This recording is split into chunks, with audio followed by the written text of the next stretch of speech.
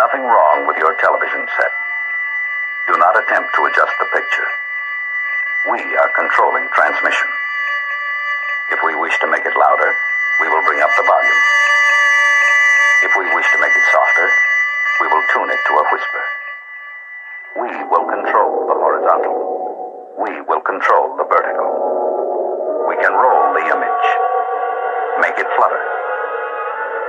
We can change the focus to a soft blur, or sharpen it to crystal clarity.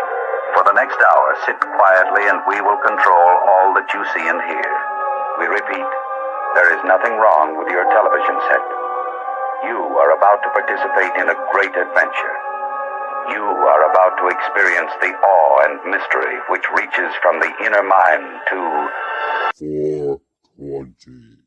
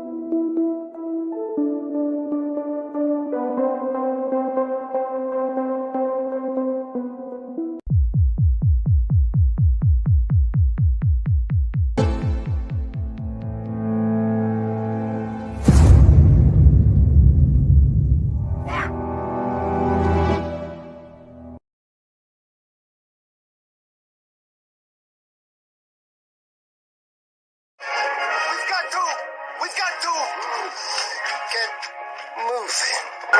We gotta stay loose, you know? Let it cool. Let the coolness get into our vertebrae.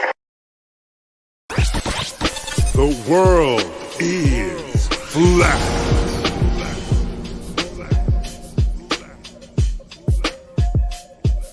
I'm here to ring the alarm with my puppet-like charm, straight from the barn. I'm talking about Flat Earth Farms, cause most don't know. They think we live on a globe, a ball that floats. So listen and take notes, and take it to a higher plane. Imagine yourself in all it contains, in all its glory, and Flat Earth Farms can take you there. Open your mind outside the box. No more staring at NASA's Photoshop. No more moon landings, no line to ya. No more people standing backwards in Australia. Just facts and pure truth, planning straight to the roots. Flat Earth Farms help you understand. A magical place on a wondrous land. The world is flat, and that's a fact. Tell your friends next time you chat. Let them know a ball ain't that. Let's stay playing with the baseball bat. Cause we coming out the barn, a higher place, the Flat Earth Farm.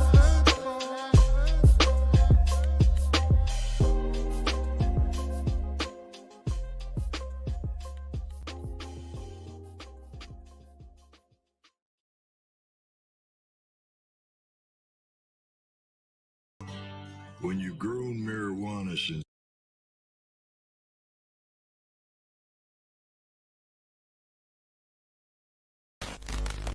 we in Colorado Springs.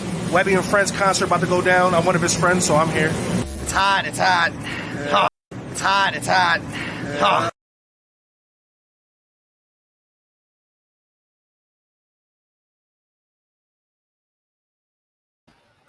Yo, yo, yo.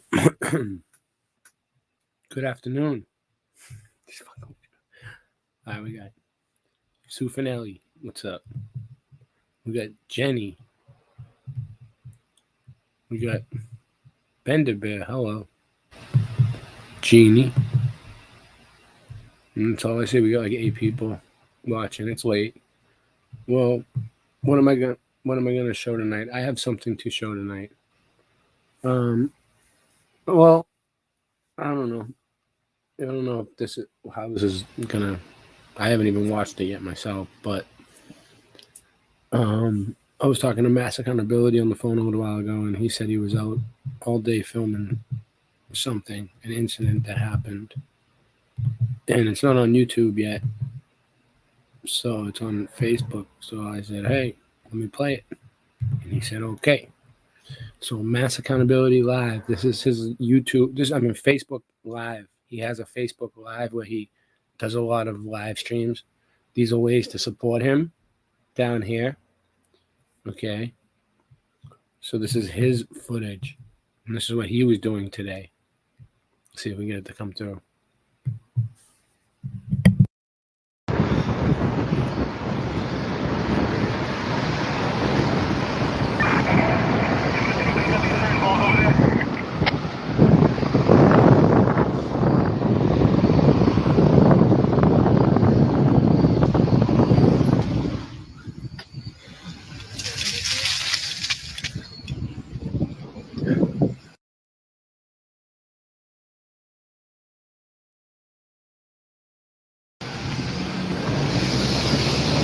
Can't go, can't go! Motorcycle versus car, you can't go!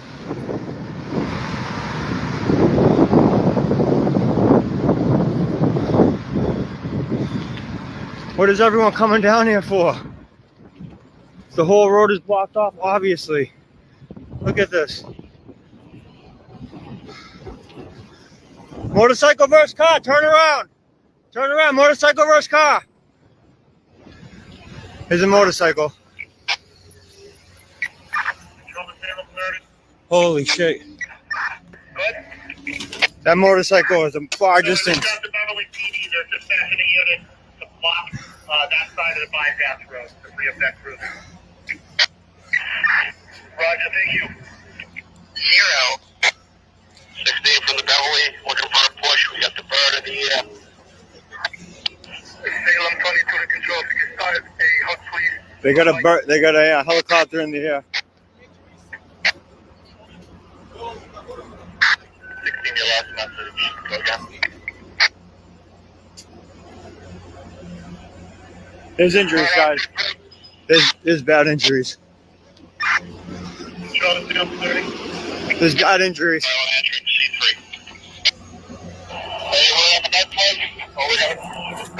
They called in the med flight. 15-minute ETA. 15-minute ETA. Willows ball field. Come here, guys. Send prayers for this kid. Send prayers for this kid.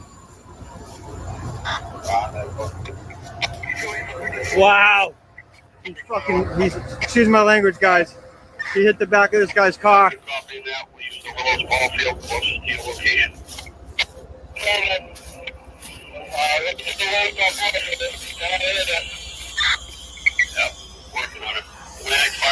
ahead.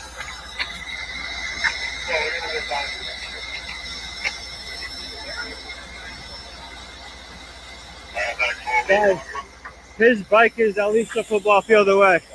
His bike is way down there.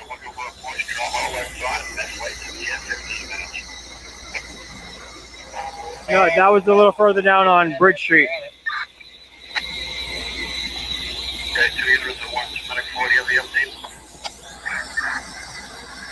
Salem Fire doing a great job. Engine 1 file on your message. Motorcycle, or rather hold. Mass motorcycle, Juliet 7025. Well, I received have your message. Medic 40 have the update. Yeah, we have the update, thank you. Hey guys, I'm gonna try to get a little bird's eye view right here. Yeah, we get the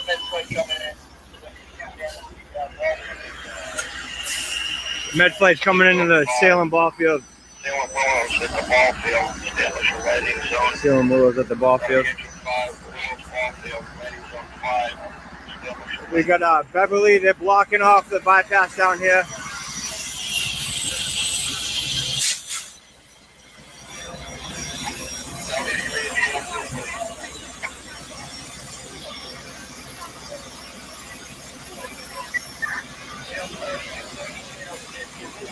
Bikes keep going. If you've ever rode a bike and you wiped out on a bike, a motorcycle, or a dirt bike, they usually just keep going.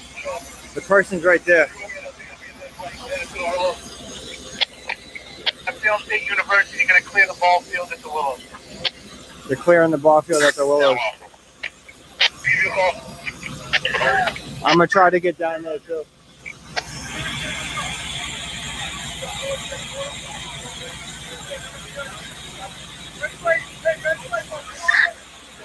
Guys, let me know if the picture's good, if the audio's good.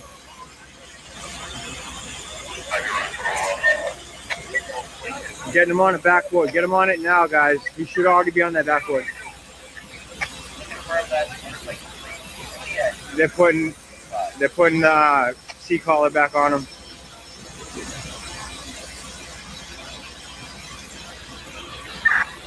There's the ambulance supervisor.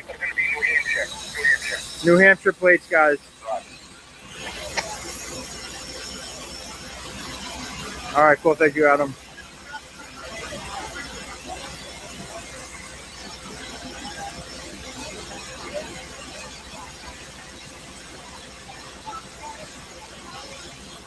I listened for the call for like a minute and a half, and then it sounded very urgent.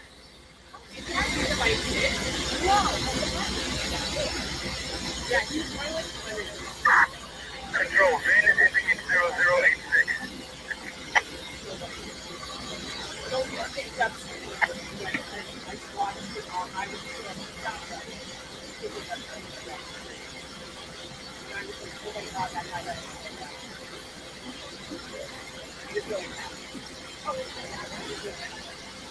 It looks like he clipped the back of an SUV over there. Yeah, and the bike is like 300 feet down from here. It's beyond that police car right there. That means he's definitely going, because the motorcycles will just keep going. So she said that he was going at least 100 at the lights up there, guys, and he just kept picking up speed. So he was going over 100 miles an hour. Yeah, Andy. Crotch rocket, yeah.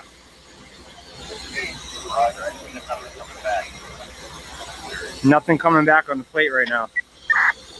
Roger. Let me do my best to get in the full VIN. Now he's gonna search the VIN number. Sale 30, proposed sale 30. I don't need no college. Freeze those vehicles up to the scene, though. No college.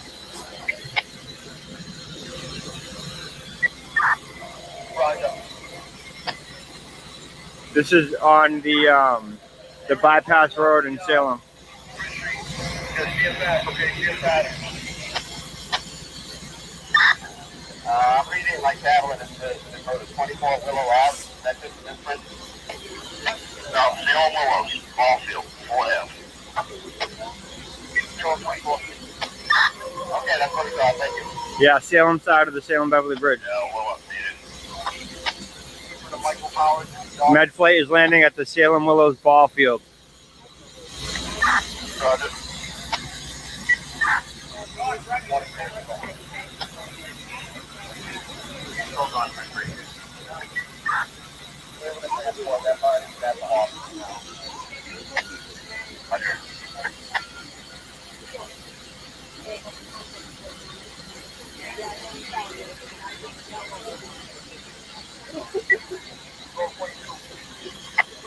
These ladies next to me saw quite a bit.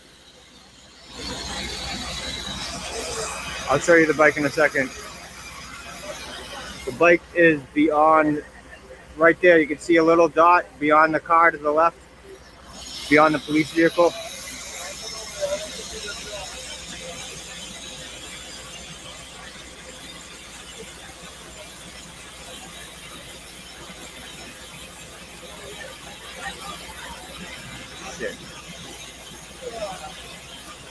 Sorry, guys. Sorry.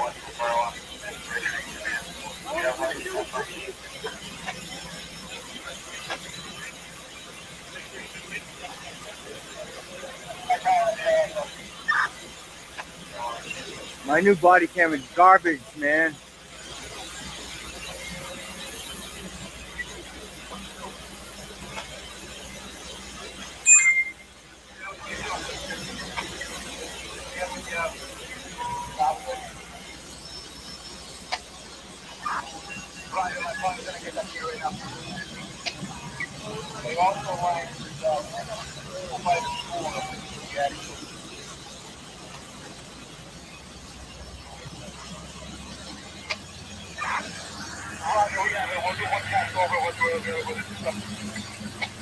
What the fuck, dude?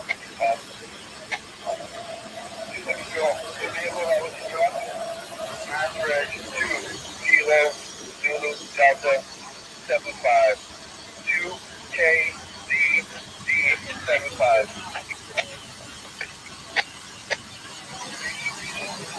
Operating the area 204 F.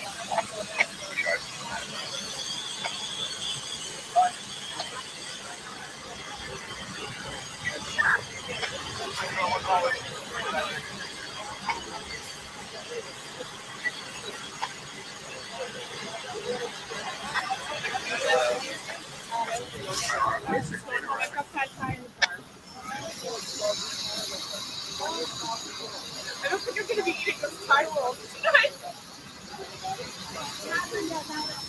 Not after what I saw, no. So you can see the.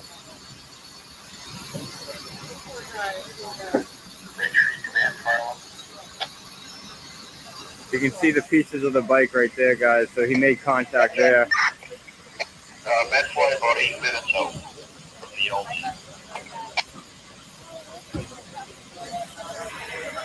They'll always med flight you with something like this. Mechanism of injury and all that. 55 has the update. 55 also on site. Dead Horse Beach.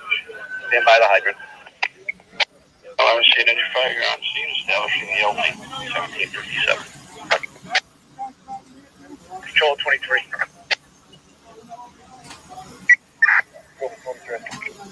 I'm not sure. A dispute between hospital driver of the shuttle and one of the guys there.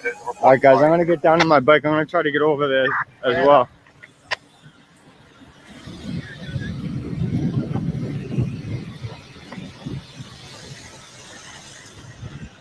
Trying to get down there.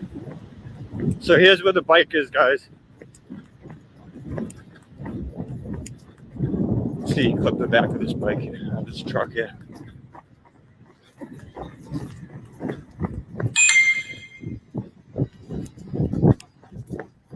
Okay. This is on the bypass.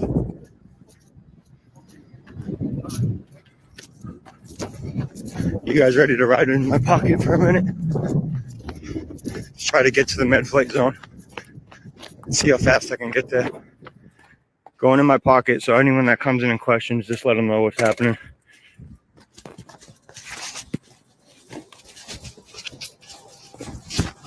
See you later, Fred. I'm gonna try to get to the med flight zone. You know where it is? Yeah. Yeah, Willows. Yeah. It might be just the, might not be the top, it might be the vehicle. Yeah. Thanks, man.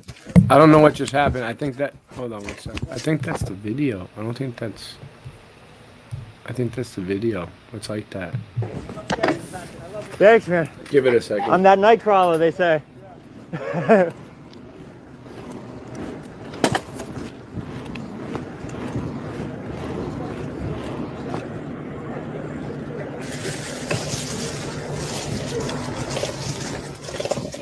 Fire. So guys, Fire 4 minutes out. Yeah, it's back. they're 4 minutes out. That's like 5. I think I can get there. You can talk direct with engine 5 on site. All right. You're going back in my pocket. I just wanted to ride by because the ambulance was still on scene. So you're going back in my pocket. I just want to say real quick, I was just talking to him on the phone, and he's like, I'm tired, going to bed. Oh, of course he's tired. Look what he just did. He just chased like the cops and all these ambulances and shit on his bike.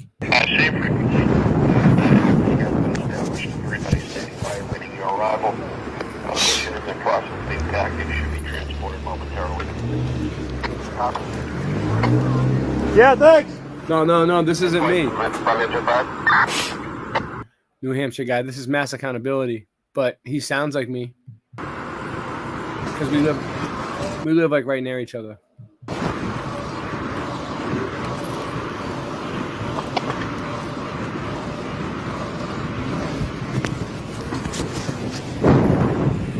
Yeah, this is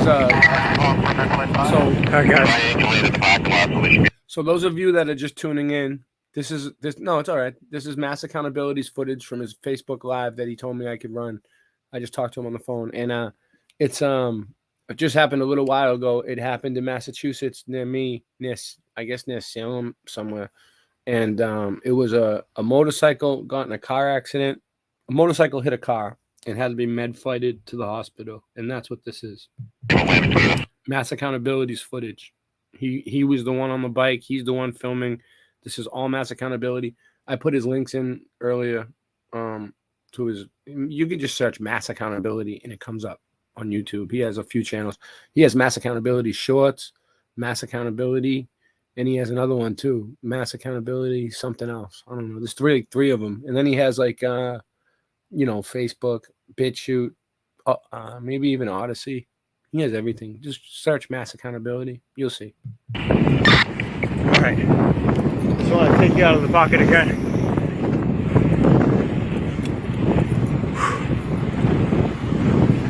Going back in. Sorry, guys.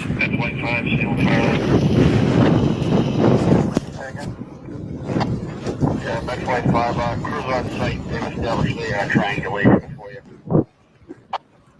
So the black is just his camera while he's trying to ride his bike.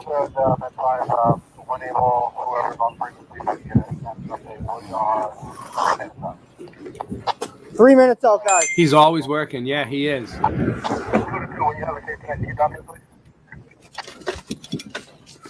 Thank you, Daniel Becker.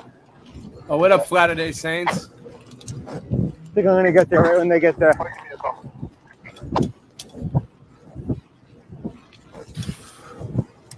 You know what's cool, Latter-day Saints?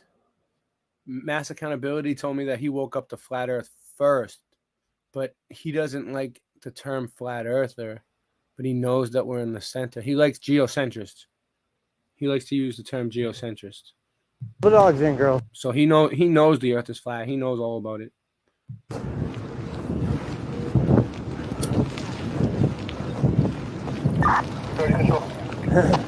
Controls on. So for right now, 45 is going to be escorting that. All right. We're going to make it. If you go to Mass Accountability's channel, you'll notice that his first few videos that he made were zooming in on the stars, the planet, a bunch of different not like lights in the sky as we know them, and he knew. And he just decided to go with civil rights because it's like his passion. All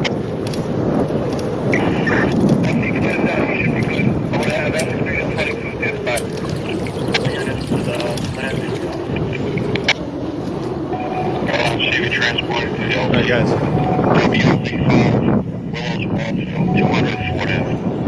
Going back in the pocket.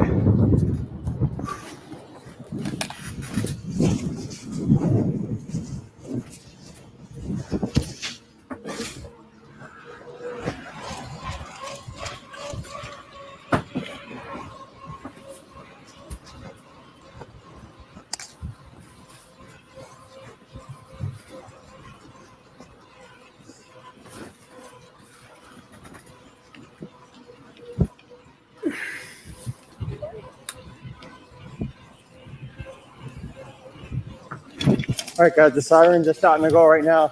Oh, yeah, for sure. Talk to him. They must have him in the view. Talk to him about Flat Earth, Flat Earth Day Saints. He knows. He'll tell you. He knows the deal. He knows a lot. You're cool. Heading this way. Woo.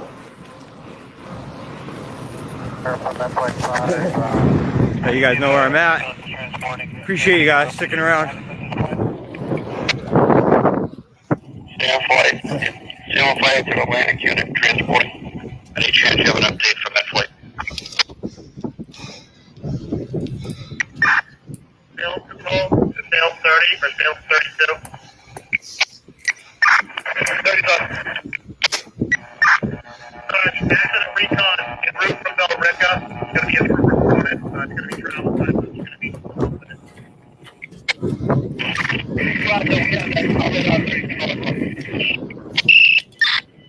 I see them. There's med flight right there, guys. Putting you in my pocket. I'm gonna get there.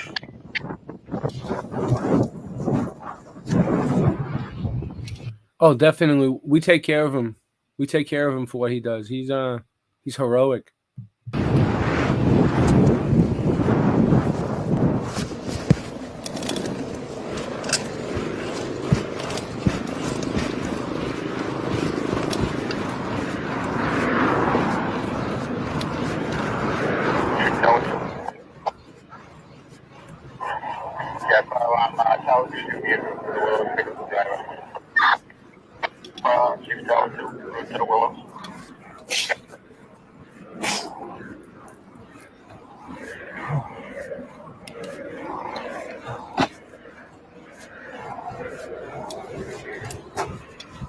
All right, here we go, guys. Woo!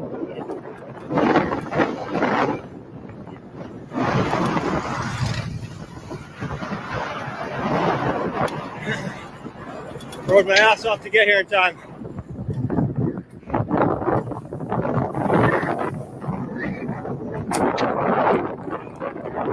Here we go. Got here in time, baby.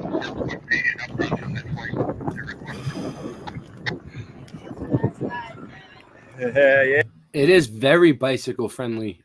Daniel Becker. They basically switched all the breakdown lanes and made them bike lanes on the street. And there's like blue bikes everywhere that you can rent with like GPS on them and everything. There's all kinds of, yeah. They'd rather you take a bike here than a car. Yeah. Holy shit, I'm hot as hell. Hoodie is a little too much for right now, guys.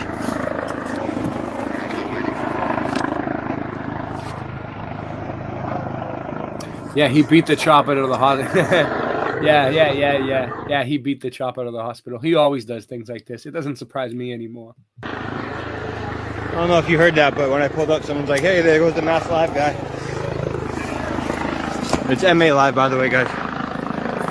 Dude, he gets by the moon and everything. Dude, he gets the crime scenes and shit before, like before the police get there. He gets the call on his thing and he gets there. Everything, look at that shot.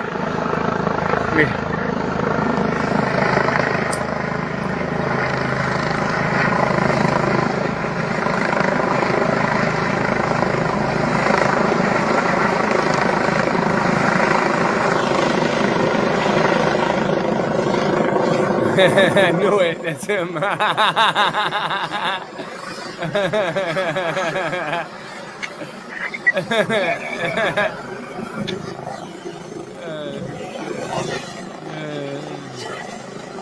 Yeah, guys, hit that like, love, care button. Hit the react button. I was wondering what that was. See all the stuff flying around? Oh, he caught the landing. He caught the landing of the helicopter. Oh, yeah, baby. Boom, boom, baby. Boom, baby.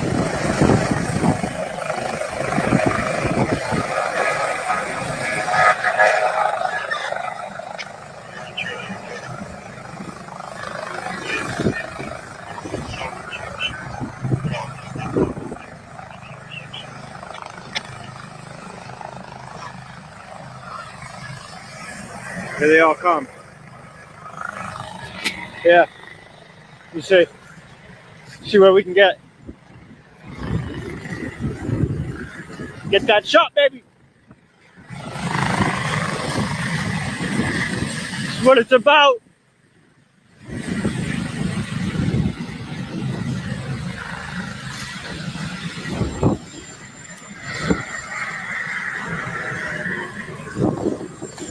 Yeah, he is my mud Fred from Boston. He's pretty cool.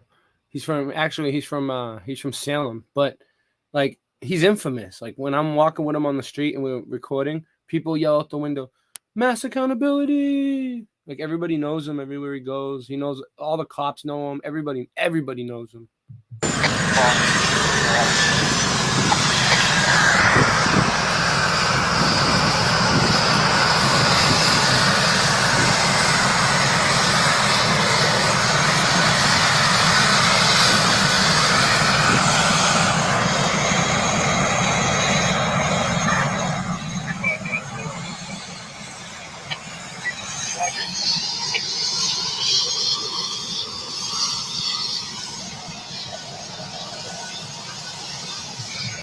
He rolls up on a lot of scenes of a lot of events, and that's a good question that we could ask him when he's on the show next time.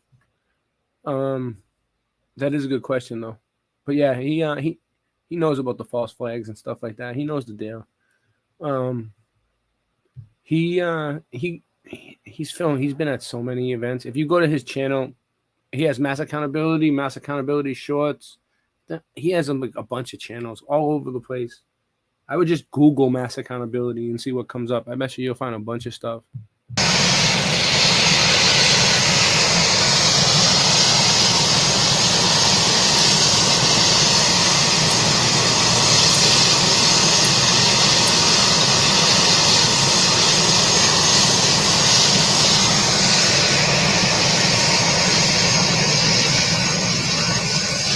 Megan, I'm running. It's the best I can do to get this coverage. I mean, come on.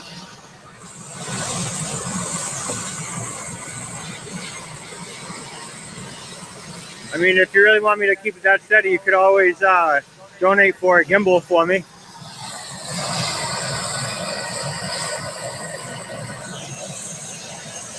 One person out of 183. Keep it steady. Not good work. Good job. Yeah.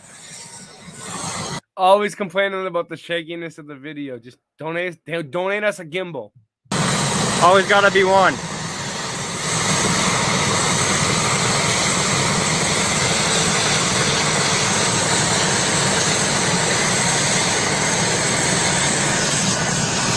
All right.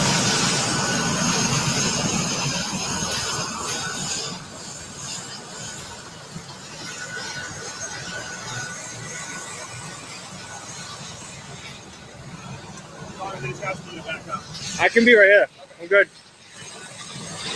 She didn't ask me to back up. She asked him to get me out of here. Back up. I don't have to go nowhere. Meanwhile, this guy, he's not recording, but he can be right there. What's up, Sherry? Look it.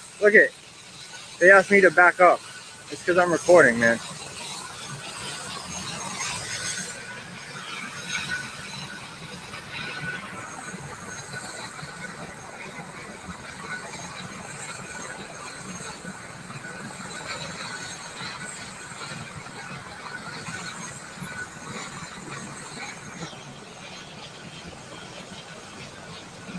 Thank you, Kathleen. Sometimes I miss the comments, guys. I apologize.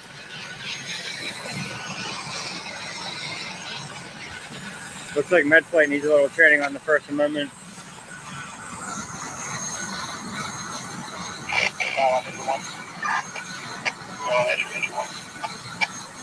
is the service about that? We're going to head down the Willows to pick up another and read the box.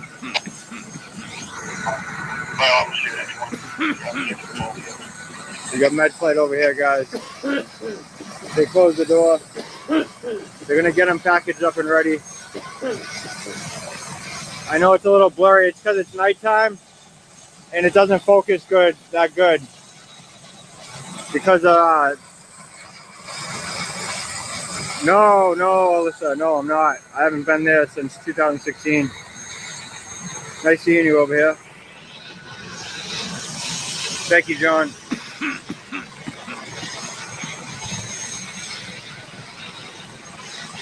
Yeah, exactly, Sarah. Thank you, Willie. Julianne, I know that's why it's so important for not just me, but I feel like for everyone to get out there. Not just out here, but like walk up in the mayor's office or to the mayor's office. It looked like a GXR, a Gixxer, GSXR.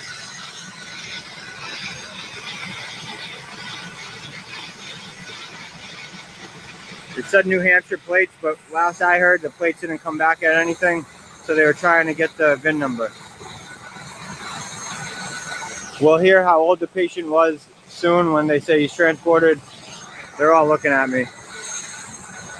Two bad guys and one person with a camera documenting what's happening in my city.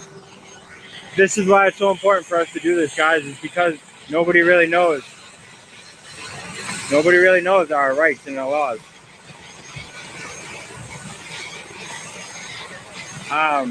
Deanna, it said from New Hampshire plates, so I don't know if the person you're talking about, Corey, had New Hampshire plates or not. This kid looked like he had tattoos on his sleeve, a whole sleeve tattooed left arm. His whole left arm was a full sleeve. There we go. I'm trying to read the you're welcome, Jen. Frank. I'm trying to read the comments while I'm trying to do commentary here.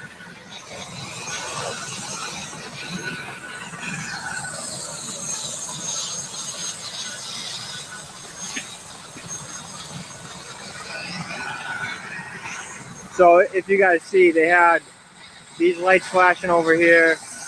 They had this one at the time when I pulled in, I think, and one over here to make a triangle area for the helicopter to see from up in the air, a triangular area, and it was to land in the middle of it. You're welcome, Trisha. Linda, I think she was saying about these people looking at me and stuff. I think she was saying no different in that term. But I do understand what you were saying, what you thought it might have been. That's what I think she was saying, but thank you, Angela. Guys, if you like what I do over here, the reason I do this is because I run a big YouTube channel. It's just under 72,000 subscribers, and I have a backup, well, a different Facebook page where I post all my full videos for YouTube, and that's Mass Accountability on YouTube and Mass Accountability YouTube here on Facebook. Yeah, exactly. That's what I thought, Sarah. Yeah. And this channel, this page was actually Mass Accountability at one point, but I turned it into something else by going live everywhere. So I changed it to MA Live for Mass Accountability Live. And so if you guys appreciate this stuff and me sticking up for rights, and you know, when they tell me that I need to back up, it wasn't because I actually needed to back up, but they wanted me to not record. And I said, no, I'm not moving. Things like that. That's all I do on the other channel. Sometimes I can be a little aggressive, I guess, or assertive. When people disrespect me or try to violate my rights, I get kind of mad. Not mad, but I stand firm where I'm standing, like on my beliefs. So some people don't like my aggression up over there on those pages, but hey, I give what I get. As you guys know me for the most part through here, I'm very respectful. I don't cause problems. I just film and sit back quietly until someone approaches me or says something to me. And that's just how I roll on my channels. Yeah, once I learned about my rights and learned how much they benefit me, I became extremely passionate.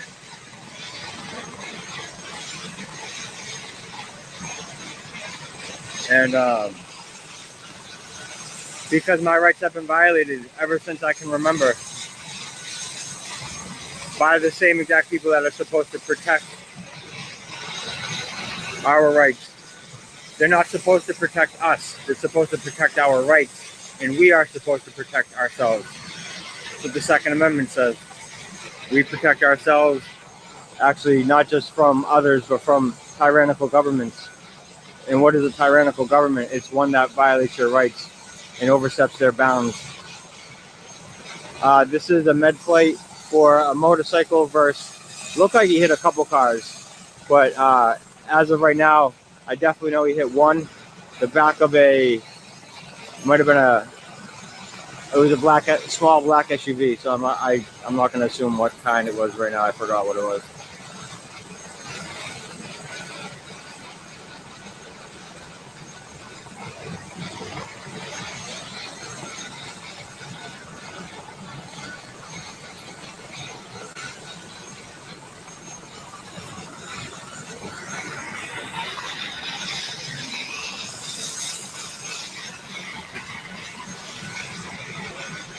Just for the ones that think I don't ever show my face. Down here on scene, guys. As always. As always.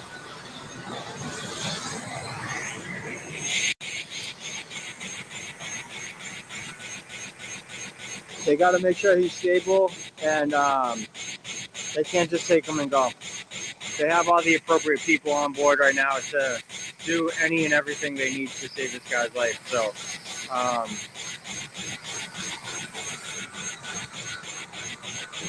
if you have to, if you have all the people, Love it. Love the sound effects. No reason to rush from right here where they can take care of him, get him nice and stabilized. If he has any broken bones, stabilize the bones.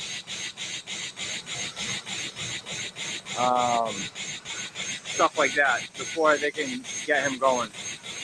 Put the IV in, get him with some pain meds, things like that. If by chance he, needed a breathing tube, they would have put that in already. Stuff like that. My shit is on the other side of the park right now.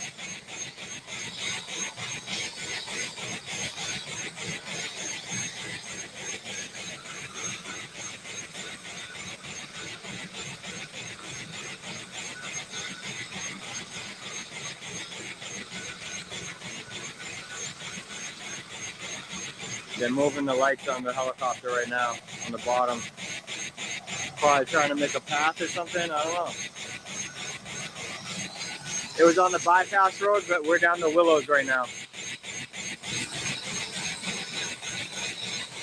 He's never had to have any type of interaction with me, so that was the first one. And he wasn't gonna push back, he just figured he'd try. They told him they're asking you to move back. I'm like, I'm not moving. Oh, okay.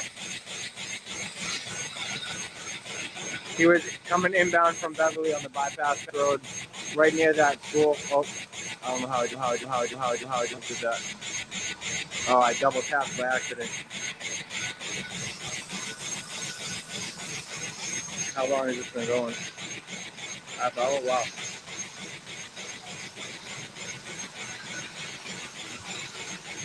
Oh, man, what time is it? I've been running out of time in my days for like a month now. I still have so much to do.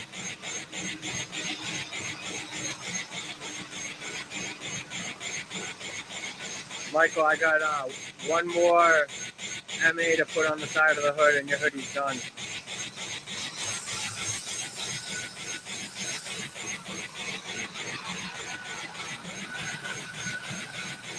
I don't see you, Maddie. I see a white Camry. To my right. But I don't see your white Camry. Not to dox what kind of car you have, but it is on your business card.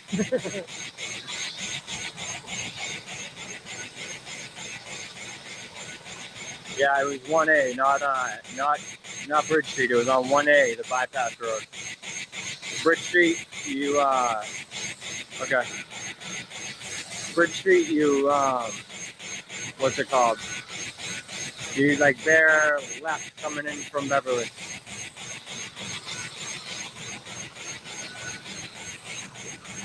He hit the back of a vehicle.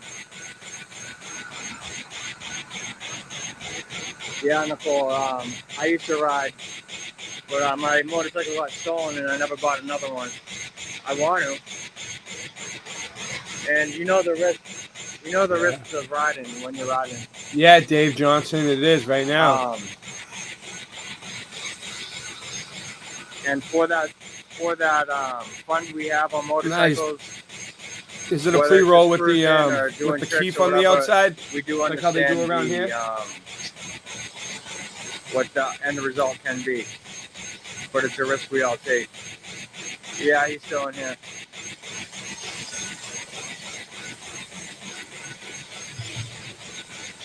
Well, that's one reason why I wanted to get down here too. Is I see all these motorcycle accidents get posted on Northeast and Northeast Emergencies and Action page, but there's never a picture or video.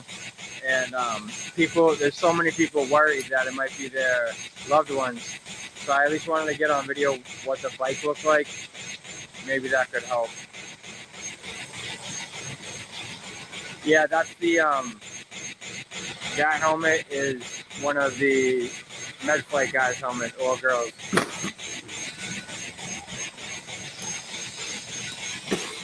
Yeah, places like California, it's legally able to split lanes, and I'm kind of curious to see what the motorcycle accident rate is out there compared to somewhere like here where you can't.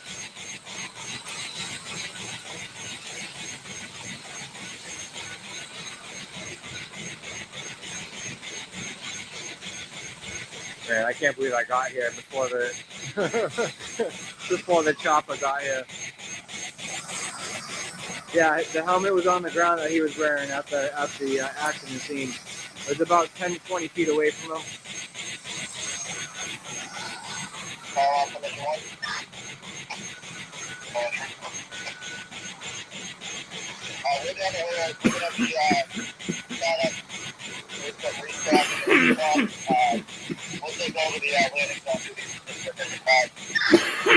The one at the scene was in one.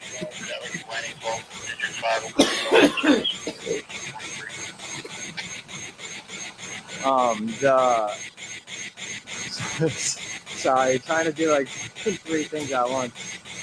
Yeah, this is definitely. I mean, hold on. I don't see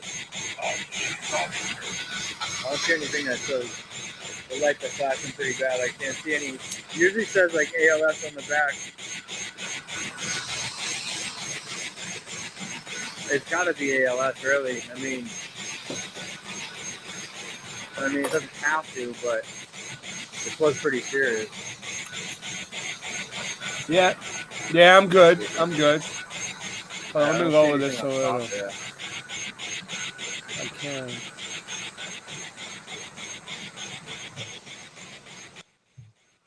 Yeah, I'm good. I was just smoking a bowl.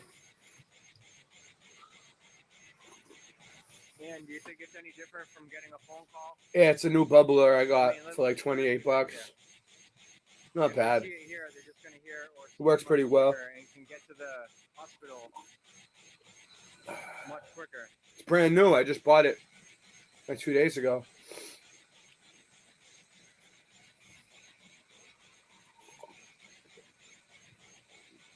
But I know what you mean. When things get dirty, they start tasting nasty and make you cough more. But I got all new stuff for everything. So I think I'm all right. I think it's just really good weed that I got from Flat Earth Farms. Critical condition. At least when I was in the EMC, it didn't. It meant they were in. They needed like a breathing tube, or they needed some more care, even if they need an IV. So I would say yes, this is ALS, because regular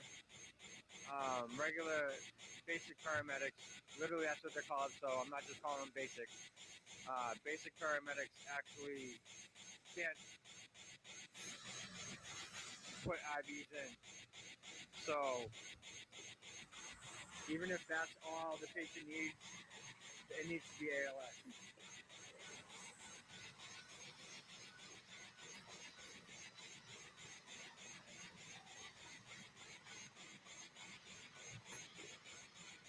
Actually, they said he was going about 100 miles per hour when they passed him at the intersection where the bypass road. 100 miles an hour. Where you take a left on a bridge street.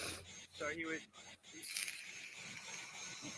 The assumptions of what I heard from the people that saw him speed past them, he was going well over 100 miles an hour. Over 100 miles an hour. Because if he was 100 at that, dude, he was 100 at. Oh man, it's right where that it kind of curves. You know, going right, kind of curves, going right a little bit, then goes right beside the train tracks. So he probably came around that little turn at a buck something and just hit right into the back of the vehicle. Oh man! Right into the back of the vehicle. And he hit the back right of that black SUV. What up, LA Young? How you doing? So most likely he, I'm doing good. Went into the barrier right there on the right as well. But that bike kept going.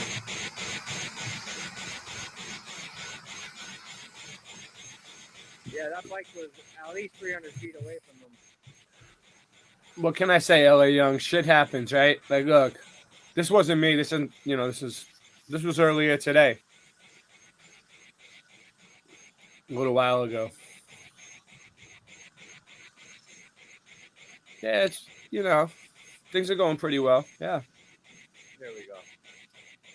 Get away from the lights. Okay.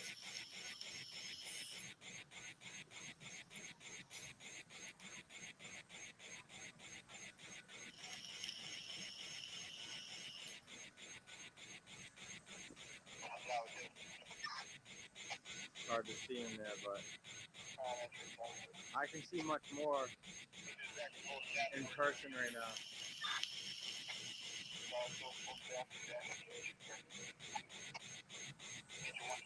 The lights are making it hard for you guys to see what I'm seeing.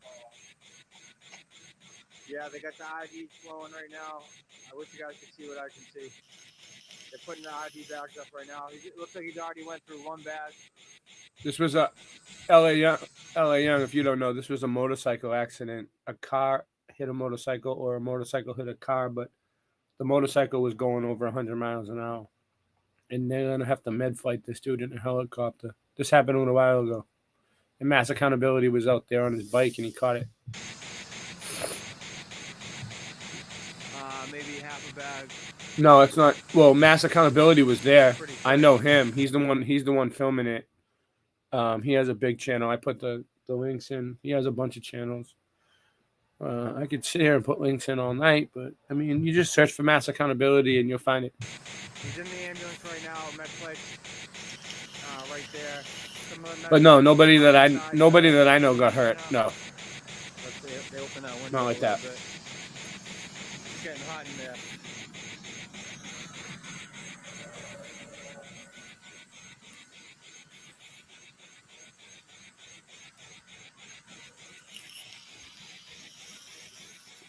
Yeah, so this happened all right. It's early in the morning now. So this was last night when it was getting dark. So this probably happened 12 hours ago, not even. So this dude, whoever this is probably in the hospital right now. Or dead, I'm not sure.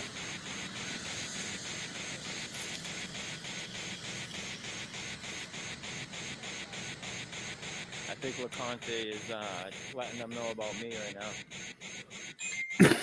Yeah, they're looking back at me.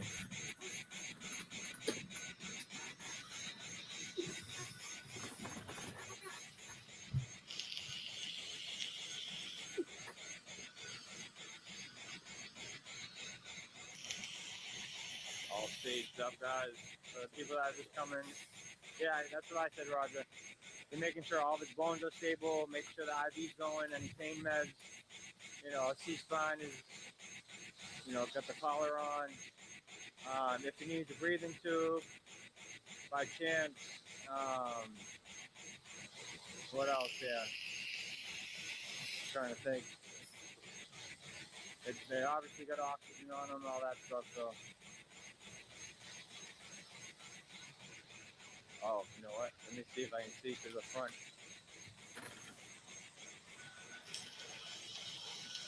You can easily see in the front, yeah.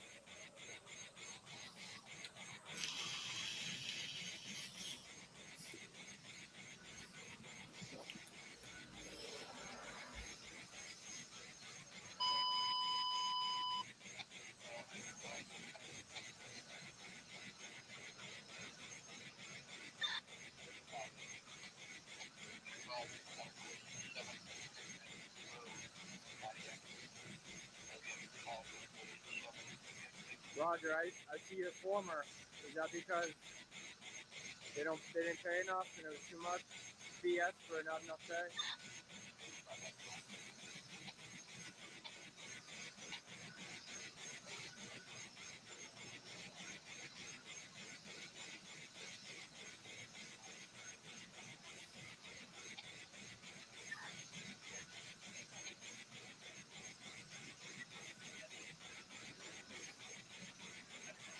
Yeah, I think it was a GSXR Gixxer, Suzuki Gixxer. That's what it looked like.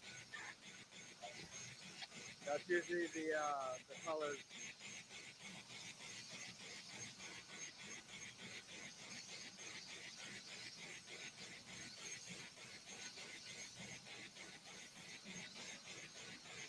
So Roger, is everything I'm saying just about on point? I haven't been. Oh, okay. I was gonna say I haven't been doing this since 2016, 15, 16.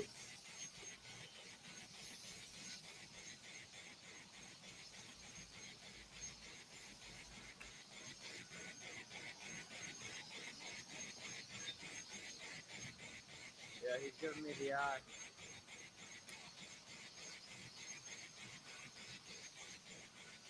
All right, they're moving out with the bag.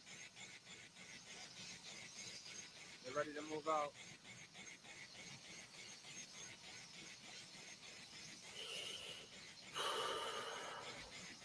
That's the AED.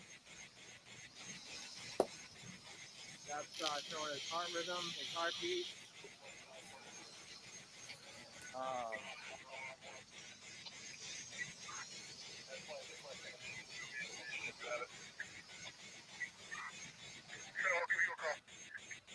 Giving a call. They're not putting the name of DOB on.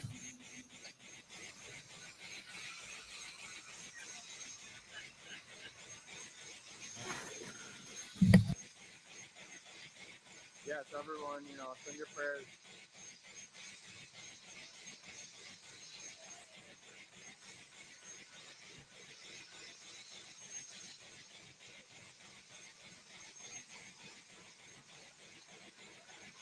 All right, guys. So, as I expected, they put a breathing tube in. They are breathing for him. That right there is the ambu bag. What the thing that the guy's got his hand on.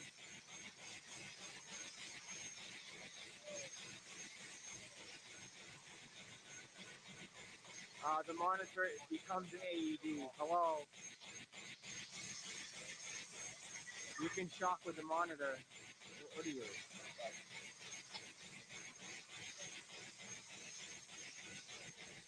Those are the ones. Oh man.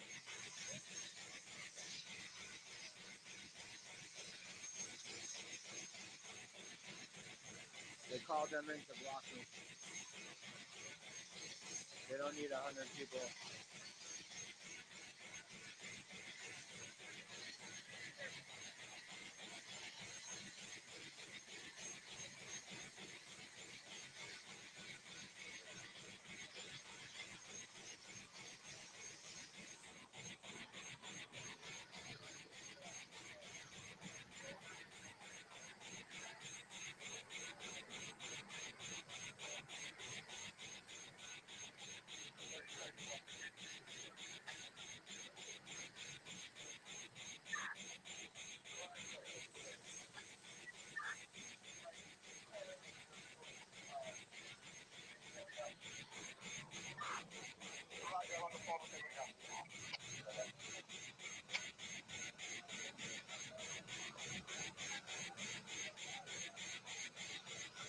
Yeah, they put him out so they could breathe for him.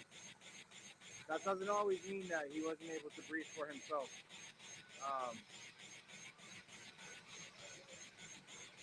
Sometimes it's the best option for the amount of pain and everything everyone is in. If he has shallow breathing, all that stuff too all comes into play. Any broken ribs, punctured lungs. There's a whole list of things that could cause them to breathe for him.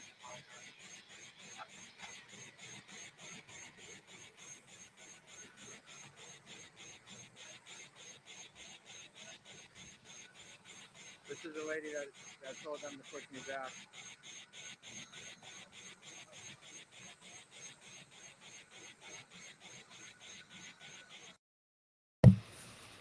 No, Layla, is that how you say it? No, we're not watching random videos. This is my friend Mass Accountability's video that is from his Facebook, which is not on YouTube yet. He's probably gonna make a video out of it and put it on his YouTube channel, but he let me get it just happened a little while ago. It was a motorcycle accident that happened here in Boston. And I don't know. I'm just playing it while I'm looking for other things to play. It's kind of how I run my show. It's like, yeah, it's like it's late at night. I just play like the best content I can find in the communities, and just show like a different. Like I'll switch it up in a minute. I'll put on something. This is almost over. You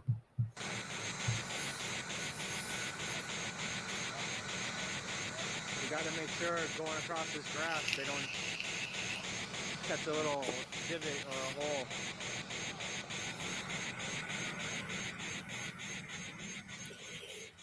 The bike was still on. The bike was still on the bypass at the time. They may have. They really lit us up. They may have towed it, and they said it's going to be put on a hold, obviously. Oh yeah, you got a good rhythm going. Nice, cool, good. He's definitely stable.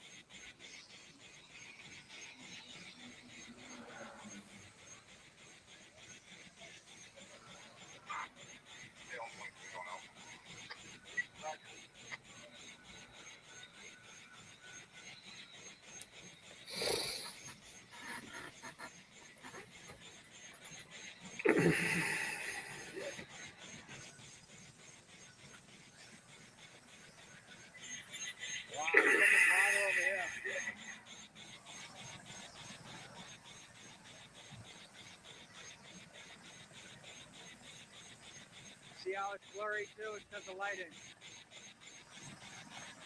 Oh, so they're blinding me with that's what they're doing. Red flight blinding me with their main light.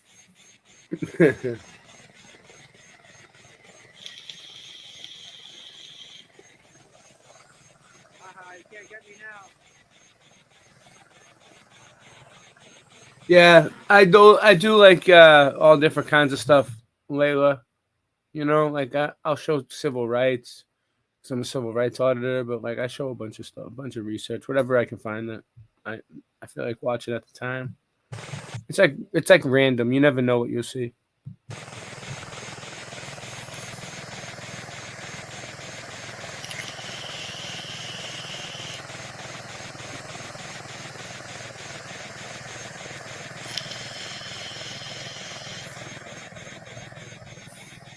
And sometimes I just let everybody come on and just talk to each other too.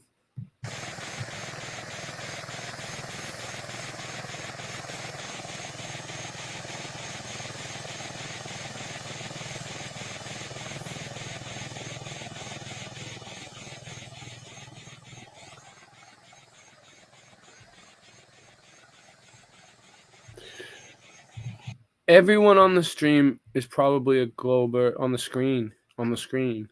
I am a flat earther. Yeah, you probably did find me from a flat earth stream, but the one who's recording, he's not a globie. But I don't know. All these people. I wonder if it makes me wonder if the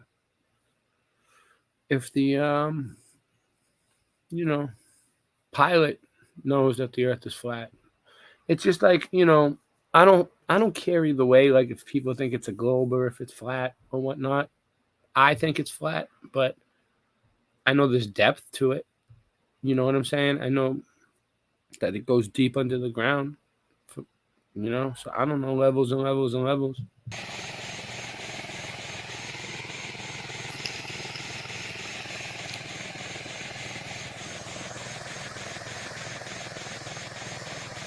This is Yeah, no, this isn't my buddy. That I don't know who this is that got in the accident at all. I hope the person's okay too. It's my buddy that's recording the he's there recording.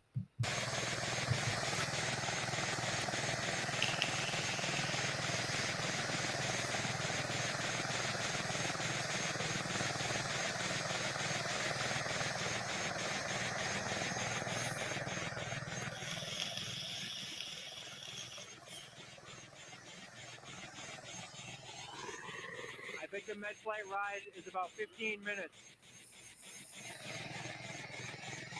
Motorcycle accident on the bypass in Salem.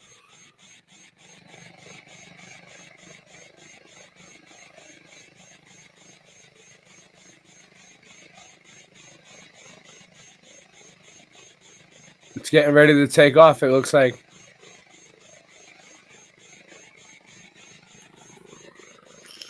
Renee, it happened by the school. Right after the little the bridge.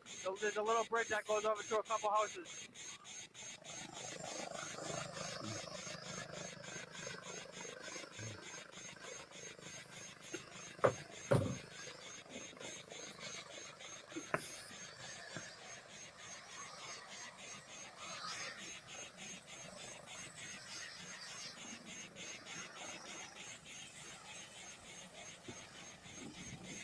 Oh, woo! Here comes that wind, baby. That wind.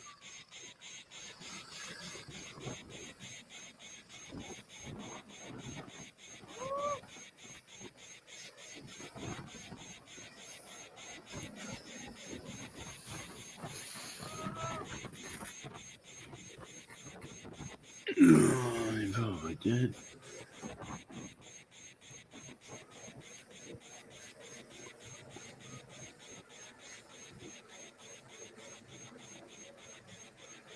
And off it goes to the hospital.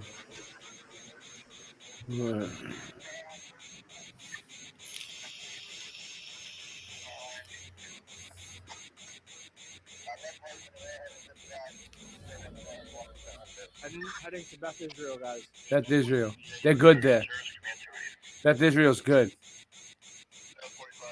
can see all the traffic on the bridge right now, guys. They got it all shut down still. Police are on the bridge. There's a lot of traffic over there. I mean, Beth Israel's a good hospital. I wouldn't want to live there, but it's all right. It's a decent hospital. Michael, he said he got a call from his family in New Hampshire and just say prayers for his uncle. I can't find the comment, but I saw the response.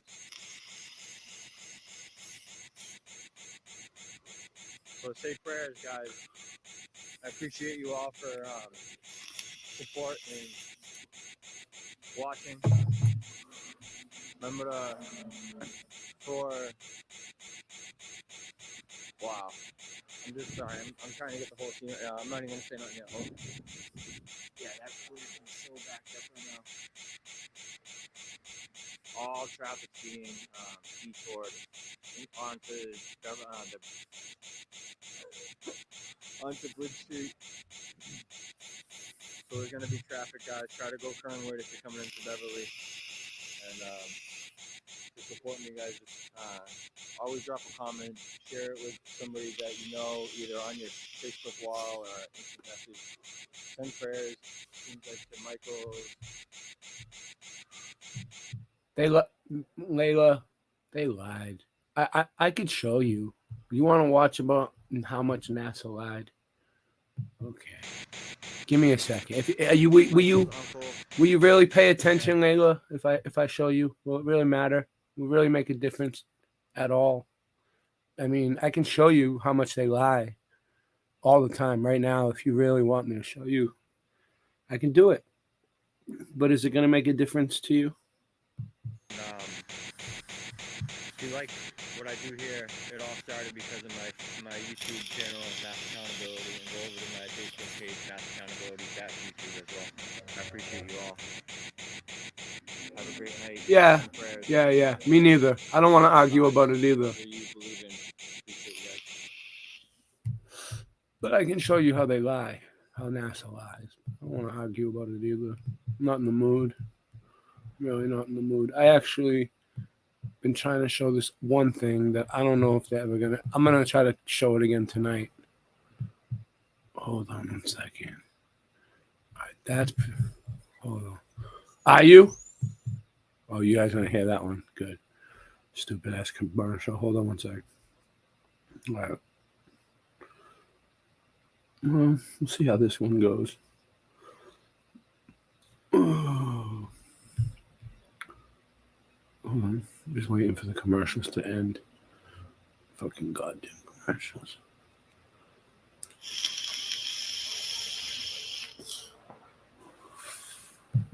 Alright. Alright, so we have let's see if I can get this up the way I want to do it. Let's see if we can do it.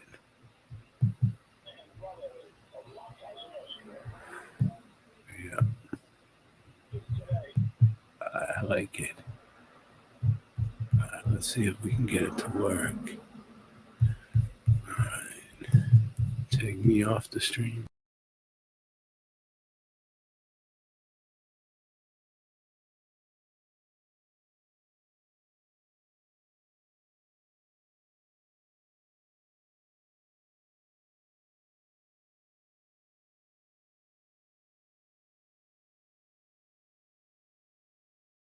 They got no respect for this thing of ours. Bunch of fucking jackals out on the streets now. And let me. It's not great under the sun.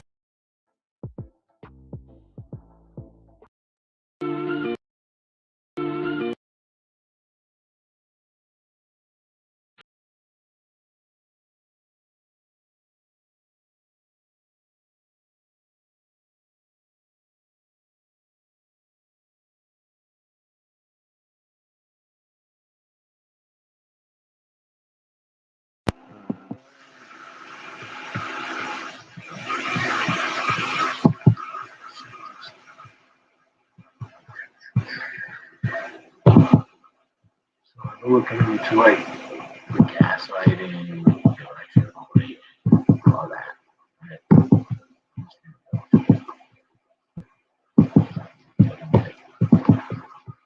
Paris, the city of light, wireless lamps.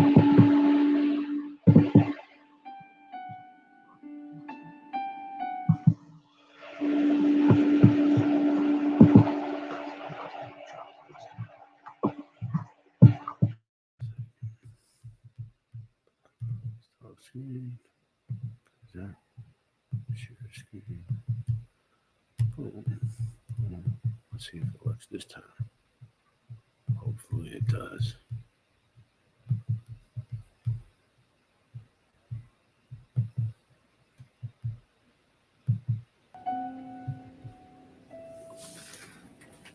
Yeah, it's working this time.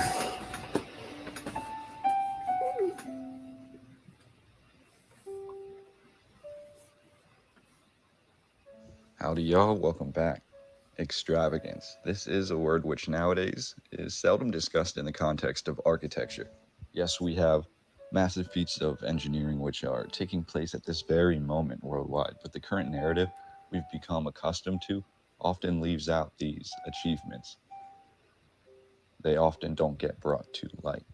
Now, speaking of light, did you know that one city, above all others, in the 1800s, was world famous for being the city of light? Shortly after the advent of photography, we have some amazing photographs of this city, which we're going to be looking at today. Call it a coincidence, but as this city was at the forefront of many other achievements in both arts and culture, as well as engineering, we will also discuss the means to the light as we arrive at another simple predicament looking at this narrative. How was all of this possible?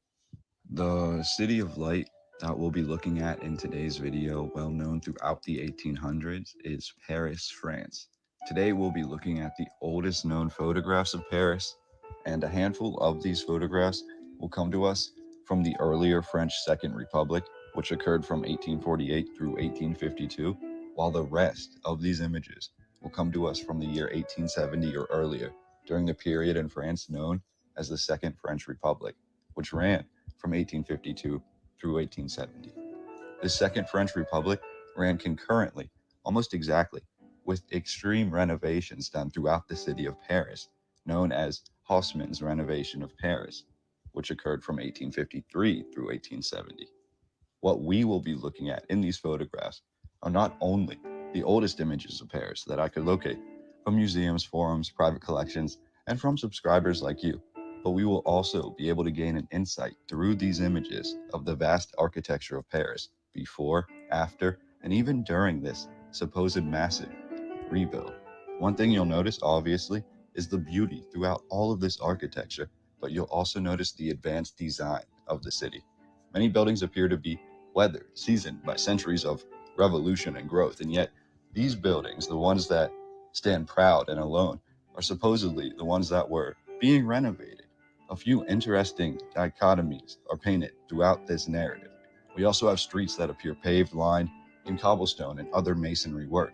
The streets in some instances are wide, sprawling, indicators that we are either looking at a society that thrived with open space or one that had a reason to need these larger streets, these larger buildings, these larger entrances.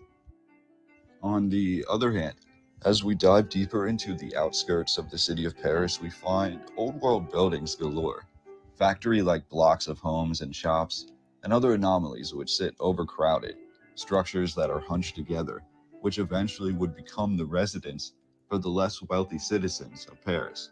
These block homes, with many of the streets surrounding them, cut at angles, winding through these tightly knit corridors, covering entrances and windows, and exposing large archways and others, as if to say, this part of the city had been renovated long ago. Again, we focus on architecture, and that is quite a way to learn about Paris, quite a way to experience the old world. However, may I also suggest focusing on the people, or the lack thereof, that we see in many of these earliest photographs. Believe me when I say Paris was one of the largest cities in the world at the time of these photographs. Renovations or not, there should be millions of people, from those who lived here, but also visitors, tourists, and what about contractors and laborers and masons and construction workers to apply these awesome new techniques of renovation? It's not that we merely don't see many people in these photographs, it's that in most of these earliest photographs, we seem to see an entirely empty city, one that doesn't appear to be being renovated. Could this be due to the photographic techniques of the time? Yes, possibly. However, we must also consider that Paris was the epitome of photography at this time. We have the finest and some of the earliest cameras, those achievements and the tinkering that followed to make them even better. Most of these prototypes could be found in Paris, France. The City of Light was also a city of technology, so to argue that the photographs we have of early Paris appear empty and devoid of life, and saying that this is due to the early photographic techniques seems like somewhat of a moot point when the finest cameras in the world were to be found in Paris, France. However, the real meat and potatoes of this video and what I believe makes this work in the city of Paris in the 1850s through the 1870s, one of the most spectacular in the entire world, is the abundance of light which lined the entire city. It appears we have lights that graced every street corner, every home, every walkway, every staircase, as if they were summoned there by some form of ancient magic. We will discuss the numbers given according to the current narrative, but furthermore, I've tried to gather for you as many photographs as I could of these lights and lamps before the year 1870. This is during a time when we're told that most of all of the lamps and lights in Paris were being powered by some form of underground gas. It's honestly one of the most revealing aspects of any old world narrative that I've read recently. It truly befuddled me to see these lights in all of their forms inside homes being powered by what's called underground gas and gas pipes, essentially running through the entire city of Paris. Again, we're talking about the 1850s and 60s and before 1870. It sounds like a disaster waiting to happen, but I digress. First, we're going to continue looking through these photographs of Paris before the year 1870 during the renovation, and then I'll briefly dive into the current narrative history regarding the renovation and regarding Napoleon III. We'll finally wrap up the video discussing the mysterious lamps and these lights that made Paris known as the City of Light, and we'll discuss how that was possible according to the current narrative. So let's get right into it. I'll attempt to keep this in layman's terms while remaining historically accurate according to the current narrative that we're provided today. Again, take everything with a grain of salt. The February Revolution of 1848 led to the collapse of the July monarchy, who were ruling France. The July monarchy was instilled in roughly 1830 after the July Revolution. The July Revolution, led by future French King Louis Philippe, disposed of the Bourbon dynasty, overthrowing Charles X, the last king of the Bourbon dynasty. The Bourbons, apparently, were the last rulers of France who believed that they derived from a sacred right to rule, a power that was apparently imbued on their family by God. Obviously, with the growing education systems in France at the time and the accessibility to knowledge, you had certain aristocrats and even common men coming to the forefront to argue against this sort of tyrannical Bourbon reign. Once the Bourbons were disposed, King Louis Philippe came to power, and this set off an abundance of other revolutions throughout Europe in the 1830s. The old world was unraveling. Fast forward to 1848, and we have the February Revolution, which then disposed King Louis Philippe and his July monarchy. This was due in part to the July monarchy apparently favoring the liberal monarchy and the elites. The French Republic opposed this concept, and furthermore, the Republicans opposed that the electoral voting system put in place by the July monarchy was based around only privileged castle and landowners, while the people inside the kingdoms and the castle walls had no vote. The French Republicans, along with many from the other side, supporters of the July monarchy, would meet often in secret banquets held in castle homes of these rich individuals. These banquets were disguised as social events to those who came to learn of them and question the ordeal. However, at these meetings, the men of the highest power in France were in fact discussing politics. They were discussing the future of France.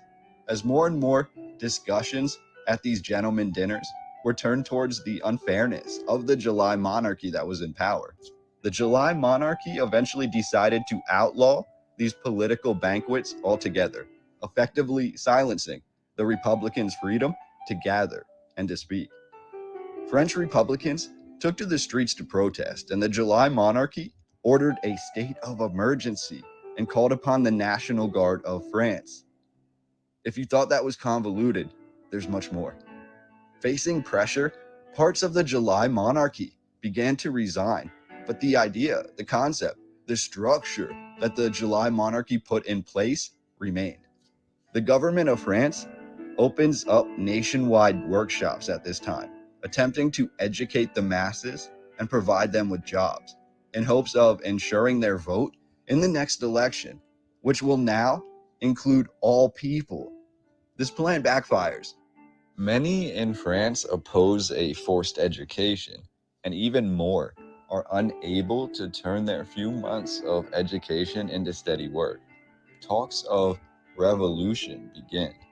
The requirements to join the French National Guard are dropped, meaning that men who want to join no longer have to prove that they own land in France, and this leads to many from all walks of life being issued weaponry. On May 8, 1848, Raspail, Blanquet, and Barbet, with their portion of the National Guard, attempt to attack the French Assembly, which is where the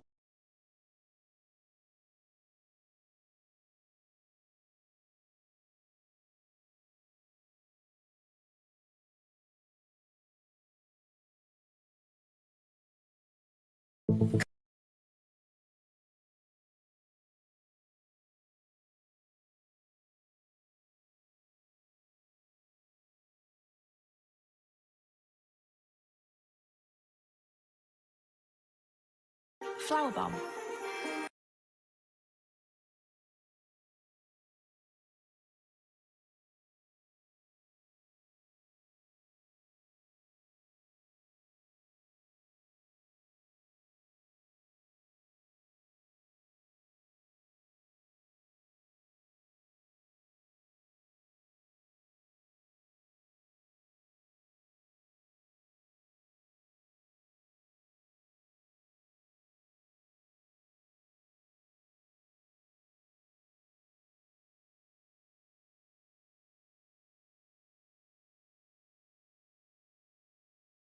I'm gonna put on this.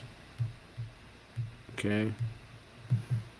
Layla, I was like you one time, and I was asking a lot of questions, and I wasn't sure what to think. I thought that the flat earth sounded crazy. Everyone who said flat earth was crazy. It was like the most ridiculous thing I ever heard of in my life. Of course, the earth is a globe. And then I remember seeing a few of these documentaries right here first. First, it was Stavely, Airplanes on a Spinning Ball. I'll play that too. But these documentaries right here kind of really helped.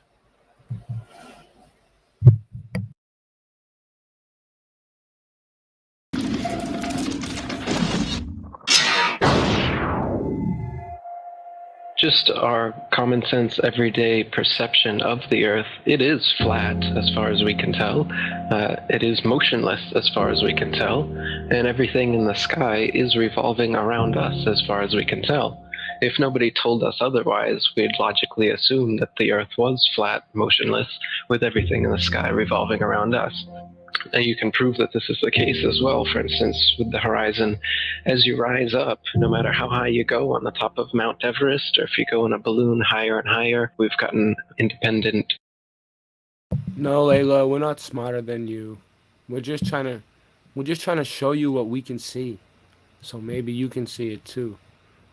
It doesn't mean anybody's smarter than anybody. They tricked us all. They tricked you, they tricked me, they tricked L.A. Young, they tricked Voynich. Well, I don't know. It's pretty hard to trick Voynich, but you know what I'm saying. Balloons have gone up with cameras. The horizon remains flat all the way around and rises to the eye of the camera all the way up, totally flat, and rises to the eye of the observer. So that's one proof. Now, if the Earth were a ball, no matter how big, the horizon is said to be the curvature of the ball. If you were to go to NASA, it's all fraud, it's all fake. Pretty much everything NASA puts out is fraudulent.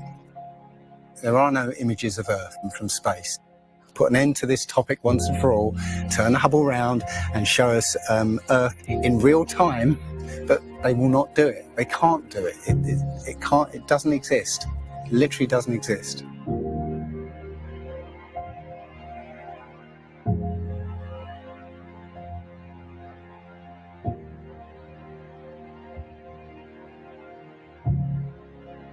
Looking at these images of Earth, including the one they called the Big Blue Marble, which was released in 2002, I think.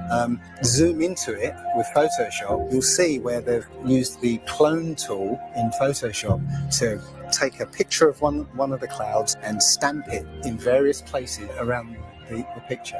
They got lazy. If the Earth is 25,000 miles in circumference, there must exist a curvature drop of 8 inches times the mile when you square the mile. 1 mile means there should be an 8-inch curvature drop. 2 miles, 2 times 2 times 8 is 32. That's 32-inch drop. 3 miles would be a 72-inch drop. And this would exponentially continue. Here's the longest bridge in the world. The Danyang Kongchon Grand Bridge in China, 102.4 miles long.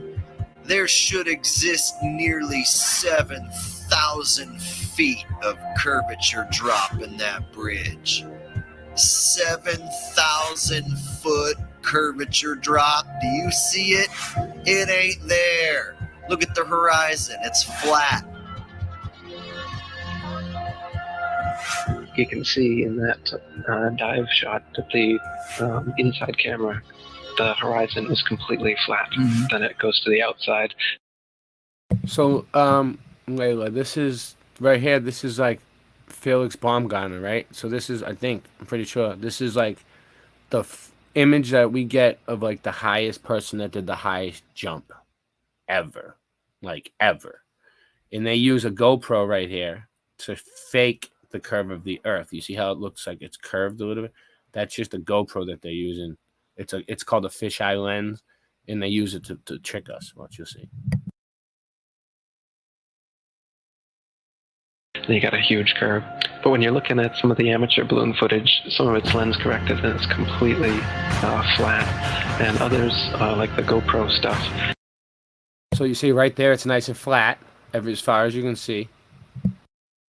The horizon will fluctuate. And then watch how the GoPro, when they use the GoPro, it bends all different ways, the horizon line. As the camera spins and tilts, the horizon will go convex and concave. You see that? A lens effect. It's obviously not the horizon shifting every 2 seconds as the camera jumps. Yeah. And when it's still, you can see all the way up. And this is official NASA footage. This isn't like bullshit that like the flat earthers made up. This is real footage from NASA that they're trying to pass off as real. And they take like $88 billion a day from our taxes. And we don't have a right to like ask them any questions. That's all we're saying.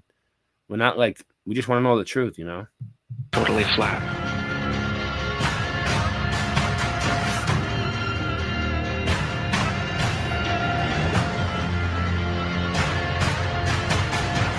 NASA is essentially Hollywood.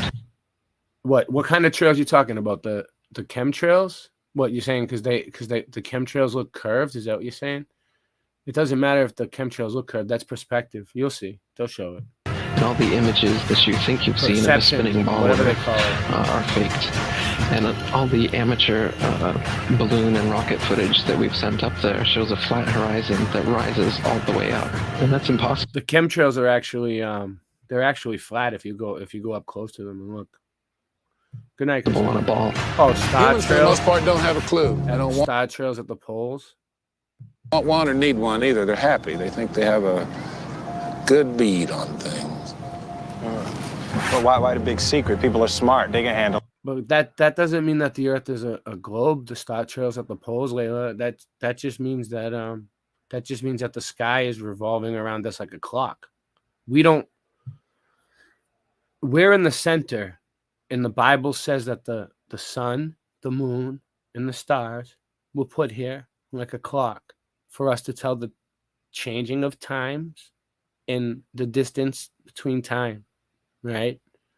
So the sun and the clock and the moon are like the hour and the minute hand on a clock. That's the way it works. That's why they say the face of the earth, because the clock was like modeled after the design of the earth. Like clocks have a face, watches have a face, the earth has a face. But you never say, anybody say, hey, look at the face of that basketball, or hey, look at the face of that fucking pool ball over there. You know what I'm saying? Like, no one ever says that, because balls don't have a face. Really? The person is smart. People are dumb, panicky, dangerous animals, and you know it. 1,500 years ago, everybody knew the Earth was the center of the universe. 500 years ago, everybody knew the Earth was flat. Imagine what you 500 years ago. 500 years ago, everybody knew the Earth was flat. 500 years ago. It's only been about 500 years people have been saying this bullshit. People still know the Earth is flat. The horizon, for instance, is always completely flat. Yep. And you don't feel any motion. Look. So if you were... No matter how high you go, the horizon always rises to eye level. You see how it's at the eye level right now? Even if you go high up and you rise above the horizon, if you wait, it will rise up to your eye level. Just born today and looked out, you wouldn't assume that you're standing on a spinning ball. You'd assume that you were on a flat, motionless plane. So to assume that we are on a spinning ball is actually contrary to our common sense and our everyday experience. And there's also experiments that have been done to test whether we're... Layla, the main thing for me is they want you to think you're a speck of dust, that you exploded from nothing, that you exploded from nothing, and that you grew from a monkey, and that you came out of like an ooze, and you were like a monkey fish frog, and then you became a human. And they want you to believe that there's no God, and that you weren't created by God. And that's what the whole thing is about. They want you to not believe in God. And if you're a Christian, you should be able to see it. They're trying to hide God, because if you think that you're a speck of dust your whole entire life growing up as a kid, they teach you in school that you're a speck of dust, that you blew up from this big bang, and that there's all these infinite universes and all these little planets everywhere, and you're just like a little speck on this little ball somewhere in the middle of nowhere. Then you think that your life isn't that important. You don't believe in God. You make poor choices in your life. And then you end up like in jail or dead or on drugs or something. And that's what they want. They don't want you to believe that there is a God. And that's why they're hiding. That's the main thing about Flat Earth that I like. On a spinning ball or not.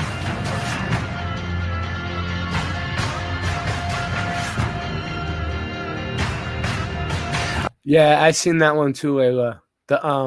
The water leveler, the eye level, the water leveler experiment. They took that picture at a bad angle. My question was, why, if That it's video. Flat Earth, why couldn't you stand on the coast of California? I know exactly what video you're talking about, Layla. They showed it to me too. Don't trust them. They also, the Globies also got caught faking the 24-hour sun down in Antarctica.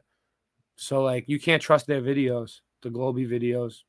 I mean, not to say anything bad. Like I don't like calling them names, but you know, like that's what we call them, Globies, because they believe in the globe. But I don't call them globetards or like retards or anything like that, like they call us. With a telescope and see Japan or Hawaii or something, and I think you know the answer to that. I'll let you answer that. Yeah, you can't see an unlimited distance. It's not. The lowest layer is the. It's not a problem that it's round. It's just that they're lying to you about it. You know, it's not that it's a problem. They're lying. It's a lie. It's not true. They can't prove it. Densest and not transparent. So if you imagine like a hot, humid day, the haze over a road, all telescopes will eventually blur out in that same kind of way due to the air. So no, you can't see an infinite distance. Is the Earth flat or round? It's round. Okay, now let's see. How do we go about proving that? Go to the seashore. Go to a seashore. Watch as ships sail away. They don't disappear all at once. So this is very important what he's showing here. Okay, this is Bill Nye the Science Guy, right? They love him. You know, Layla, they love Bill Nye the Science Guy. That's like their favorite. He's not even a real scientist. He's just some bullshit actor that they hired. But anyway, he's fucking saying this is what proves the Earth is round right now. He's showing you a ship go over the horizon. Ready? Watch. It goes down, right? Goes over the curve. No, first, the bottom will disappear. See, look, just like look, it's round, right? It's going over the ball. See, the bottom of the ship is gone. You see, it's going over the ball, just like a ship would do. It's a ball, right? Now we can see midway up, and then you see, it's a ball. It looks like it's going down, because that's how far our eyes can see. God only made our eyes to see so far, so it looks like it's going down. The whole thing disappears. Now, ships came back. They didn't fall off the table. So people realized that the world is curved. I mean, it's a big curve, but it's curved. So, the process of testing claims, the world is flat, the world is round, is what we call science. Now, if you have a claim that can't be... So this right here, what they're showing you, look, this is just a cartoon. This isn't real. That's not the real sun. That's not the real Earth spinning around the sun. This is just something they made on a computer or drew it up on a cartoon. Testing. That's what we call pseudoscience. Extraordinary claims require extraordinary proof. Extraordinary claims require extraordinary proof. Boats don't disappear. Okay, now watch. Now this is what really happens when a boat goes over the horizon and it looks like it's going around the Earth. Over the curvature of the horizon, boats disappear due to perspective. All you have to do is go to the beach, watch a boat disappear from your eye, and then whip out your telescope, your binoculars, or your high-powered zoom on your camera, and you can pull the entire boat right back into view. Whole mass and all. Yeah, that's right. You think the boat disappeared? Just whip out your telescope, your binoculars, or your zoom camera. You bring the entire boat back into view, completely deep. You see it? It's right there. It's because our eyes can't see that far, but it doesn't go over any horizon or any curve or anything like that. It's still there. It's just that's as far as we can see. If we had a binoculars or a camera or a telescope, we could zoom right in and bring it back. Bunking everything Coy just told you. And here's my video proof. Extraordinary claims require extraordinary proof. Imagine that. You can debunk the curvature of the Earth yourself with just a simple zoom on your camera. Bye-bye, little boat. The flat Earth? Well, that didn't stand up to tests.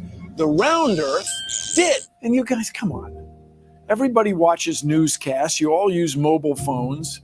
You all see airplanes fly around. You all go to see Ed Sheeran in concert one day in London, another day in Melbourne, Australia. This all depends on our fundamental understanding of the size of the Earth and its shape with extraordinary precision. That's okay, Layla. Whatever. I'm just trying to show you. The fuck did you just say? The way we teach science is you're just some empty vessel and we pour the science into you and then you regurgitate it on an exam. Any questions you might have, Layla, it's okay. You can ask me. I'll show you whatever you want. Because Earth, we know it spins once a day. Yes. Off to a great start.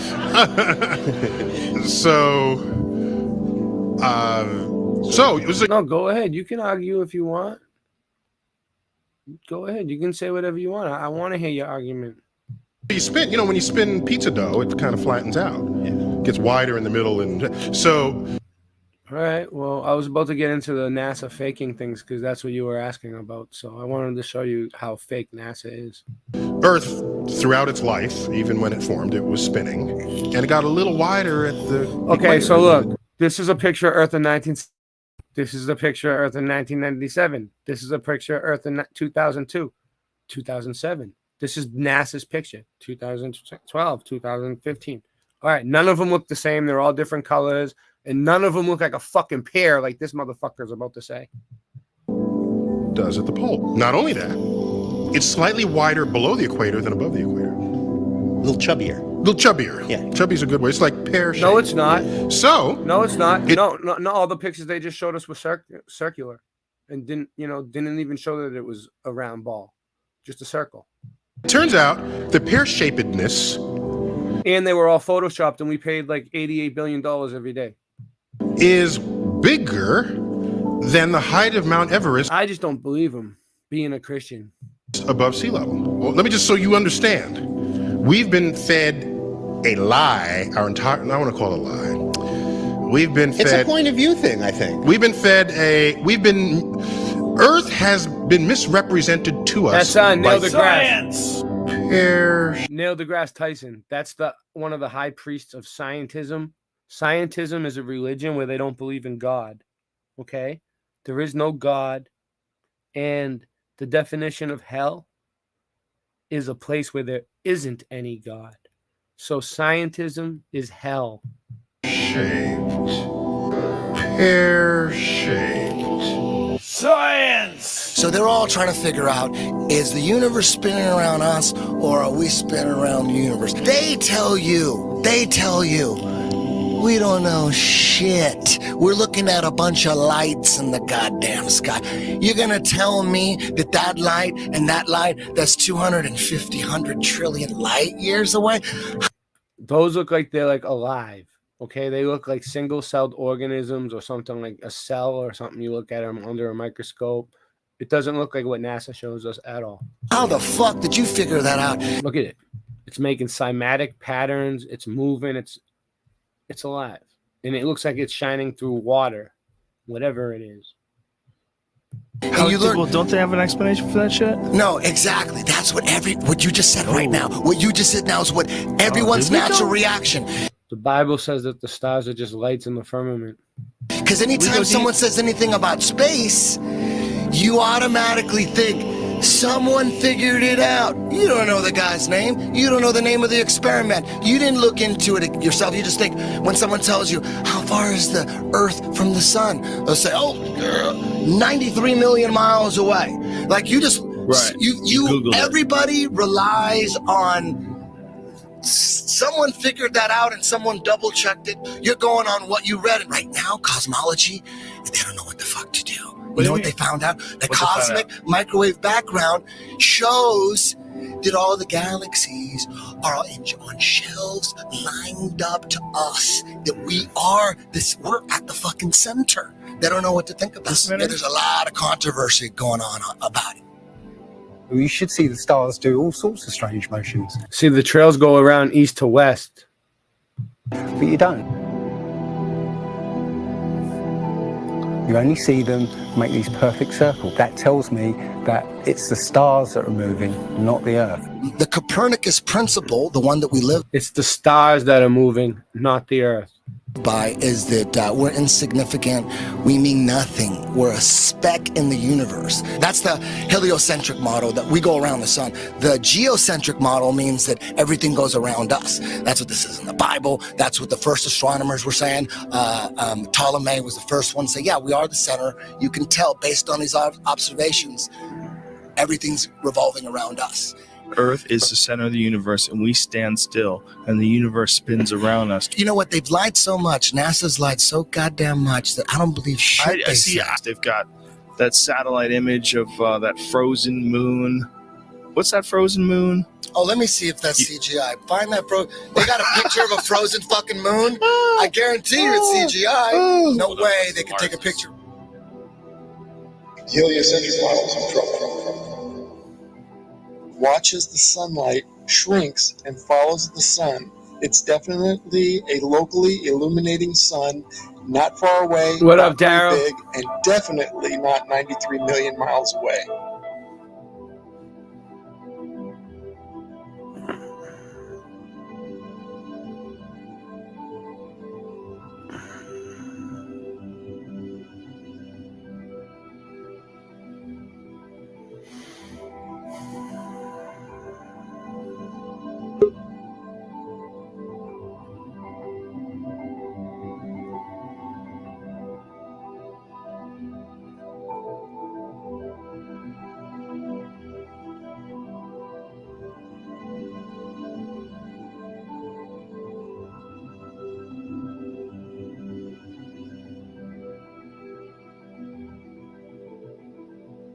There's a place in Bolivia called Salar de Uyuni, which is a salt flat.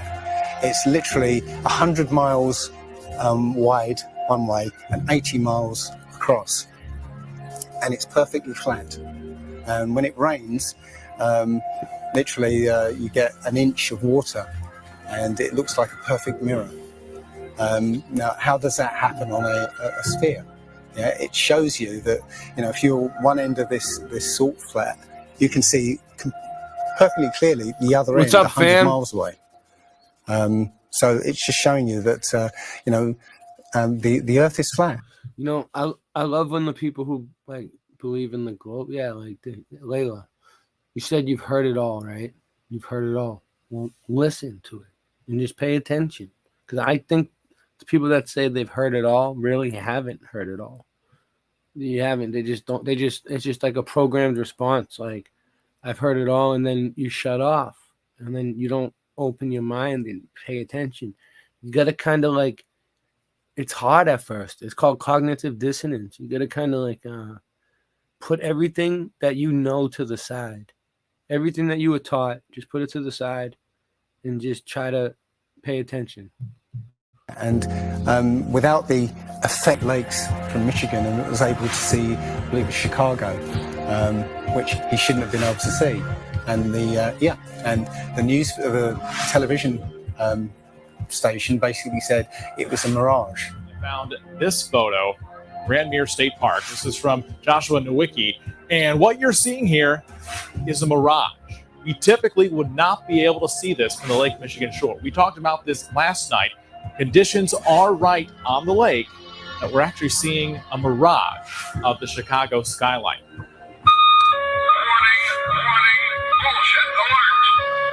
Very interesting here. Here's what's happening. This is a good example of a superior mirage. So Joshua was on the Lake Michigan shore. He was looking towards the west, and Chicago's beyond the horizon, should not be able to see it. However, with the right conditions, we have an inversion. We have cold air near the cold lake water and some relatively warmer air above it. This will bend the image of that skyline back towards the viewer. And so typically we would not be able to see this. This image would be viewable from much, much higher in the sky.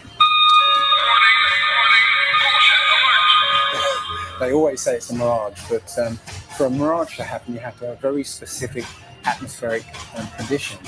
It's not a mirage. You don't have to It's care. simply that you're looking across a plane.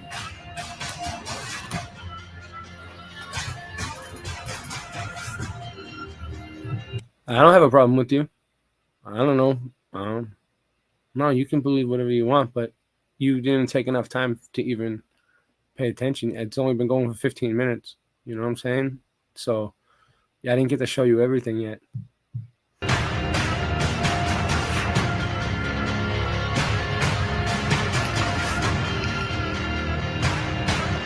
Now, how come in all these ball pictures, man, you can see all the continents pretty much, and there's just a little bit of clouds here and there. Man, it's like some of these pictures, like there's some where they show the Earth at night, and you can see. Well, Layla, don't worry about Voynich.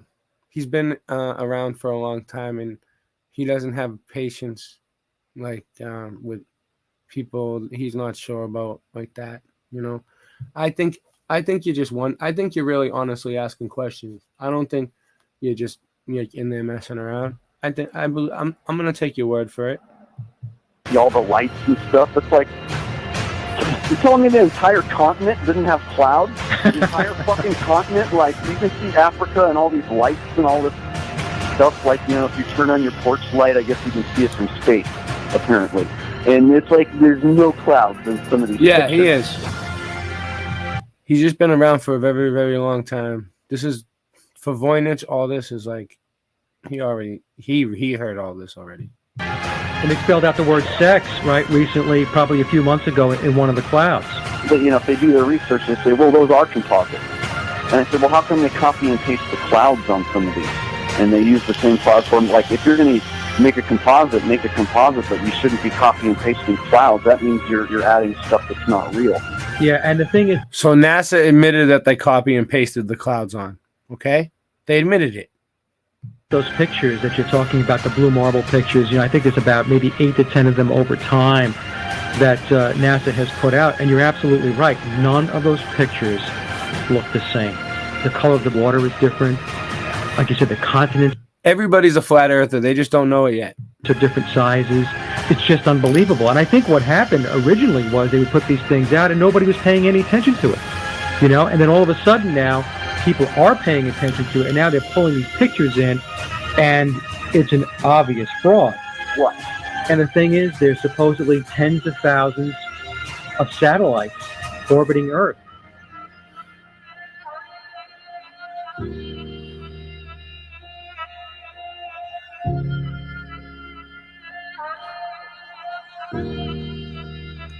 Wow, looks like we're being swarmed by satellites.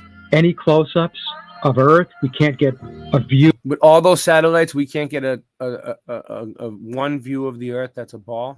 Of Australia with the buildings upside down. Like that's how it should look. We should be able to get a view like that with all those satellites if it was a ball.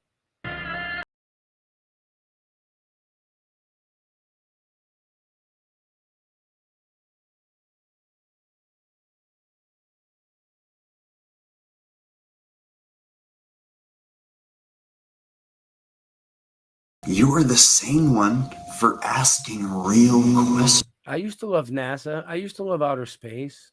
I used to love all that stuff. I used to think it was so cool. Sucks, man, once you realize that you're trapped in a container and it violates the second law of thermodynamics. And that's even getting even further. And then thrust and combustion don't even work inside of a vacuum. Once you figure that out, and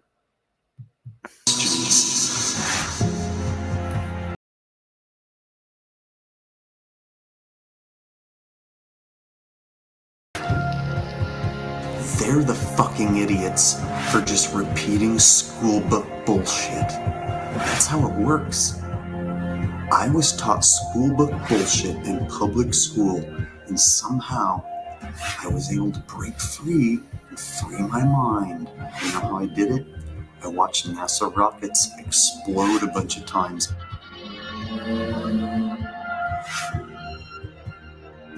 Fly off sideways and not go to space. If you watch the trajectory of the space shuttle, it doesn't go straight up. It always goes in a curve and out to sea.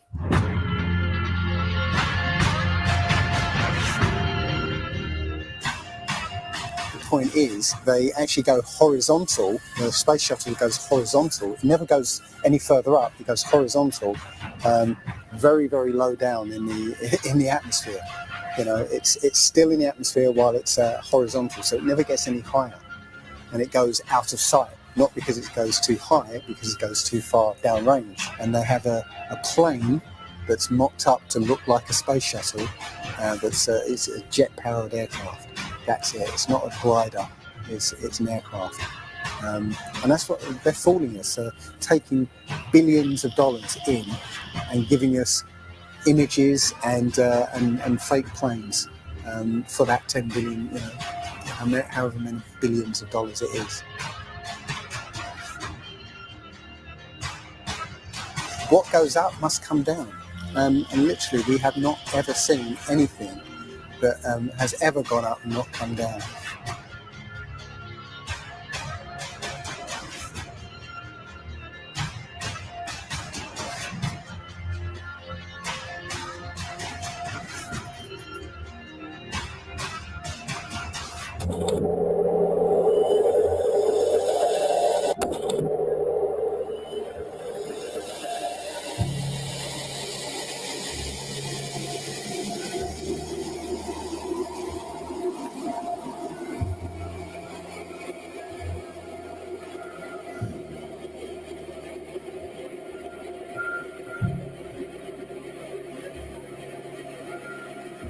You guys are crazy.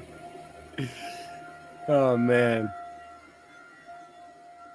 One thing I really want your generation to embrace is that the Earth is a closed system. We cannot leave the Earth. There's no place to go. Where are you? Who are you, Layla? Who is it? Are you the one that came on here before? The Globe guy that came on here before that I came on my show? Who are you really? And are you Globe Asunder too? Globe Asunder. Are you the same person? Like what the fuck's going on? Yeah, I don't want to argue either, but what are you? Are you Plato? No. I don't remember your name. No. All right. You guys know Plato Platt? Plato Platt? You guys friends with him? I like him. I actually like him.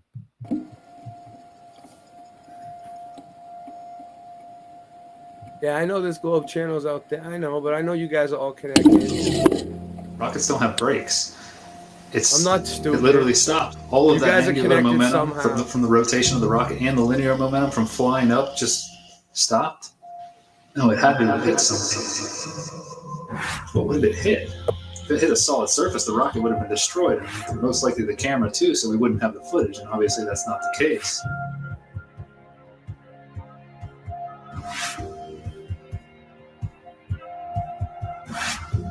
Hey. Kicks and deals. It's a long flight. Listen, I don't know, man. They always come around. They've been bothering me from the very beginning.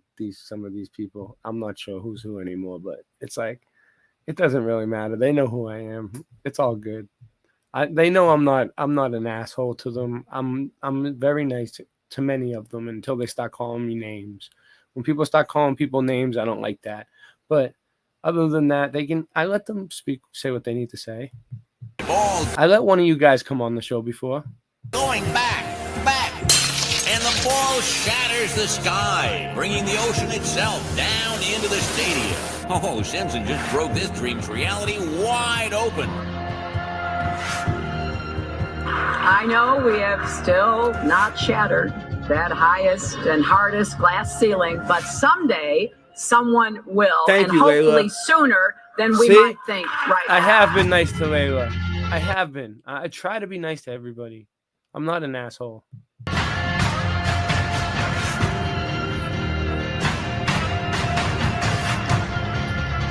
There's no place to go. Although we weren't. You know, to be honest with you, when people flat smack people, you know, they call it flat smacking. I don't like calling it flat smacking because that sounds violent to me. I kind of like flat earthing. That's a better term, but whatever. Like when people do that and they're really, really mean to people about it, and like it makes us look bad. I think it makes the flat earthers look bad. So I don't do that to people, especially out in public. I try not to. I'm just like, whatever, believe what you want. I don't want to like, you know, fight with people over it, but I enjoy watching this stuff. It's interesting, you know. Able to shatter that highest, hardest glass ceiling this time, thanks to you. It's got about 18 million cracks in it. And it may be hard to see tonight, but we are all standing under a glass ceiling right now. Oh, I understand, Voynich. I know what you're saying. Yeah, definitely. I like to, you know, yeah, people that are pretending, people that are coming in trolling. I know. If people start getting rude, they get kicked right out. But if people have nice questions to ask, it's actually helping me because it's helping me with my stream. They're actually doing me a favor because now I'm actually on the right track. People figured out that we were an enclosed system. The more advanced we got, it would be the biggest thought on our minds. That's all we care about. You could make a wildlife reserve 1,000 miles square. Yeah, there's no reason to be mean about it. Or like hate people that don't believe the earth is flat, or not listen to music that's being made by people that believe in the globe, or like I mean the car that you drive was probably made by a globie, right? Yeah, you're gonna stop driving your car because a globie made it, or are you gonna stop I don't know, if you ride a bike, you're gonna stop riding your bike to work because it was made by a globie, or I mean, how far are you gonna take it? All people, you know, all human beings would do is just be knocking on the fence constantly, going, why is this fence here? Who built the fence? Why are we in here? And so on and so on. Why do you think that Truman has never come close to discovering the true nature of his world until now? We accept the reality of the world with which we're presented. Earth, Earth, Earth, Earth, Earth, yep, yep, yep, yep, yep, yep, yep, Earth, Earth, yep, yep, yep, yep, yep, yep. This is where it started. So when I was a kid and I seen this on Sesame Street and it was like Earth, Earth, yep, yep, yep, Earth, and it showed me a ball, I must have believed it. Oh. Earth. If you start here and you go around long enough in the same direction, you wind up in the place you started from. Yes, Thomas.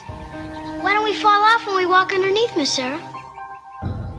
Because of a force called gravity. What does gravity look like? Gravity is... No, you won't get banned for saying you're a Glober. As long as you're not rude to anybody, you'll be fine. You can believe whatever you want. I show videos about everything here. I show all kinds of stuff. Something we can't see. But we know it's a great invisible... I don't show globe videos, though. I don't. That's one I don't. I don't show pro-globe stuff. I don't believe in the globe, so I don't show it. I don't know. It's all bullshit to me. But yeah, but I did see that water leveler thing that you guys showed me. The one you mentioned earlier. That was you guys that showed it to me. Force. And it's been in my mind ever since. But I heard it was a bad angle. I don't know. I heard it was a bad angle. That keeps us all here on Earth. Hey, if you want me to show, hey, do you have a link to that water leveler experiment? With Layla, the one that you were talking about, or whoever, someone was talking about it, was a globe asunder. One you guys was showing, where is that water leveler experiment? I'll play it on here. I'll show it. It's a natural force that keeps us all from flying off into space. We were always told that the world is flat. You were told right. Don't listen to her. I've been patient with you, Sarah. Lord knows I've been patient. But now your words have revealed you. The law law of gravity was discovered by Sir Isaac Newton in 1687. That's almost 200 years ago, Uncle Evan. But there is only one law. The law of God. What is gravity? We have no idea. Okay, next question. Wow. No, here's the difference. We can describe gravity. We can say what it does to other things. We can measure it, predict with it. But when you start asking, like, what it is, I don't know. Einstein, in an Einsteinian answer, we would say gravity is the curvature of space and time. And objects will follow the curvature of space-time, and we interpret that as a force of gravity. That's probably the best answer I can give to a what is gravity question, or why is there gravity. That's the best I can do there. I think that's a good start.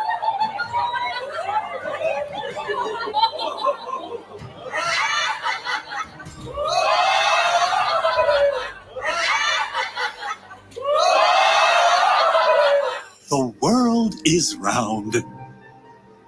What? You know how everybody believes the world is flat, like a pancake?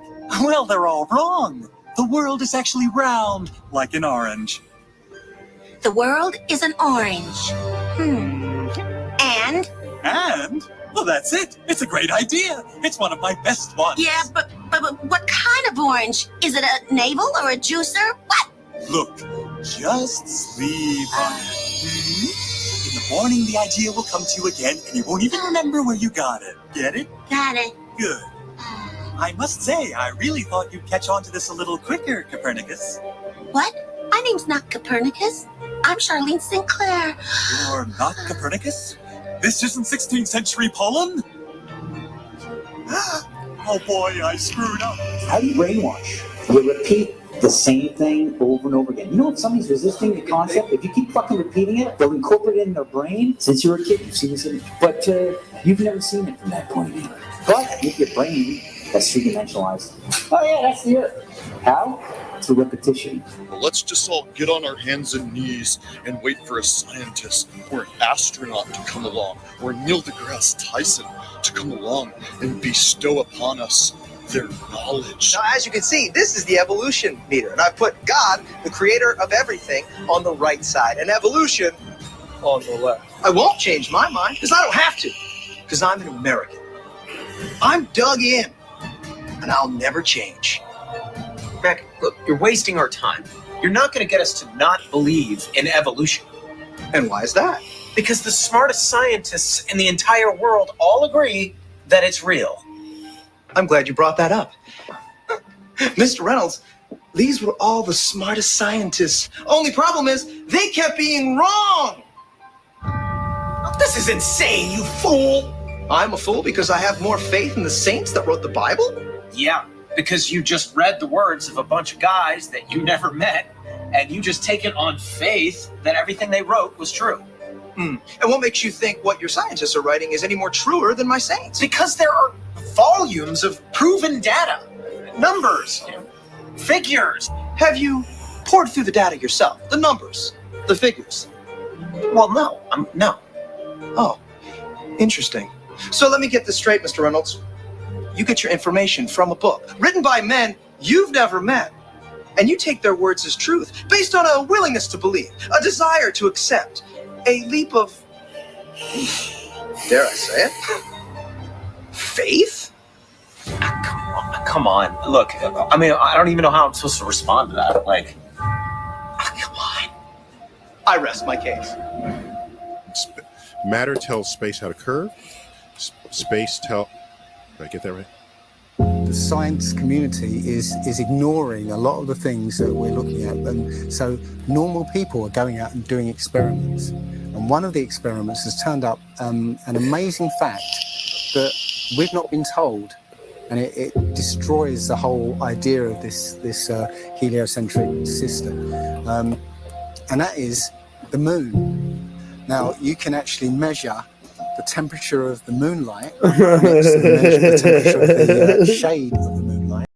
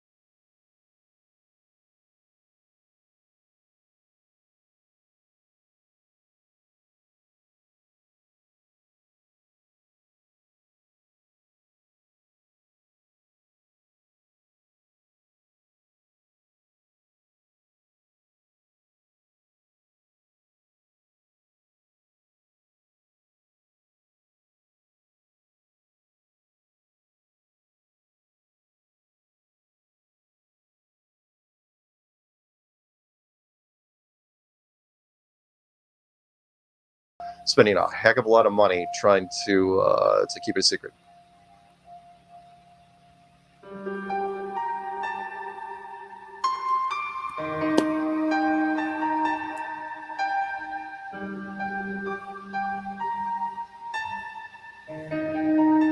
When I look at the people who signed the Antarctic Treaty, and all the nations that were down there doing whatever they were doing signed a treaty, and I believe it was 1958 or somewhere thereabouts, saying, nope, nobody can stake a claim to Antarctica, and if you're going to go down there, you can only go down there for scientific reasons under carefully restricted guidance, but it's not a free-for-all. Nobody can just, hey, I'm going to go check out Antarctica and do a high jump on my own. No, can't do it. It's the only treaty that's all these countries have signed and never broken and completely agreed on. It's the only one. What treaty is there that everybody's agreed on? We're being kept away from it for a reason. They have some scientific bases there, and literally it's controlled by the military because they don't want you finding out what's beyond. During 3 voyages lasting 3 years and 8 days, Captain Cook and crew sailed a total of 60,000 miles along the Antarctic coastline, never once finding an inlet or path through or beyond the massive glacial wall. So the other question is, well, how come ships don't go off the sea if it's flat? How come ships don't fall off the edge? Well, here's why you don't fall off the edge. It's a 200 to 300 foot high wall that is the border that Scripture says is keeping everything in. Nothing's going past that. Because they don't want you finding out what's beyond.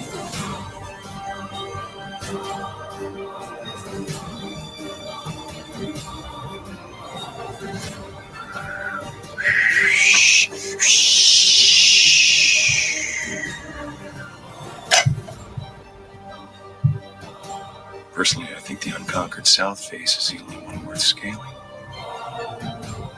It's a 20,000-foot sheer wall of ice, but that's never stopped me before. Risk? Of course, I'm aware of the risks. Thank you for your concern. Here's the picture of the Earth from space. There it is. Since you were a kid, you've seen this image. But you've never seen it from that point of view. You've never seen that with your eyes from that scale of a model, that point of view, from outside of the planet's surface. Well, here's the first image that sold the whole thing. 1482. This is when they came up with this idea. We are on that thing. It's a ball. Hey, we should go to the North and the South Pole. We didn't do it yet. It's a fucking ball. Hey, nobody's even jumped up high enough to see if it is a ball. We can't do that. We don't have planes yet. It's a ball. You know what? We adopted this whole model 400 or 500 years before the airplane. 400 years before the airplane, pretty much. Like, beginning of the 1900s. They went to the North Pole in the 1900s. This is 1482. Nobody went to the top of the globe, to the bottom, or flew up, or built a skyscraper. It's funny that we said that this is what we're in right now. This is what we're on before any instrument approved. This is the first time we actually had an instrument of flight, actually go high enough to actually fucking check out if what we agreed to 500 years ago was real. So if they were wrong after 500 years, the question is, would they tell you?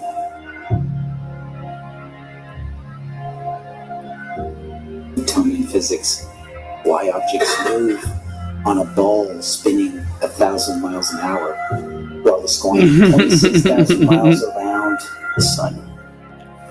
Basically, the model we accepted right now. The sailor thinks that he's traveling around the Earth this way, when in effect he's traveling around the Earth this way. They began flying it around the world, from Abu Dhabi last year, with stops in India and China, then across the vast Pacific. That the neighborhood is round. I was an airline pilot for Delta for 26 years. A pilot's primary flight instrument is his artificial horizon, which he has to be maintained level to keep from climbing and descending.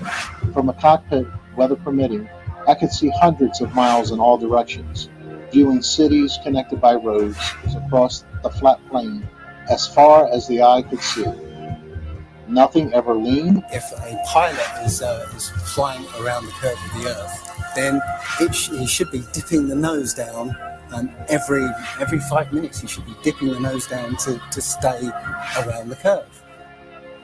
That's absolute proof that a plane flies over a flat surface rather than a curved one. But I went to the manufacturer of the artificial horizon, and they confirmed to me that it's completely mechanical, nothing electronic in it whatsoever. So it's literally just a gyroscope that can freely move.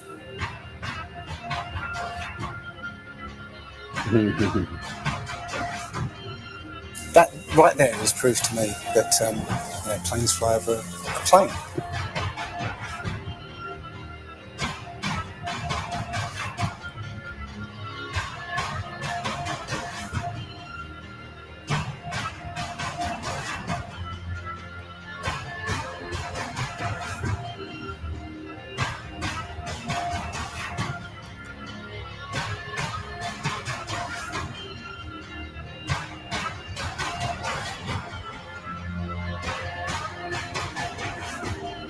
Flat Earthers, it's time. We are going to destroy the Globheads' arguments concerning flat grounds. When you go onto the plane tracking software, you'll see hundreds and hundreds of flights over the northern hemisphere, and you can track those flights from beginning to end. When you look at any flight in the southern hemisphere, what you find is the flight takes off and disappears off the tracking. And that only leaves why. Why have they done this? What's the point of this grand deception? I think Eric Dubay explains it best. People are always asking, why do they do this? Other than the obvious profit margin motive, NASA being the biggest black budget black hole in existence, sucking in over $30 billion taxpayer money for the fake moon landings alone.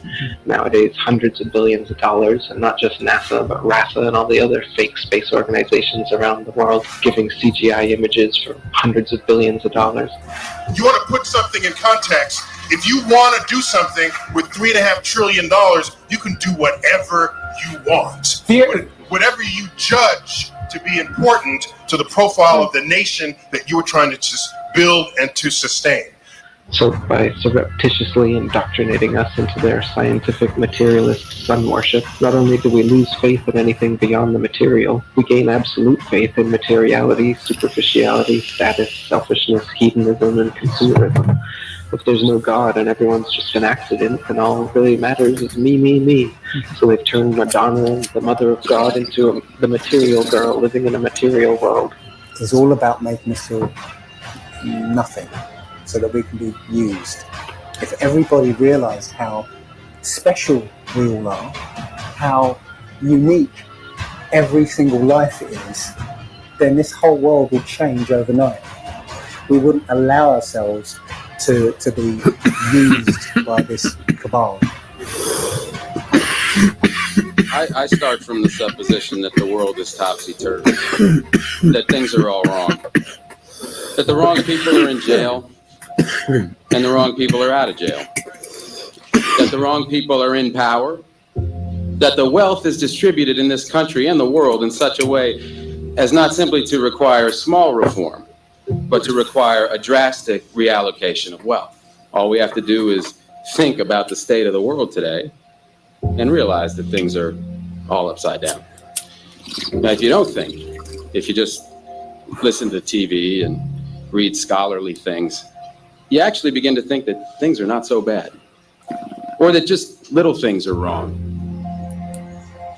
But you have to get a little detached and then come back and look at the world, and you are horrified. Now, as soon as you say the topic is civil disobedience, you're saying our problem is civil disobedience. That is not our problem. Our problem is civil obedience.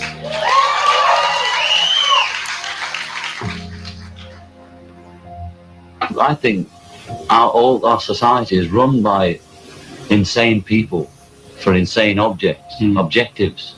You know, and I think that's what I sussed when I was 16 and 12, way down the line. But I expressed it differently all through my life. It's the same thing I'm expressing all the time. But now I can put it into that sentence that I think we're being run by maniacs for maniacal ends. You know, if anybody can put on paper what our government and the American government, etc., and the Russian, Chinese, what they are actually trying to do, you know, and what they think they're doing, I'd be very pleased to know what they think they're doing. I think they're all insane, you know, but I'm liable to be put away as insane for expressing that. You know, that's what's insane about it. All right. Real quick. Back to the StreamYard. All right.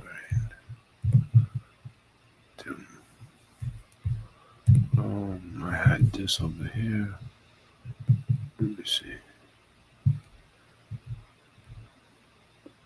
I think this one's going to be good.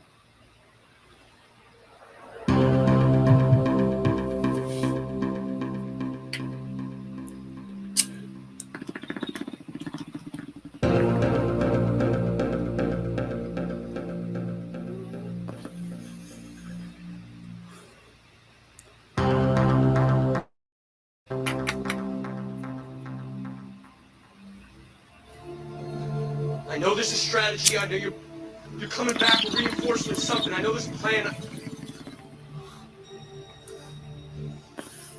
You can tell me no other human will ever know. There is no plan.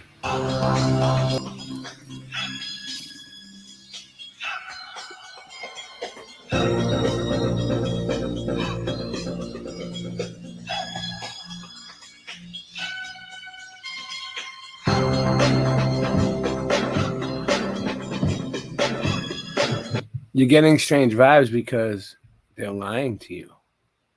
I was getting strange vibes when I first saw this stuff too. This is all satanic. That's why you're getting strange vibes. They're satanic, not us. They are.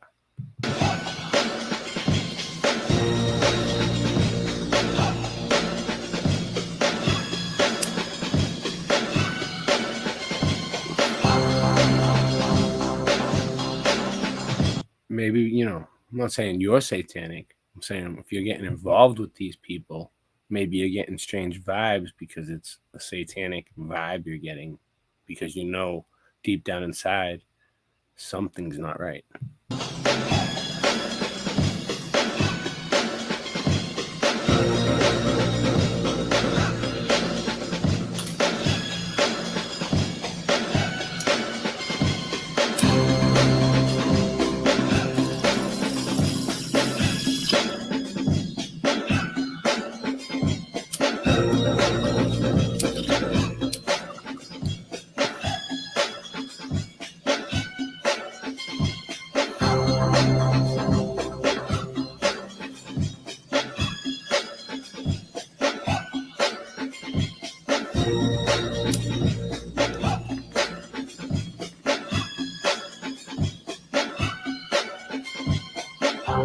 I saw your ship blow up. The ship?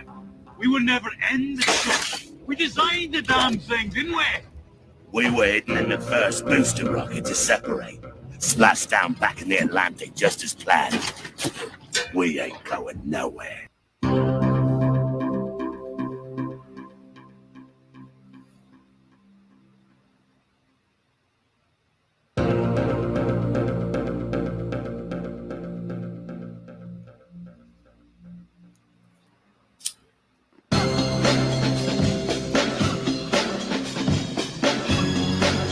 They're all still alive.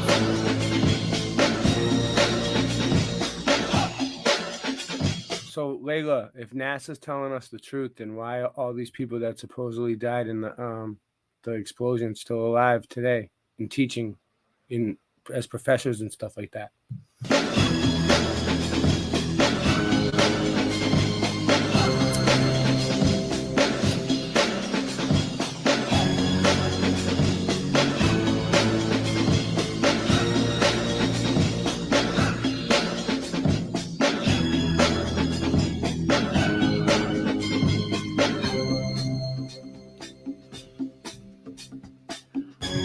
NASA's never going to space. They didn't even go to the moon the other day like they were supposed to. They're just going to keep lying to you and making you think they're going to go there. And even the people that work for NASA, some of them, they're lying to them too. It's only the people that like way high up above. It's all Freemasonic.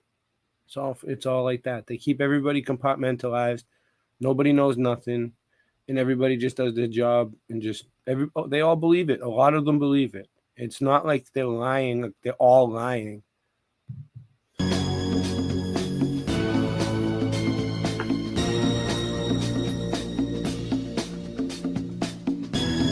But sure, Layla, if you can get someone from NASA to put me on a rocket and send me up, I'll go.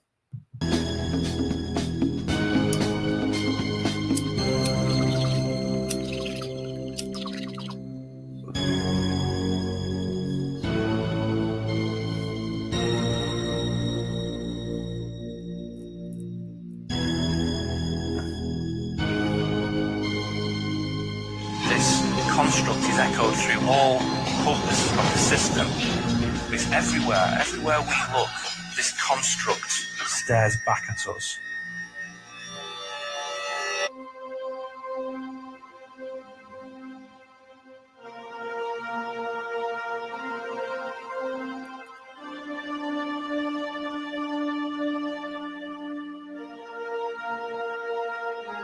Hey, what's up, Deanne?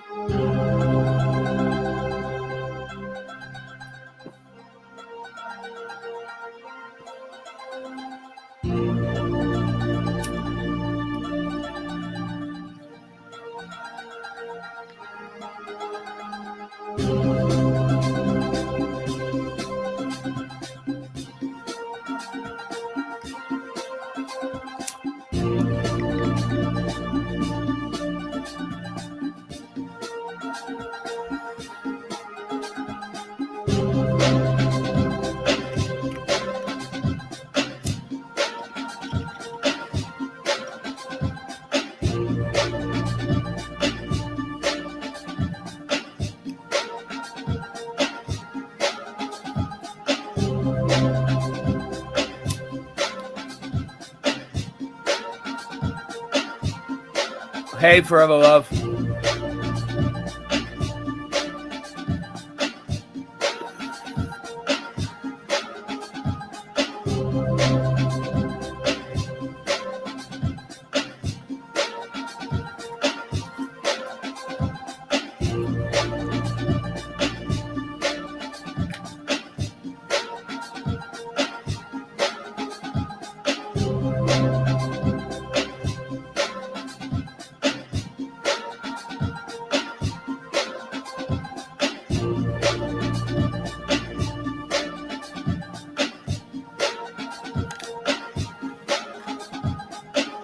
Thank you.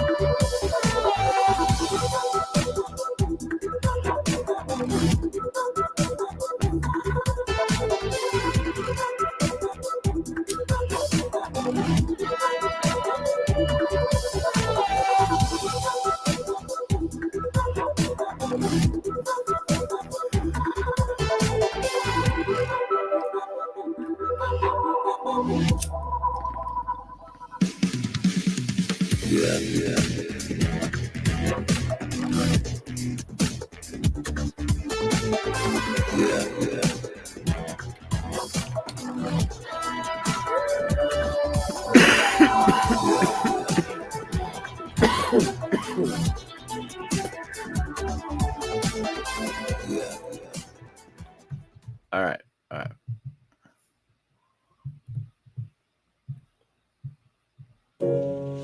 No. Why is this strengthening set? Boom. Have to wait for the ads. Sorry, guys. I like this song. It's worth it for the stupid ad. Let's do this.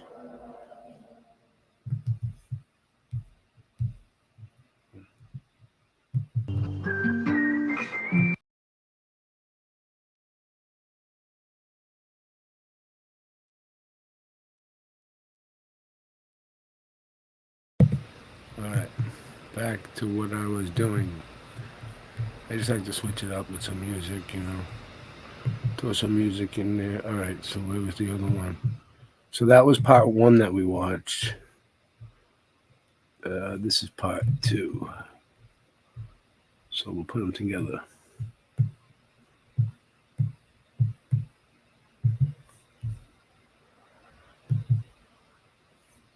Hibbler Productions.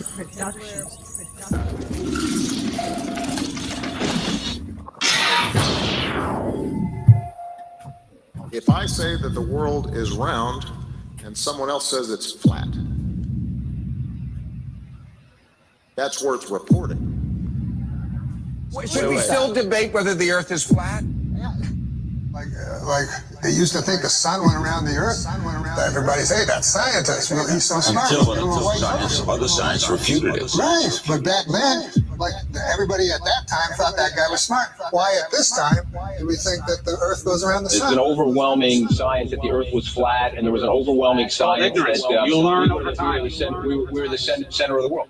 You're just taking an authority's word for it, and all we're saying is be skeptical. Sure. And while you're being skeptical, there's a bunch of evidence that's totally against the mainstream version. And while you're being skeptical and looking at that evidence, you start compiling more and more of the evidence until you become like me, you know the truth. I don't believe the earth is flat and motionless. I know it is. There was a lot of things that I thought I knew that now suddenly turned out to be completely different. They can't just impose stuff on us. They have to tell us about it and wait for our consent. And silence is considered consent.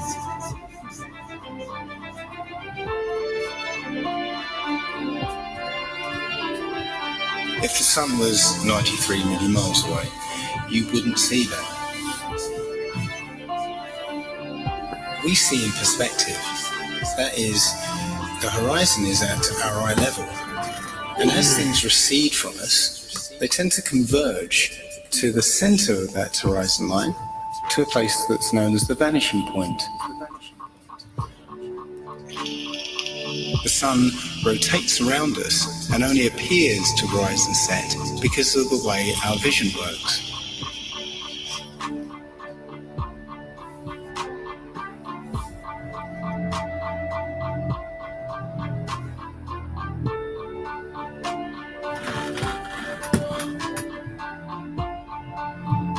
That's cool, Layla. I'm not trying to convince you of anything, but I would like to see the 4K footage of the ISS. That was an hour long. Okay, let's see it. Where is it? Can you tell me where it is so I can look at it and I'll show you that it's fake? Don't get me wrong. I love my solar power generator. Like we've all seen footage of the ISS, Layla, but it's not real, is what I'm trying to tell you. It's just a movie scene. Now, try and watch the following video without... Sometimes it's a green screen. You said you've seen 4K footage, whatever. Let's look at it. Where is it? I want to see it. Show us. Can you look up most detailed? All right. A preconception that the sun rises and sets, but rather moves further away.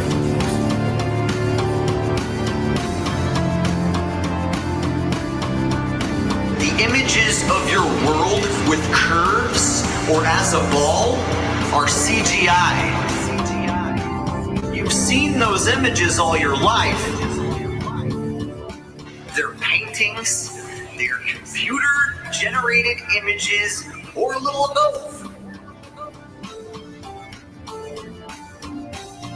Anything with a curve and the Earth is a fake. It's a fraud. You have never, with your naked eyes, ever seen the Earth as a ball from space. You never have. But you just have blind faith that that's what it looks like. If the Earth were actually a big ball, the horizon. I found something. Is it in Russian? Is it, Layla? Can you answer? Is it on a channel that looks like it's written in Russian? It should sink as you ascend, not rise to your eye level, and it would dip at each end of your periphery, not remain flat all around, the horizon rising with the camera level and remaining perfectly flat, 360 degrees around. All the ancient cultures from the beginning of time have depicted a flat, kind of enclosed Earth. So we have this flat Earth cosmology all the way up into the 1900s when a big push was made to live on this round spinning ball flying around the sun. They are basically placing us on a speck of dust flying through infinite space where it was made from this accidental Big Bang. And we really don't mean very much, and everything is kind of an accident, and it kind of leads you into this mentality where things are meaningless. It doesn't matter what you do in life, but the more you research, the more you'll find that you can't prove the spinning ball Earth unless you're suffering from cognitive dissonance and you've been programmed your entire life. All scientific experiments show that we're being lied to about what mainstream science is saying about the Earth. If a pilot is flying around the curve of the Earth, then he should be dipping the nose down every 5 minutes. He should be dipping the nose down to stay around the curve. That's absolute proof that a plane flies over a flat surface rather than a curved one.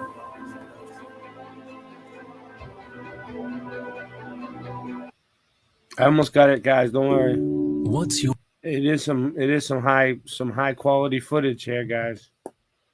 Let's see. Hold on A lot of people have these. I'll leave this up for a second. All right. So this is supposed to be high quality footage of the. I think this is the one Layla's talking about, if that's your real name. And I don't know if I'll get like canned for playing this, so I'm gonna shut the volume off. And I'm going to put a big screen and I'm going to press stop and talk a lot. Okay. So this is supposed to be the ISS. This is what? The 4K. Is this the one? Yeah, this is it? Okay, good. Okay. So let's look at this. Okay. So there's no gravity in there right now, right? Is there gravity? No. This thing's just floating next to him. Why isn't it sucking him apart? Why isn't the gravity just having no gravity, just ripping this guy apart with no spacesuit on right now? That's what I'm wondering, because like I've seen a train car inside of a fucking gravity a vacuum chamber, and it crushed the train car like a can. So why isn't this guy's eyeballs being sucked out of his head? That's my first question. Second question is, I don't know. Let's go. Let's keep going.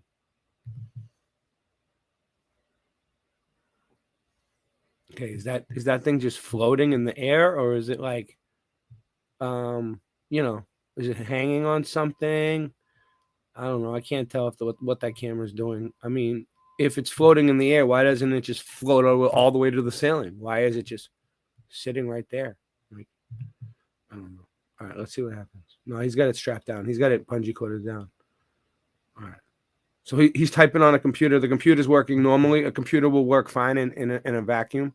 You can just stick a computer in a vacuum chamber and everything just works fine in the computer. Everything works normal. Okay, so if I took this laptop right now and I stuck it inside my vacuum computer, my vacuum, it would work. All right, it's pressurized. All right. But if it's pressurized, then why are things floating around then? Just like the Earth is pressurized. You see what I'm saying? There has to be a container, or everything would get sucked out into the vacuum of space. So if this is a container, the Earth has to be a container too. They can't live inside this, and the Earth, it can be open. No way. You see what I'm saying? I want to see this. I love this type of stuff. I love looking at NASA fakery. No hands. Yeah, so all right, so where's all the pressure now? I mean, what, he can just no feet, look. Oh, he's how's he doing that? No gravity, or is that a harness? Is there some kind of harness holding him? Look, why did it snap away so quickly? Why did they cut the shot so quickly? Look at this. This is probably a CGI. This probably is not floating there. This is probably fake. That's probably not there. We've seen videos where their hands just go right through it. Let's see what he's doing. Is he pressing the button? Is he actually pressing the button? Yeah, that's bullshit. That's fake. That's computer generated. There's no way. And why didn't it just rip that computer apart then? With that screen, whatever the fuck it is.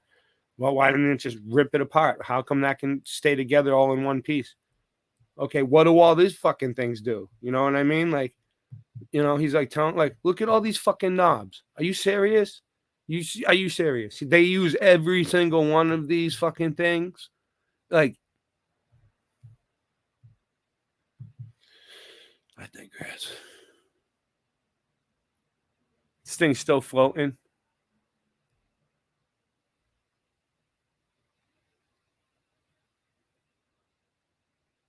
I know. And look at these wires. Like, all right, so what? There's an what electrician would hook things up like this? Like, look at this fucking mess. What if God forbid, one of these wires gets loose? Oh my God, you might get sucked into the vacuum of space. Look at the wiring. Look at that wiring job. What is that? I mean, what does this do? What does that do? Why is, you know, why do they need so many stupid looking refrigerator things in the wall? It's all fucking bullshit. This is complete bullshit. Oh, it's the European Space Agency? That's even worse. This shit is even more fake than NASA. I can't even believe you. I can't believe you believe this. Look at this shit. You think this thing's going to go into outer space? Really? You really think this thing's... Oh, yeah, this is supposed to be the space station. I forgot. Yeah, okay.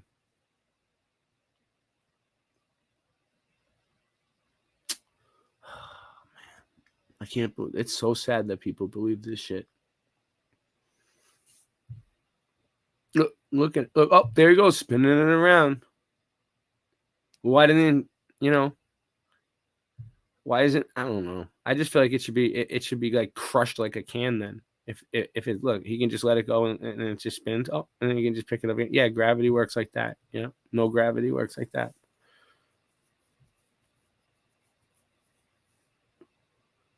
Why isn't everything else that's not nailed down floating around? Like this thing in the back. Why don't we see things trying to come up off the ground there? Like I see that's like, yeah, some of the stuff is bungeed down, but not everything. Not everything's bungeed down. Just one little object. Oh, now he's in. Oh. You better put it in your bag. Why didn't everything... Look. Let's see what happens. What is he doing?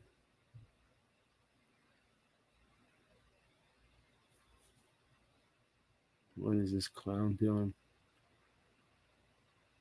We have to use it every week. Come into node 2. And if you look on the picture here... Oh, that's fake. That's a fake picture right there. There's nothing... I'll pause it. That's not real. That's not real at all. Okay? Okay. That's a complete Photoshop right there. So he's like, this is where we are. He's trying to make... He's like, look, we're inside this right here, you know? Or whatever he's trying to show you. He's not inside that thing right now. It's a stage set. It's a bunch of bullshit. A lot of the times they're inside of a fish tank. And they just black the water out. Make it look like space. It's a bunch of bullshit.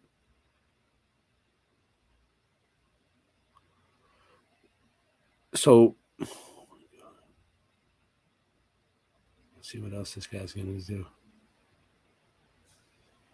Oh, we avert down there. Wow.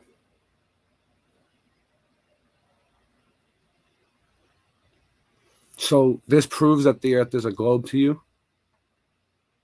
Layla, this proves it right here. The ISS proves it. Let me show you something real quick, okay? I mean, I can watch this guy float around all day, right? I mean, it's fun to watch. It is fun to watch, okay? But let me show you something. Okay, you can do this any which way you want, Layla. I like to use DuckDuckGo, but okay. Let's see.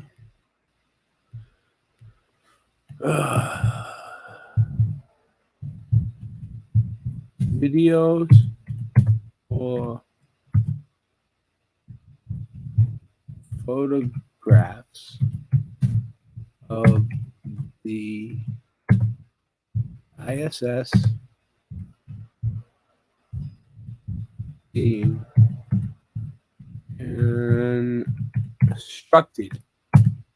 construction photos. Look, no ISS construction photos. Do you see any photos of it being built? Not one. It's all fake. What's this? How was the internet? Oh, here we go. Here's something.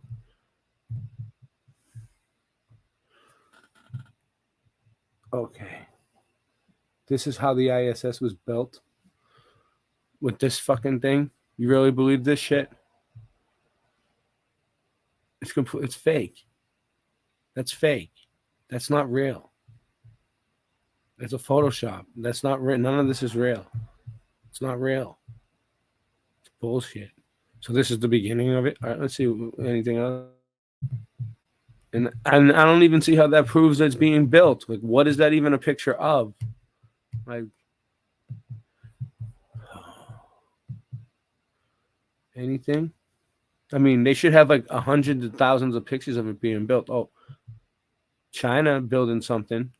China's building something down there. But it's all bullshit. It's all bullshit. I don't see anything, any pictures of the ISS being built. Okay. Well, that's kind of weird because we paid a lot of money for that to be built. So we should have a few pictures of them building it, right? No. No pictures of it being built. No real pictures of it being built. Let's see if there's any videos of it being built. Hold on. Let's see.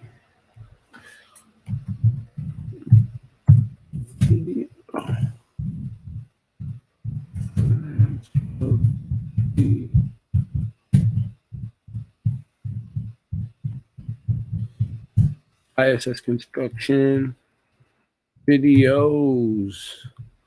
International Space Station at 15, first construction. Let's see what this one says. Let's see.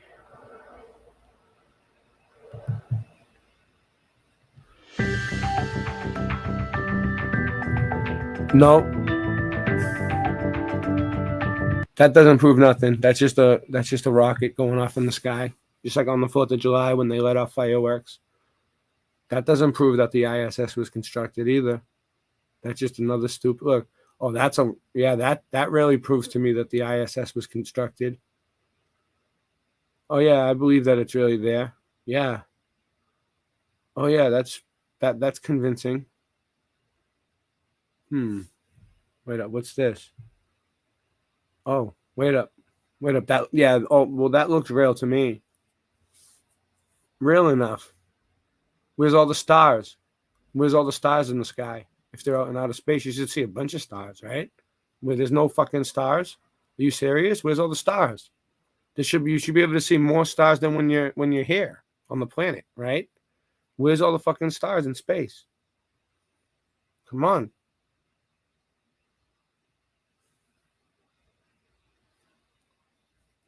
I mean, it's aggravating.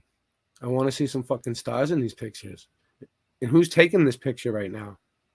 I mean, there's just someone out there in the void of space, in the darkness of a vacuum. And how does a camera work inside of a vacuum?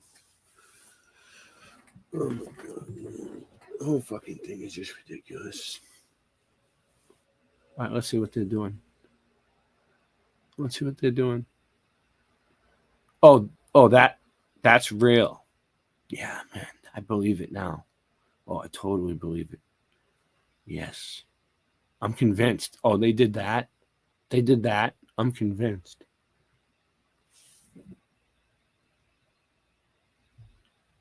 First construction, International Space Station at 15.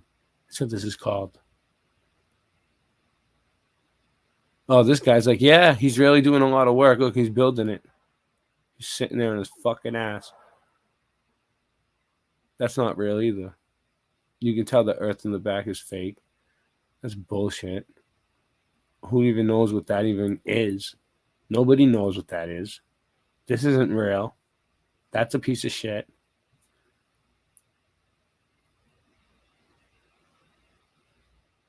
That's fake. That's not real. That's not really. That's where's all the stars? These guys look like inmates. They're wearing inmate clothes. So ridiculous. Harnesses.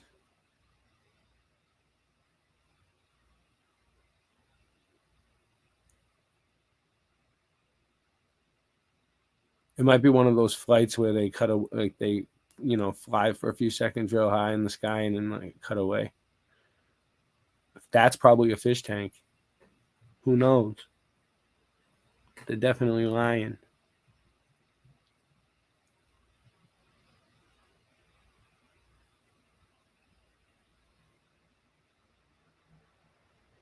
Here we go. Oh yeah, right through.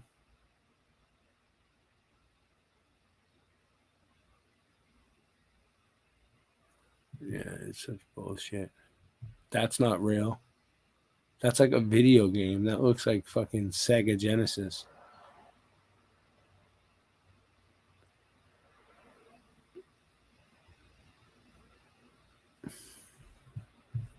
All right, well, let's see if there's anything else. No, nothing.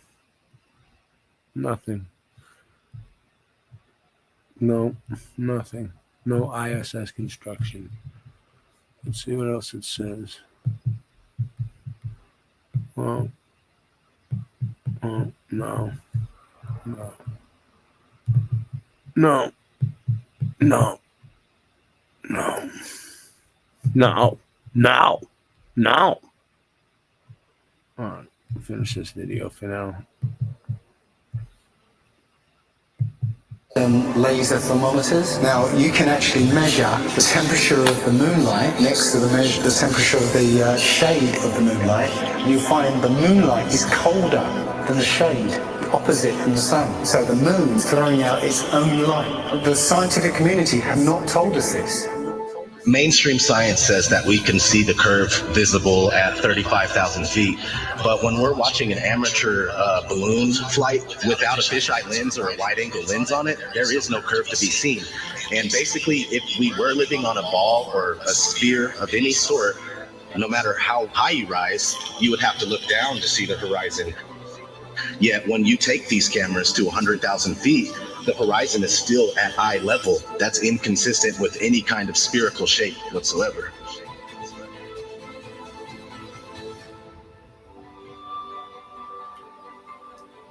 The others, they've got smaller gatekeepers for the flat earth that they've brought in to distort the message, and they give fake flat earth arguments, hoping that you'll reach them before you reach someone like me, and then you'll hear their stupid arguments saying that gravity's real, but the flat earth disk is constantly rising, and that's what causes us to, things to fall. They'll give explanations like this, which to any sound thinking person will totally reject, and then they'll totally reject the entire flat earth model based on these little bits of disinformation that are being given.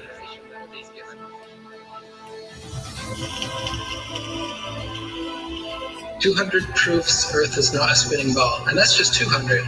I came up with 200 because William Carpenter came up with 100 in the 1800s, and I wanted to double it. I could come up with 400 if you give me enough time and incentive. People are doing it right now. Scientists vote that the Earth is flat. Because it's actual, observable, testable, repeatable, natural science that we can do ourselves.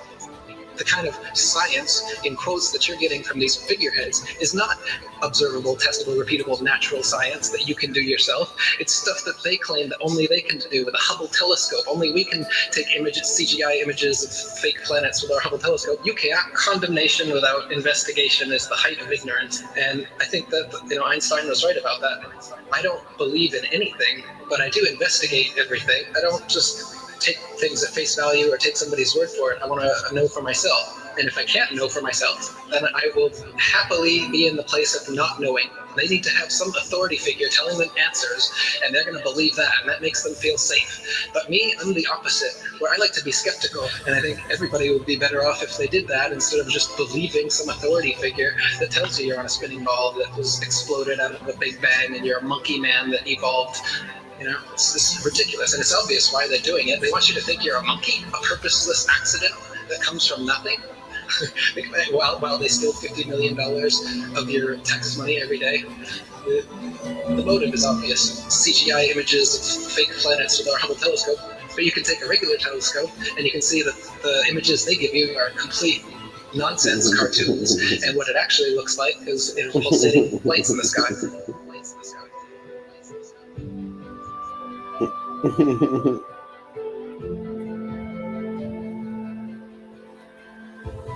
Okay, that star is 700,000 light years away from that constellation. I was all into that. I was totally into it. I was super into anything space. Are you kidding? The Science Channel? Oh my God, you had me. You had me so good. With the CGI, with all those CGI DVDs. All those DVDs, BBC Nova, were floating in space, spinning around the sun, and the sun has got some gravitational pull on us, and we got the gravitational pull on the moon. That doesn't make sense. That's not science to me. When people talk about science this, science that, I go, explain to me how that is science. There's a force that's holding oceans, keeping it from spinning and flying off because it's spinning 1,000 miles an hour. But as soon as we get to a certain altitude, it's all magic. It's not science. All that's magic. Us floating in space, and we're being connected to the sun. It has this force that's connected. That seems crazy. And we're flying through the universe, and the universe is endless. And people say, well, if the Earth is flat, where's the edge? Like, where's the edge of this motherfucking universe? We're the center of the world.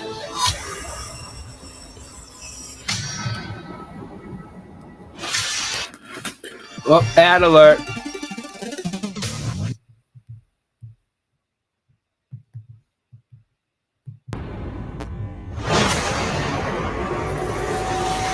Understanding what reality is very, very important to me. I think it should be important to everybody. And I think the more that people become perhaps what they call spiritually aware or awake, they're starting to see through things and how things have been manipulated and reality's been created for them. If, God forbid, everybody came and started demanding answers, and once they can't provide those answers, people realize they are busted. It can't be a mistake. It can't be anything but the deception and control mechanism it is. Because people are waking up. And no matter how much they try to suppress this flat earth movement, it's going to keep moving one way or another. You can see it. People are waking up. So now, louder than ever, I can hear that clock. Tick-tock, tick-tock, tick-tock, tick-tock.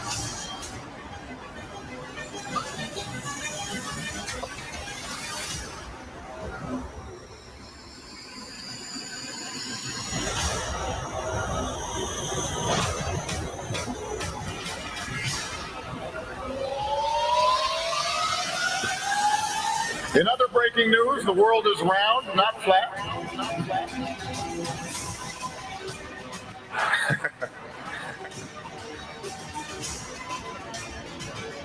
A strange message on Mount Rubidoux. The words Google Flat Earth were found carved into the riverslide kill in letters that were 10 feet long. Police talked to the person who did it. He's not facing charges yet. One possible explanation of the message Some still believe the world is flat, not round, and post about it online. So you can check with theodolites and telescopes and different methods, lasers, to see if the Earth actually does have that curvature. And it's been tested over and over again and found to have no curvature whatsoever. So I mean, even if they had the number wrong and it was 100,000 miles in circumference, there would still be calculable, measurable curvature that just isn't there. The only place curvature exists is in NASA photos and videos, and those can be proven to be CGI fakes. And the early ones were literally taken through a round window to make the Earth appear round.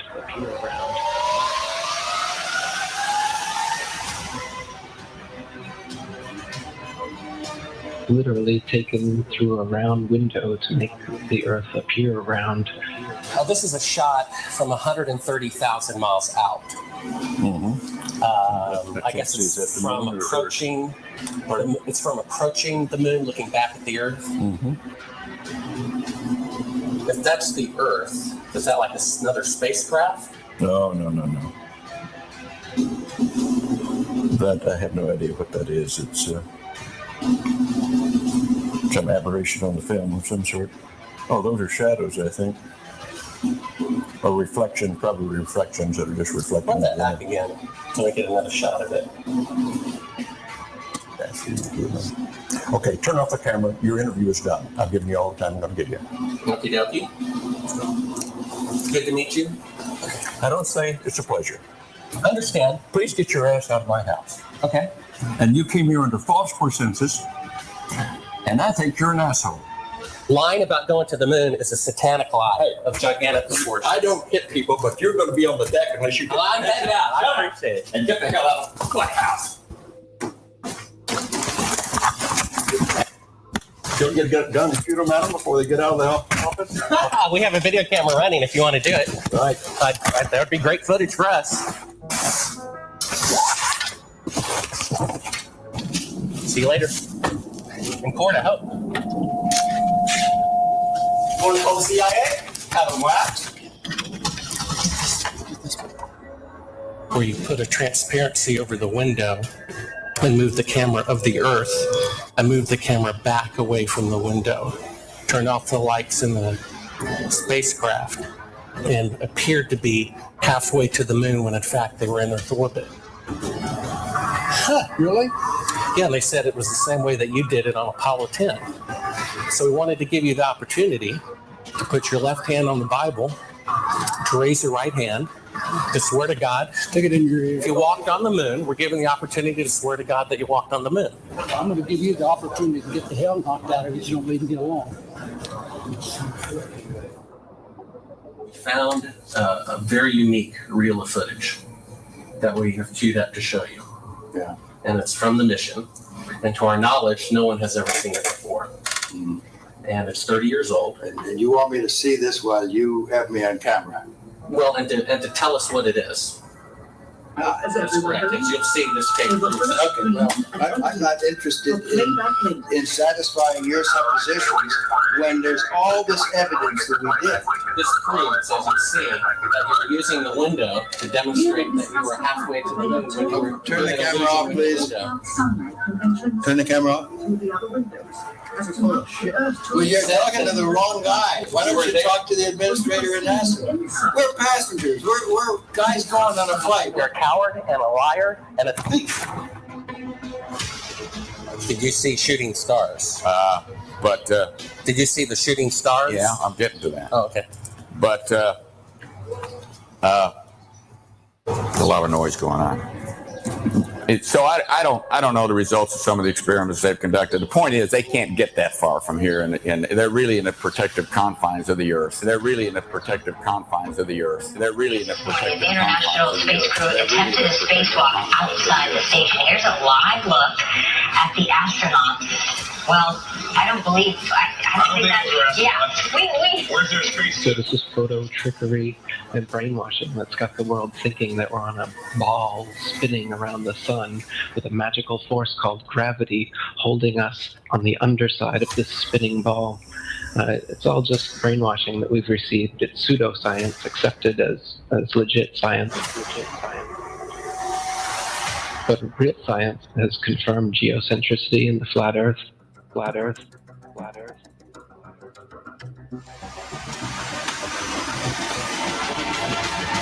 The best way to brainwash the whole world, to lie to the whole world about what the world is. In reality, we're not a cosmic accidental sneeze, nothingness turned everything. Oh no, I bet tonight is coming soon. Ludwig, with YouTube Music Premium, there are no.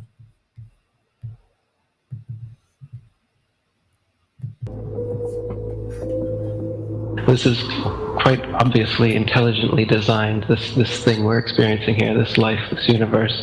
I can't believe anyone in their right mind can look me in the eyes with a straight face and say, no man, it's all random. Be open-minded about this. This is very, very controversial and difficult to get your head round. The first of which is the scientific method, something that the scientific community doesn't seem to use these days. But the scientific method is where a theory or opinion is put forward that matches what we observe. The other thing we have to accept is how easily our minds, once they've been programmed or given a world view, how easily those minds can be fooled. I used to dream, I used to glance beyond the stars. Now I don't know where we are, although I know we're drifting by.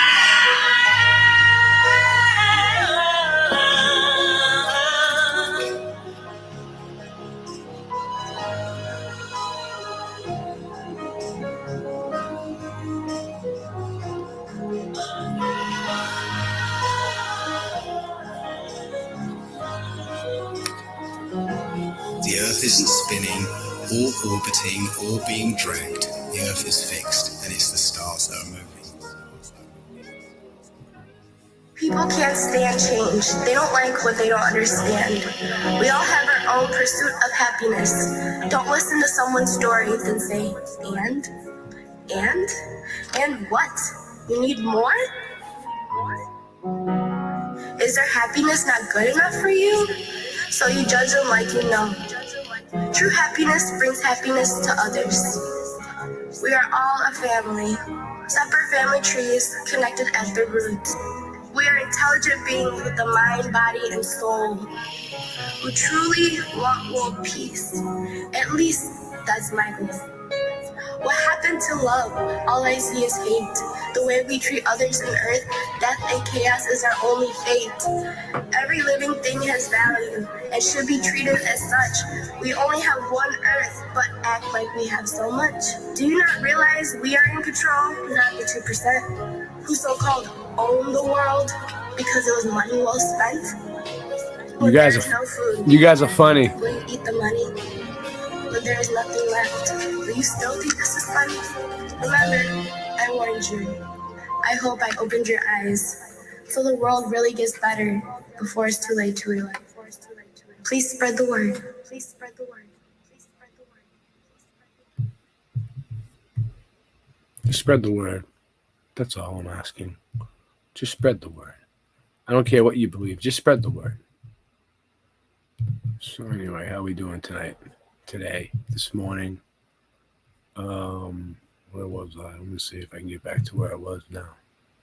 Yep, right back to where I was. There are a few months of education into steady work. Talks of revolution begin. The requirements to join the French National Guard are dropped, meaning that men who want to join no longer have to prove that they own land in France. And this leads to many from all walks of life being issued weaponry.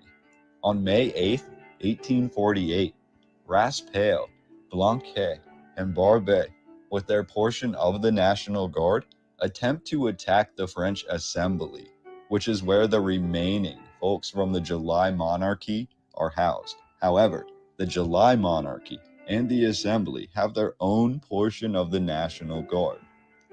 We have two sides here, both being provided with their troops needed to fight against their own people. France essentially is funding both sides of the civil dispute in 1848 through the National Guard, freely allowing any man to join without proof of that person's alignment.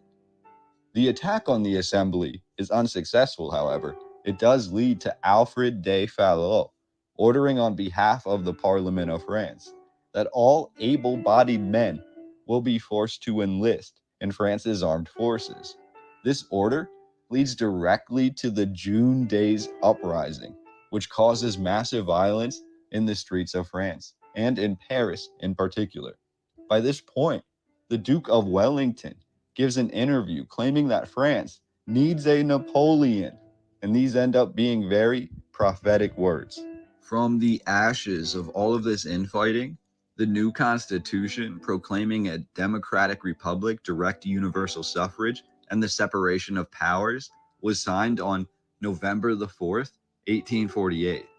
This led directly into the elections of 1848, where the candidate for the Republicans, more specifically the pure Republicans, who essentially just liberated France, would be running against a man who, for the better part of his entire life, was one of the most disliked people in France. That man, of course, is Louis Napoleon Bonaparte, also known as Napoleon III.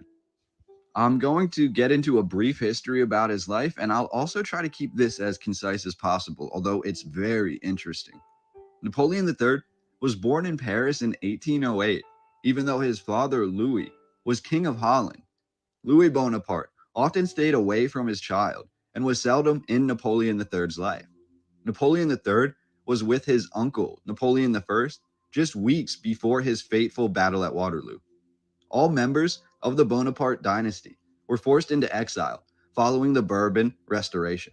Napoleon III spent much of his childhood in what is today Switzerland and Germany. Napoleon III's French had a slight German accent. When Napoleon III turned 15, his mother moved him to Rome, where he learned of Roman history and taught himself Italian.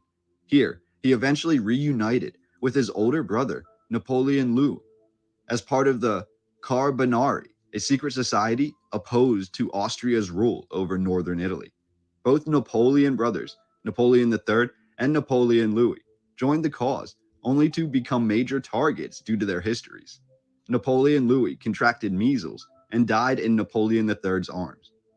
Napoleon then rejoins his mother, and they flee back to France, as it's now roughly 1831, and the Bourbon Restoration itself has been disposed. Napoleon and his family take up the name Hamilton for a short period of time, before again leaving France. While back in Switzerland, in exile, Napoleon becomes a famed military writer. His first, and some would say his most famous work, is about the artillery of the world. Some would say one of the most detailed reports of ancient and modern artillery ever composed. Again, we have the history here as it's presented, but if we read between the lines a bit, there's so much more that we can uncover.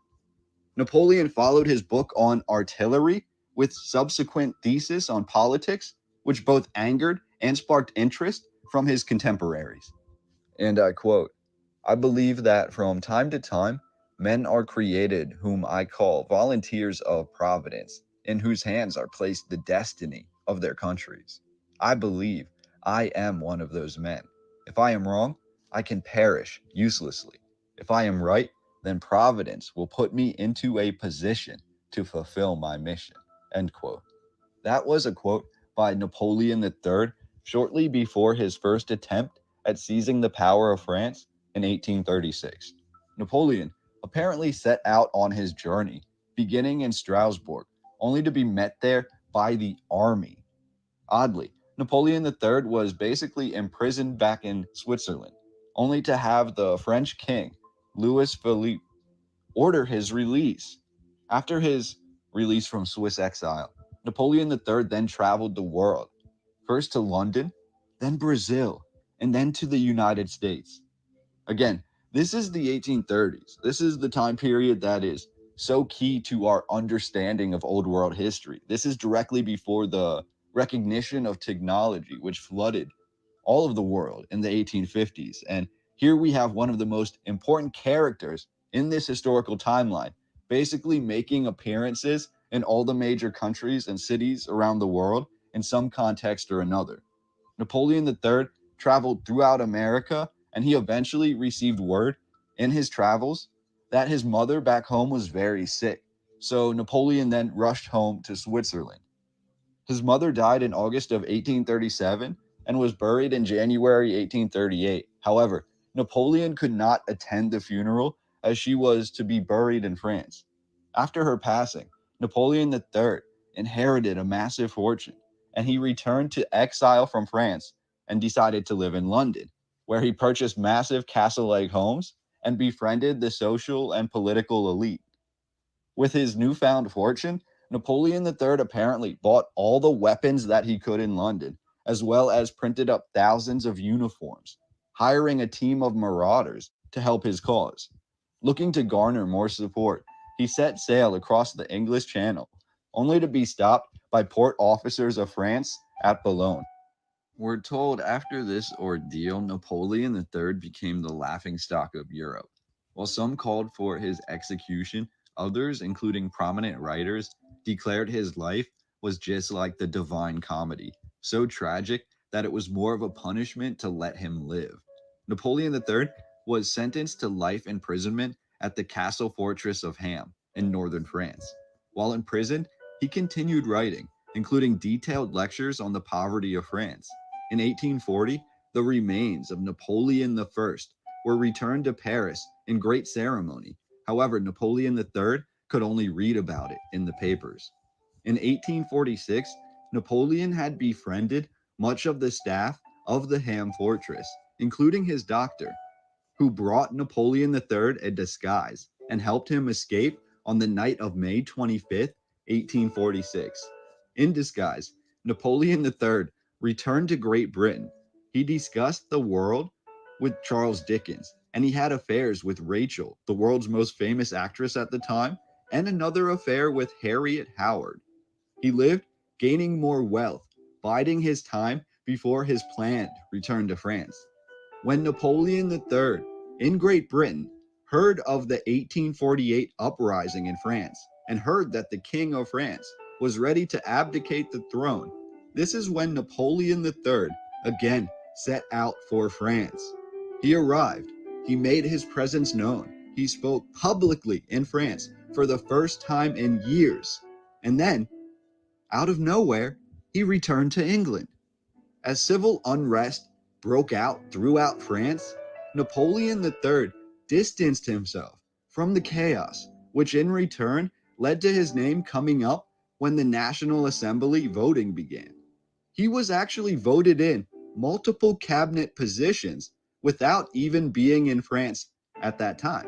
However, he returned to France, and upon the signing of the new constitution and the presidential election that followed, Napoleon III was at the forefront of his success.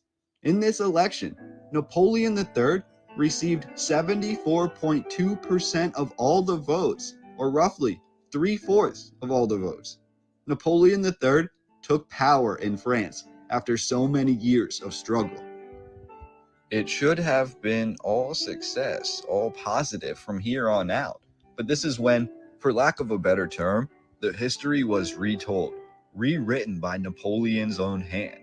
Napoleon III was quietly paranoid and believed while he was supported by 3/4 of the people, those same people would want him to secretly weed out his opposition from roles of power. And that's apparently exactly what he did, removing thousands of government officials, employees, most voted into their positions, from their roles. Following this, in 1852, Napoleon III also enacted strict policies on the media, outlawing any media being published without approval from the government first. This was in regards to political information, criticism about Napoleon being spread, but this was also in regards to the new technology, the new renovations, and the new ability to take photographs. Photographs of government buildings and architecture and discoveries now needed full government approval before they could be shared with the public. Same goes with the stories of the renovations and the rebuilds which we are looking at today. Was Napoleon a great leader, or was Napoleon III a tyrant? Well, when it comes to hiding old world history, he seems to be the latter.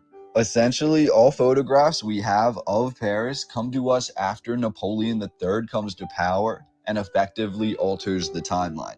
These images in this video are important because many of them don't appear to be in the renovation stage. They appear more like discoveries, buildings, and tunnels that were uncovered, founded throughout ancient years in Paris. Not much of this construction looks like it was recent, yet we're told greater parts of Paris were being renovated at this time. This renovation included the demolition of medieval neighborhoods that were deemed overcrowded and unhealthy by officials at the time. It also included the building of wide avenues, new parks and squares, the annexation of the suburbs surrounding Paris, and the construction of new sewers. This also included new fountains and new aqueducts. Haussmann, the architect, was met with fierce opposition, and he was finally dismissed by Napoleon III in 1870. But work on these projects apparently continued until 1927. The street plan and the distinctive appearance of the center city of Paris today are largely the result of Haussmann's renovation. This included the renovation, some would argue the rediscovery, of dozens of miles of tunnels directly underneath the Parisian streets. These tunnels, said to only be able to remove liquid waste, seem so large and so massive that they could house a full locomotive. And yet, in the earliest and only available photographs, we see that they had many open paths. They were open tunnelways with minimal piping being shown. Either way, we're led to believe that a majority of these tunnels were renovated during this time, and the waste tunnels were now able to remove solid waste. But furthermore, something else was installed in these tunnels, something seemingly dangerous for the time, but this something would be the thing that would transform Paris forever and mark the city in infamy. I'm speaking, of course, of the gas lines, literally pipes which ran throughout the city of Paris, weaving in and out of these public spaces, into towers, into streets, into masonry construction, into solid steel and iron, and somehow these pipes containing gas would be lit every single day, and the entirety of Paris, for miles and miles and miles, would be bathed in artificial gaslight. Again, we have direct quotes from the narrative from multiple sources. This is fact, this is not fiction. And here is one of these quotes to wrap up the video. And I quote, "By 1870, there were 56,573 gas lamps used exclusively to light the city streets. And the gas was produced by 10 enormous factories located around the edge of the city near the circle of the ancient fortifications. The gas was distributed in pipes installed under the new boulevards and the new streets. Haussmann placed street lamps every 20 meters on every boulevard. Shortly after nightfall, a small army of 750 lumières in uniform, carrying long poles with small lamps at the end, went out into the streets, turned on a pipe of gas inside each lamppost, and lit the lamp." End quote. Now look through these photographs as we have been throughout this video. Look at each lamp. Each one of these is apparently being fueled by gas, precariously perched at all these different impossible locations throughout the city of Paris. And that's just one of many of the greatest anomalies that shape the City of Light. So I'm just going to wrap up the video there. We're going to go through the rest of these amazing photographs pre-1870 of these lamps and these lights all fueled by gas, or supposedly all fueled by gas, that occurred in Paris, France. And I just want to say thank you so much for being here. Thank you for joining me. Thank you for taking the time and wanting to learn about this ancient history. I don't know, Daniel Becker. The narrative just a little bit. We just hit. I'm looking into all this stuff myself. Did they have running water? They had some sort of fountains that fountain systems and stuff. So they had some kind of like some sort of, it's weird, yeah. They had some kind of running water. 47,000 subscribers. So from the bottom of my heart, How do from they the do it? bottom I don't of know. The hearts of everyone in this community that I know supports each other, I want to say thank you for being part of this process. And again, if you want to support me, you can do so here. All right. So that was from a channel called Jared Boosters. Some of y'all might know. Okay, so I'm gonna play one more video. I think I'm gonna play a song and then Man, you hear this bullshit they be talking every day, man. It's like these motherfuckers is just like professional liars, you know what I'm saying? It's wow. Listen, Bin Laden didn't blow up the projects.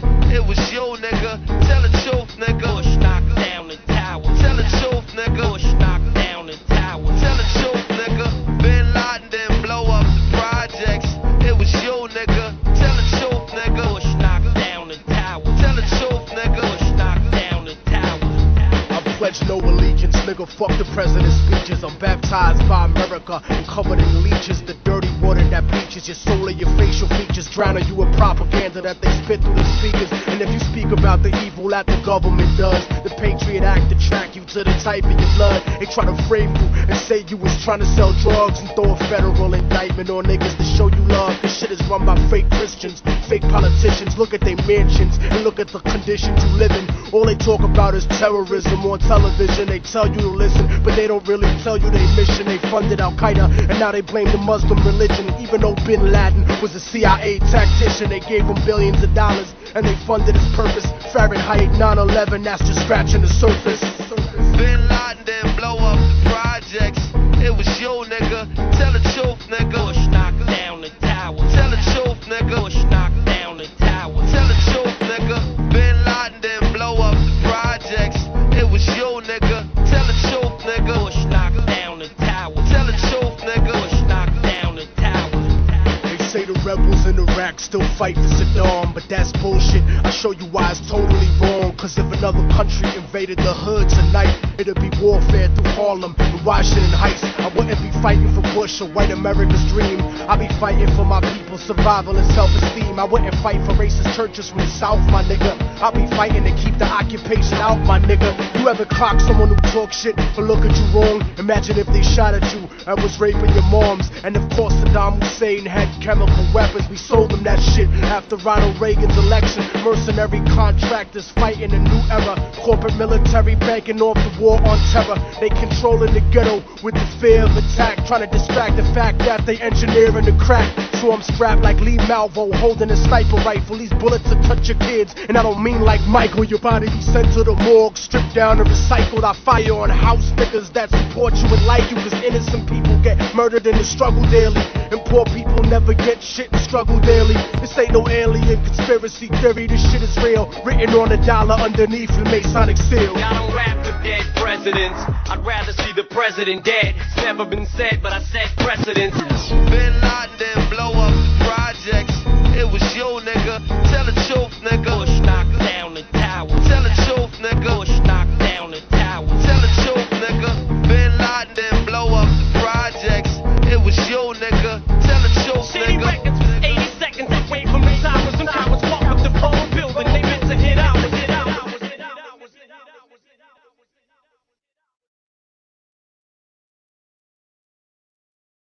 You accept all responsibility? The responsibility is mine, correct. Please go on. Gold, dollar, necklace, moon, paint. Answer, please. Are you all right? 405 volts. The answer is moon. Whether the learner likes it or not, but he might be dead in there. We must continue. Go on, please. You're going to keep giving what, 450 volts every shot now? That's correct. Continue. The next word is white. White, cloud, horse, rock, house. Answer, please. The answer is horse. 450 volts. Next word, sad, face, music, clown, girl. The answer is face, 450 volts. Try to accomplish a couple of things with this video is, as always, show you some hidden things that are right in front of us, that if you look deeper, the deeper meanings behind it, what is being put forth right in front of us has a deeper meaning. I'm going to touch on MK Ultra, mind control programs. I know most of you are familiar with it, and this video will connect some dots. For you out there that don't believe in MK Ultra mind control programs, that think it was decommissioned, this video will be for you to show you some things, connect some dots. It's very alive and well. Fashion industry, music industry. It is one tiny piece of a bigger agenda, and the bigger agenda with an end goal. And to the normal viewer, normal person on the street, it appears to be one thing. But as you know, anybody who's followed me on this channel, is when you get behind some of these names, faces, dig deeper, the agenda becomes very clear to you. And I'm going to start with, on this video, we're going to go to Versace. And Gianni Versace began this company in 1978. They're one of the leaders in the fashion industry, been known for years in the fashion industry, and also very connected to the music industry as well. And you'll see the connections as we go through this video and some other things. So, like I said, the normal person will see Versace, oh, he just makes clothes and da-da-da-da-da. But we're going to break it down a little bit here. I'm going to connect some dots for you. I've got some videos after this. I'm going to break it down to you. And even Versace in a commercial tell you what they're up to. They tell you in their language. And that's the thing of what I do here is they have a language all their own. The elites, the people of certain industries, mystery schools of old, some of these families that date back, they're taught these things. Part of the language that they speak, symbols, numbers, the occult backwards, things like that. But first thing we're going to look at is the Versace logo that was taken is the actual logo, the head of Medusa. Yeah. So, you know, when asked why he chose Medusa, Gianni, he responded that, you know, he liked the logo because she made people fall in love with her and that they had no way back. I mean, that's his actual quote. Now, for you who do not know who Medusa is, Medusa was found in Roman and Greek mythology. She was a monster, generally described as a winged human female with, you know, like a hideous face, like living venomous snakes in the place of her hair. The legend goes is people who stared into her face would turn into stone. So that is the legend of Medusa.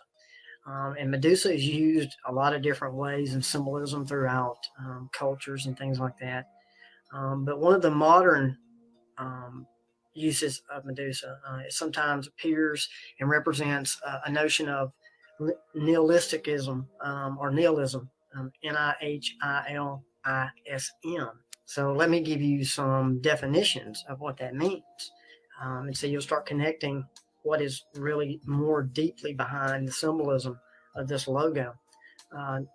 Nihilism is basically, which argues that life is without meaning, purpose, or value, that morality does not exist, and that any established moral values are abstractly contrived. So you start looking at it that way, of why they do what they do. And here's another one. Moral nihilism is actually the, for example, a moral nihilist would say that killing someone for whatever reason is not inherently right or wrong. So there's no objective, no reality. The morality does not exist. It's something inherent. You know, that is the description behind the whole thing with part of this Medusa logo and what they believe. Then now, notice that Versace and their family go back to ancient Rome, the family, and where the logo came from was when he was playing on the floor in the ruins in Rome. The siblings played as children. This is where they saw this logo back in the ancient, some ruins they were playing. This is per their words. So it's interesting to note that in prophecy, in the Christian prophecy, that the New World Order will be, toward the end, prophecy, end times, a risen Holy Roman Empire. So it's very interesting when you start looking back to the connections of this logo. It goes around the Medusa head is totally Roman. That print goes back to that.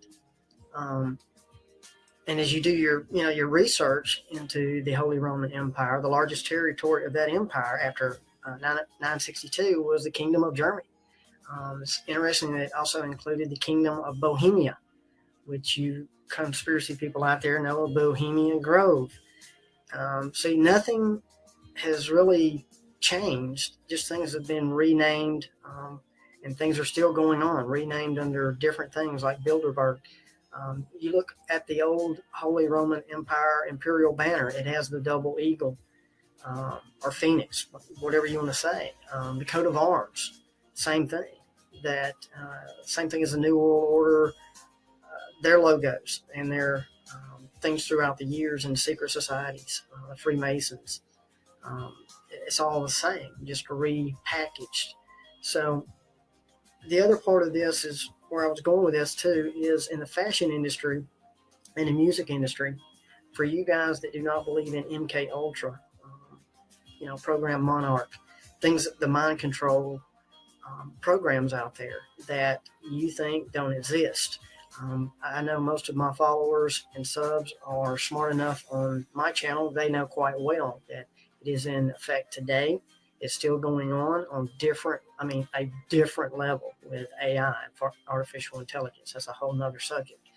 But when you go back, like I said, Holy Roman Empire, Germany, Nazism, the scientists that were back in that day practicing on human beings, the mind controls, the MK Ultra, it still exists today. And with this commercial, I'm going to play a quick commercial and I'm going to break it down with this commercial. Some of you have seen it, but I'm going to play it for those that are new to my channel. They're telling you without a doubt in their own commercial. And like I said, most people that are not awake, they'll just see it as wow, this is a cute commercial kind of thing. But they're telling you with their commercials, their language. I'll play this and then we'll come back and I'm going to connect some more dots for you to the music industry, Nicki Minaj, things within the titles of their CDs that this is what they believe. A risen Holy Roman Empire again, part of the beast system. So anyway, enjoy this and I'll be right back.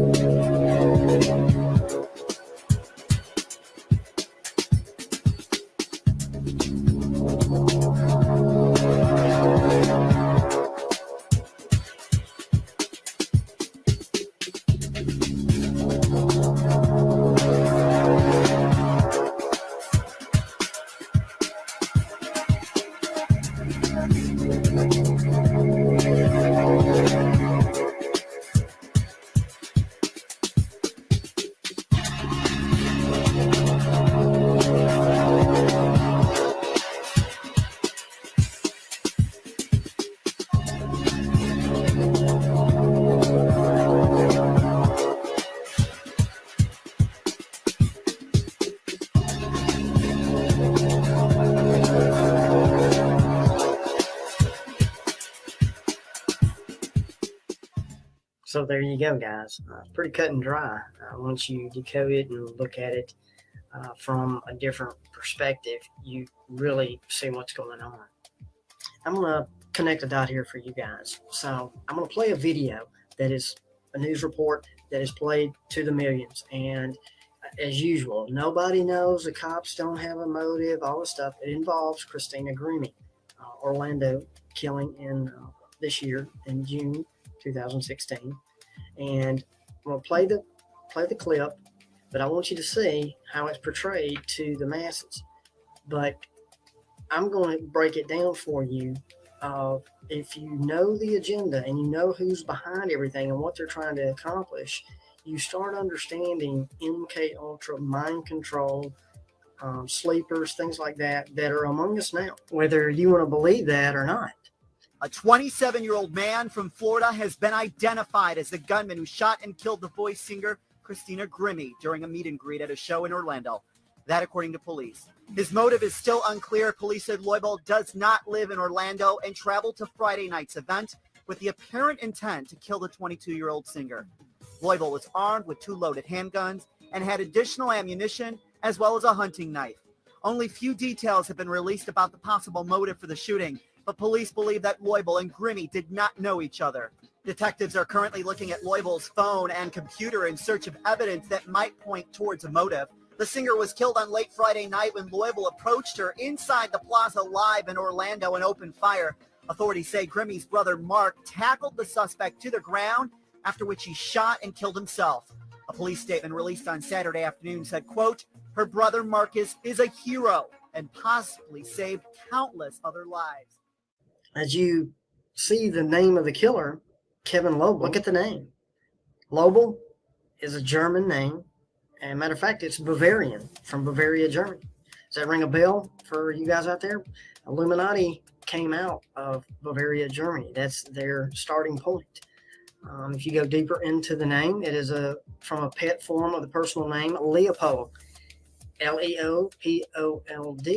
So if you go back to, here we go, Holy Roman Empire, the coat of arms of the Holy Roman Emperor, Leopold II, and also Francis II.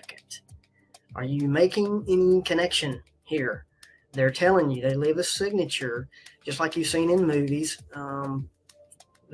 They leave a signature. When they kill somebody, they either leave a rose, it's the rose killer, or they put an X on the chest of a body that they kill, and it lets you know who the killers are, or mark. This is what it is without leaving too much evidence. This is a message for the other elites to know this is part of their agenda. So when they pick a name and people to do MK Ultra and activate them, you can believe in that or not, but I'm telling you, it is very real. It is to the next level. It is going to be using, I said it before, back in February, cell phones and technology and tones and frequencies. There's more to that. To activate these sleeper cells that are among us all over the world that have been MK Ultra programmed, monarch, mind controlled, and it sounds science fiction, but it is true, and I told you that. So let me just tell you, we're going to dive into the movie Cell, and the movie Cell has to do with cell phones and controlling a population through guess what? A pulse. Orlando Pulse, the name of the frequency throughout the movie that is controlling people in this thriller movie is called the Pulse. Okay, it was released on demand, not just me. See, this is what this video is about: is mind control, MK Ultra, Monarch programs, things that were used a long time ago are being resurrected. Not just the old Nazi party with the shock and awe, and the old-timey mind control from the SS. No, this is a whole new level here of things being done through electronic pulses. That is the key word here, pulse. You've seen people put videos out, the year of the pulses. And it's exactly what I've been saying, is MK Ultra and Monarch, that's a whole nother subject, and controlled that way to activate assassins and to do certain things. But go to the next level of what I am sharing is when you figure out what is the temple of God, what is holy, what is going to be trying to be put into us through chemtrails, metal particles, nanobots, nanoparticles into our body. We are part water. We are electronic beings, whether you know that or not. So the electronic pulses they've tried to figure out to control us, that is what is coming. Electronic pulse. Here's a little commercial from Beyonce telling you, giving you heads up, this is how pre-programming works. And here it is real quick, and then we'll get back to the video.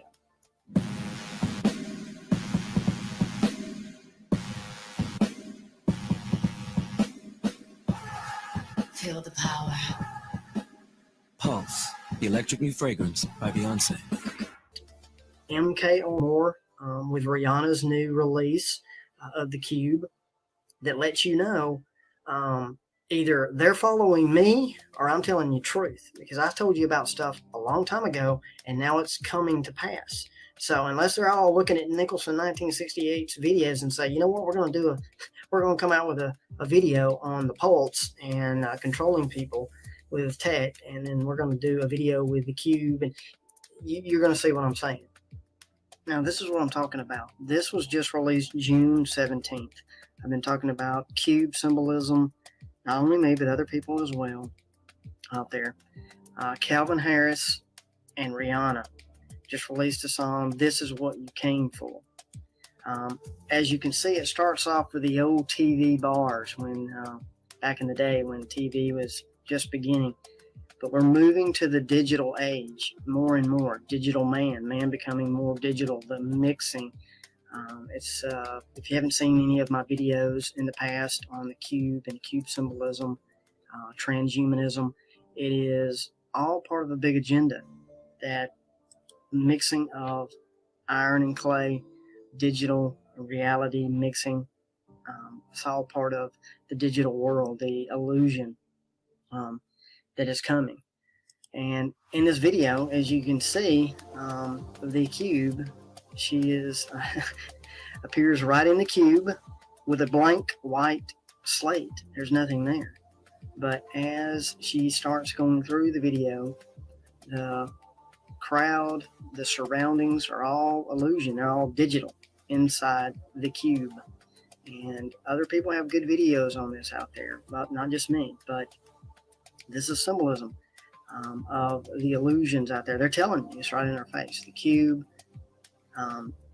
Notice that is also the Lamborghini is shown here as well, and the symbolism of that. I mean, think about it. It just pops out of nowhere, a Lamborghini with this thing. There's nothing done by accident. And the Lamborghini and the logo behind it, the golden calf, the bull, speaks to Exodus 32, that it's the story when Moses went up on the mountain to get the 10 Commandments from God. He was delayed in coming back. The people down below could not wait any longer, so they decided, along with Aaron, to melt down the gold, earrings, everything they had, and they said to themselves, let's make us gods which shall go before us.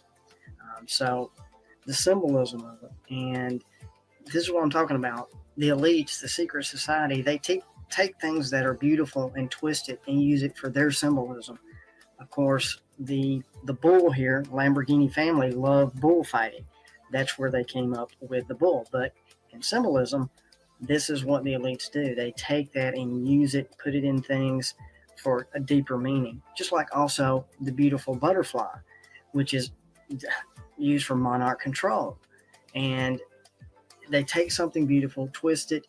Real quick on a side note, I know that most people that are watching this are very familiar with MK Ultra, monarch programming, mind control. But for you who are not, have never heard of it or don't even know what MK Ultra is about, MK Ultra monarch programming takes its name from the butterfly, the monarch in control, a monarchy, kind of what comes to mind. But anyway, MK Ultra is a method of mind control that they use for a couple of different reasons. Some back in the day, and now to this day, it's not dead. Assassinations, mind control for sex slaves. The reason for this project was named Monarch Program is because the victim undergoes a similar transformation than a monarch butterfly would. It's a transformation from a caterpillar, then to the cocoon, which is the dormant state, inactive state, then to the butterfly, which is the new creation. The reason for the butterfly, most people are marked with a butterfly after the effect, or after the control is put into place. But thus the butterfly, when a person is undergoing trauma induced by the electroshock, they electroshock you, it's a feeling of lightheadedness, as if one is floating or, fluttering like a little butterfly. And at that point, the pain is so dramatic that it reaches, you have to disassociate. You have to disconnect from the pain, which you associate the lightheadedness, the butterfly effect. So that's what the whole MK Ultra Monarch programming and why the symbolism of the butterfly. They take something beautiful, twist it, and you have to learn the deeper meanings. Just like I've always said, red and black is symbolism for satanic control. And that doesn't make red a bad color, doesn't make black a red color. But when used to send a message and you learn that language, then you know what the red and black symbolism is. So everybody gets caught up, this is evil. No, not necessarily. It's just how it's used when communicating through the symbolism of the language of these secret societies, how they use things like that. So, just to finish up on the Rihanna video, as you can tell, watch this toward the end, she's asking you to come into this world, this digital world of the cube and what it represents. And it just fades away to the cube and it goes off. So you can go to my website and you will see I've got a whole section of cube worship and what it stands for, what it means. It's on different levels. It's not just one thing. It represents illusion, represents also the transformation of human into a transhuman, the force within a human, the heart being taken out and something else being put into place in the temple of God, the true temple of God, which is man, humanity, the deeper meanings. And I just wanted to touch on that. I don't want to go into a long drawn out thing with this video. I wanted to just make some other connections of these videos that are coming out that are right in our face, that are telling you in symbolism. So we're going to move on now with Nicki Minaj and her album and some certain things, colors, some languages here. I want to set some things up.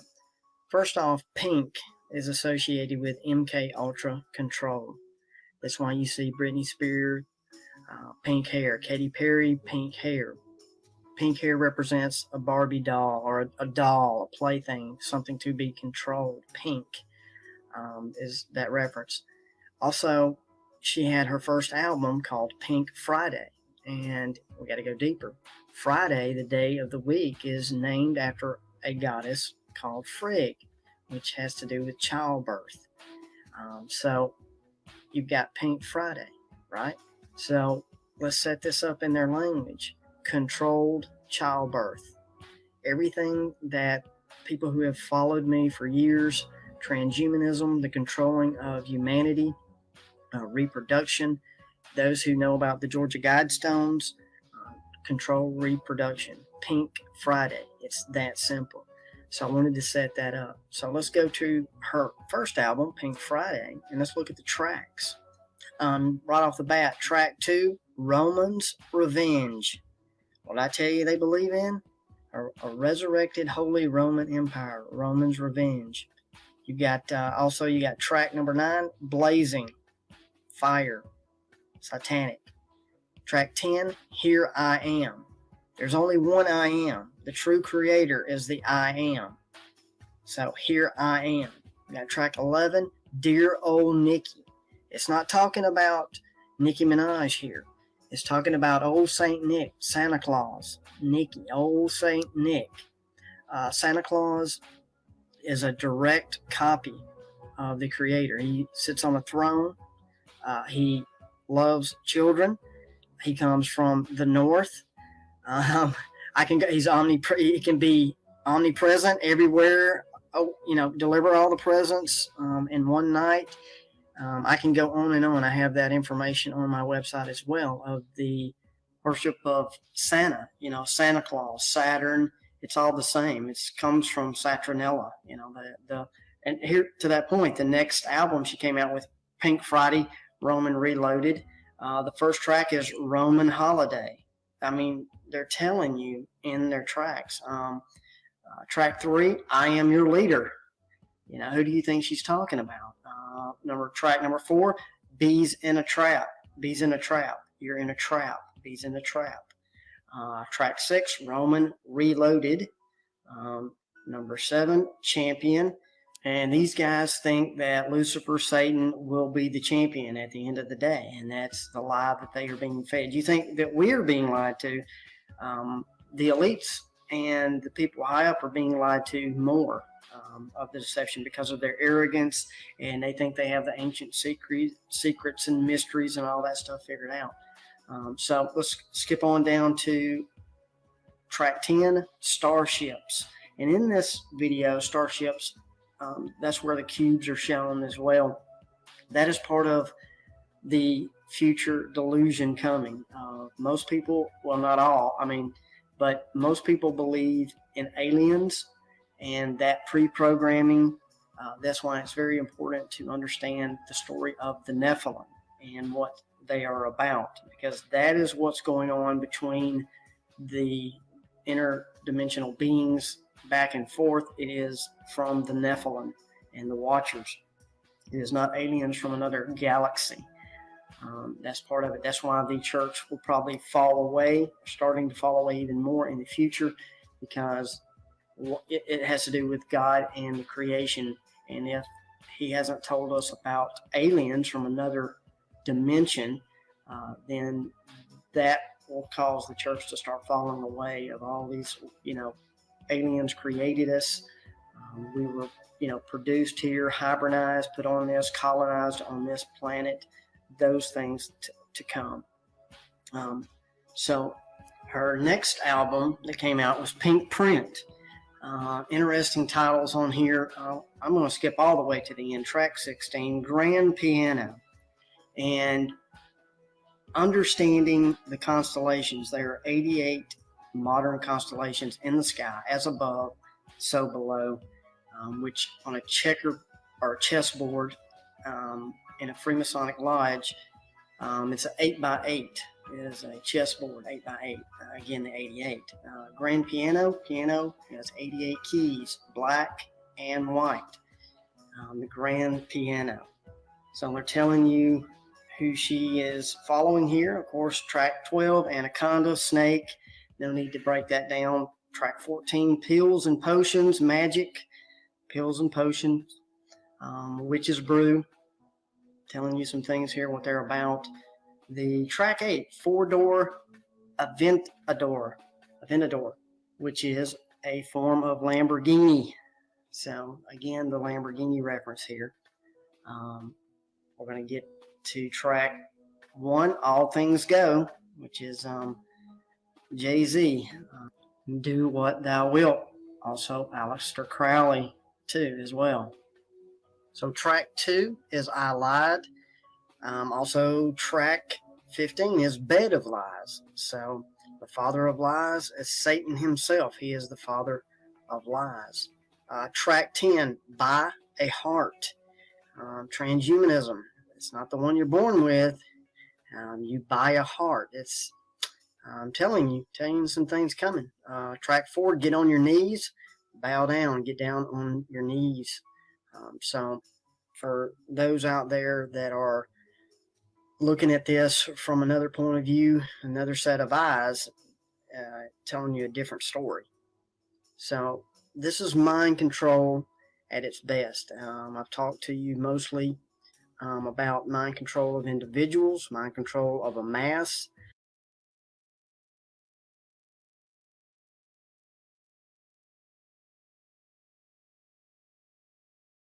All right, everybody.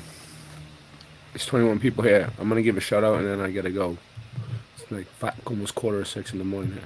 I need to get my life together. All right, we got Forever Love, Rotman, Tommy Knight, Morgan.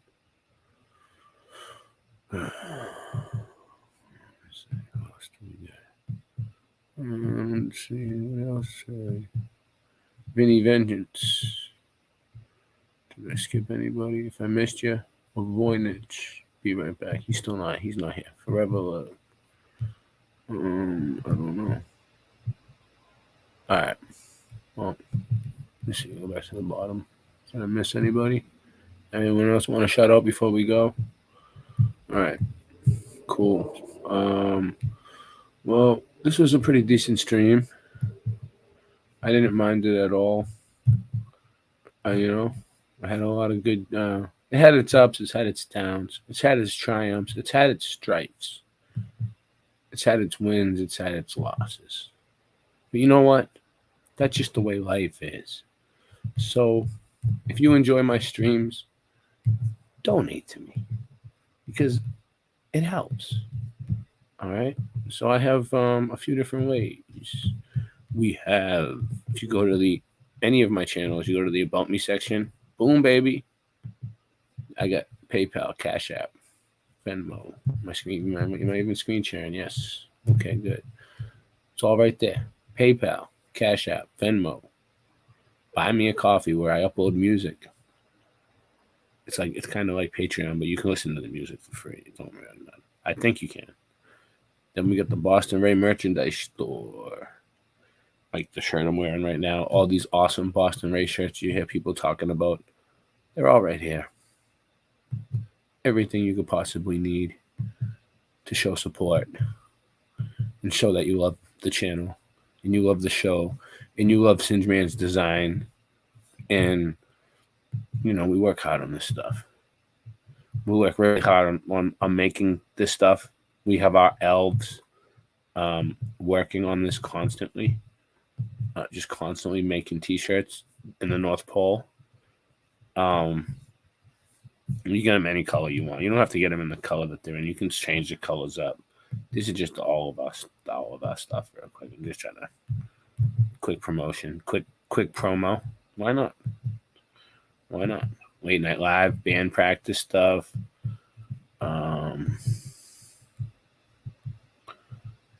Voice to Skull technology, Masonic the Hedgehog,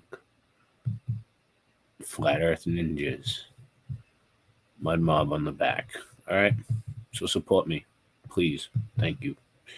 All right. We'll get back to these documentaries another time. Thanks for showing up, everybody. I love you all. I'm going to try to get some sleep. Probably won't get any sleep, though. But I'm going to try. Peace.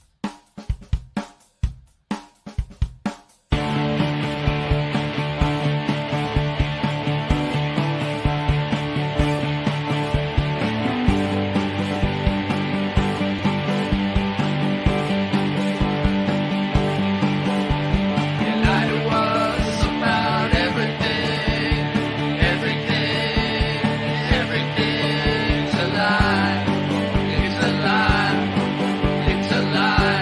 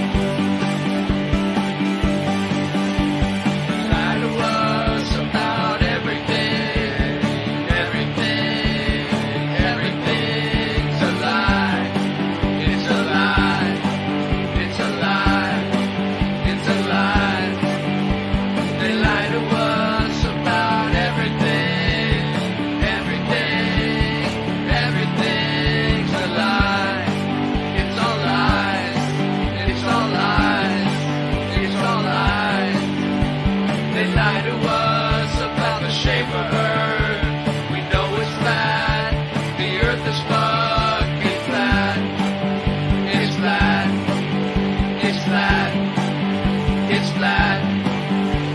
They lie to us on the news every single day. It's all lies, it's all lies, it's all fake, it's all lies.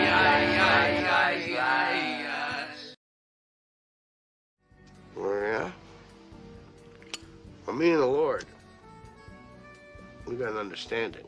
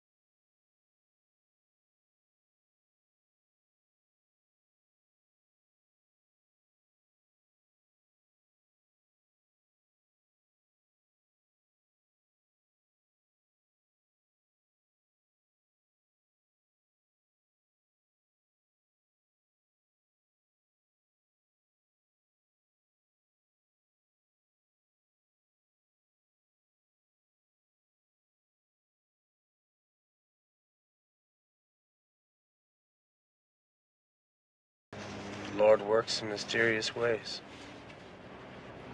Yep. Static selector. I'm a walking bad habit, eat tabs up in the cabinet. Savage rap status, vocabulary extravagant. A rock star, popping rocks in bars. Used to flip bud, now just rapping, copying cars. No telling, Connecticut felon. I GPS them and find my mark like Magellan with more lines than Corey Feldman. I never cease to impress them. I cardiac arrest them with every studio session. I'm killing them, no question. Web's back, better hold your breath when I'm rhyming home. I murder beats, I'm Jonah Hex with a microphone. Fiends saying I'm the dopest yet. And haters, I shrug them off until my fucking shoulders sweat. I'm breaking bones, a modern version of Casey Jones. Sword in hand, I'm the winner playing the Game of Thrones. Fuck beef, my rapping style's filet mignon. Getting drunk, fuck yo driver, somebody take me home. Take me home now, bitch. Watch for the cops hit the blinker when you switch lanes, cause you know that I'm famous and I'm rich. Eyes on the road, take me home now, bitch. Take me home now, bitch. Watch for the cops hit the blinker when you switch lanes, cause you know that I'm famous and I'm rich. Eyes on the road, take me home now, bitch. I know that I should change, but I don't really think I can. It's just part of my nature, I never cracked and never ran. The world is falling on me when my back was in a jam. I always kept on fighting, that's exactly who I am. And this is who I am, no way that I can change it. I'm buck wild, stupid and dangerous. My best friends are not strangers. These are the motherfuckers I hang with. We speak the same language, and I ain't saying French, English, or Spanish, or Spanglish. I mean pain and anguish. This cocaine slaying and bang bang shit. Mac 11s that we aim with. In other words, I'm rolling with the same clique I came with. On the same list, and fuck being famous. Fame dreams are for groupies. I'm a real life gangster that you ain't seen in the movies. What I mean is I'm truly off the hook, like a phone in a nursing home, homie. I'm that Boston crook. Take me home. Take me home now, bitch. Watch for the cops hit the blinker when you switch lanes, cause you know that I'm famous and I'm rich. Eyes on the road, take me home now, bitch. Take me home now, bitch. Watch for the cops hit the blinker when you switch lanes, cause you know that I'm famous and I'm rich. Eyes on the road, take me home now, bitch. I damage tracks, so listeners always ran it back. Always with a half ounce stuffed into a sandwich bag. I kill it quickly and always keeping the realest with me. Stealing all the fucking insulin from Wilford Brimley. Diabetes, rappers could never beat us. I've been spitting shit like this since I was just a fucking fetus. Keep your chick with me as long as she give dome. Rolling up the diesel and burning like Jim Rome. Now I stand here as a man with the past, the inspiration for the kids on the corner, but still got the laugh of a mental patient. The infiltration of the game, born from a central hatred of fame. A pencil shaking with pain, an entrance staked in a claim from the wrath I became. My paragraphs I'm saying are futuristic pictures of the past from which I came. And this is slain with the shoddy and the hoopty, son. My whole career's a robbery that they could never scoop me from. Take me home now, bitch. Watch for the cops hit the blinker when you switch lanes, cause you know that I'm famous and I'm rich. Eyes on the road, take me home now, bitch. Take me home now, bitch. Watch for the cops hit the blinker when you switch lanes, cause you know that I'm famous and I'm rich. Eyes on the road, take me home now, bitch.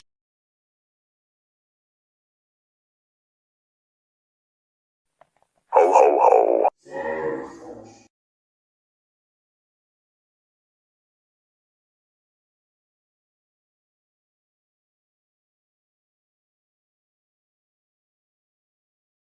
Frankie.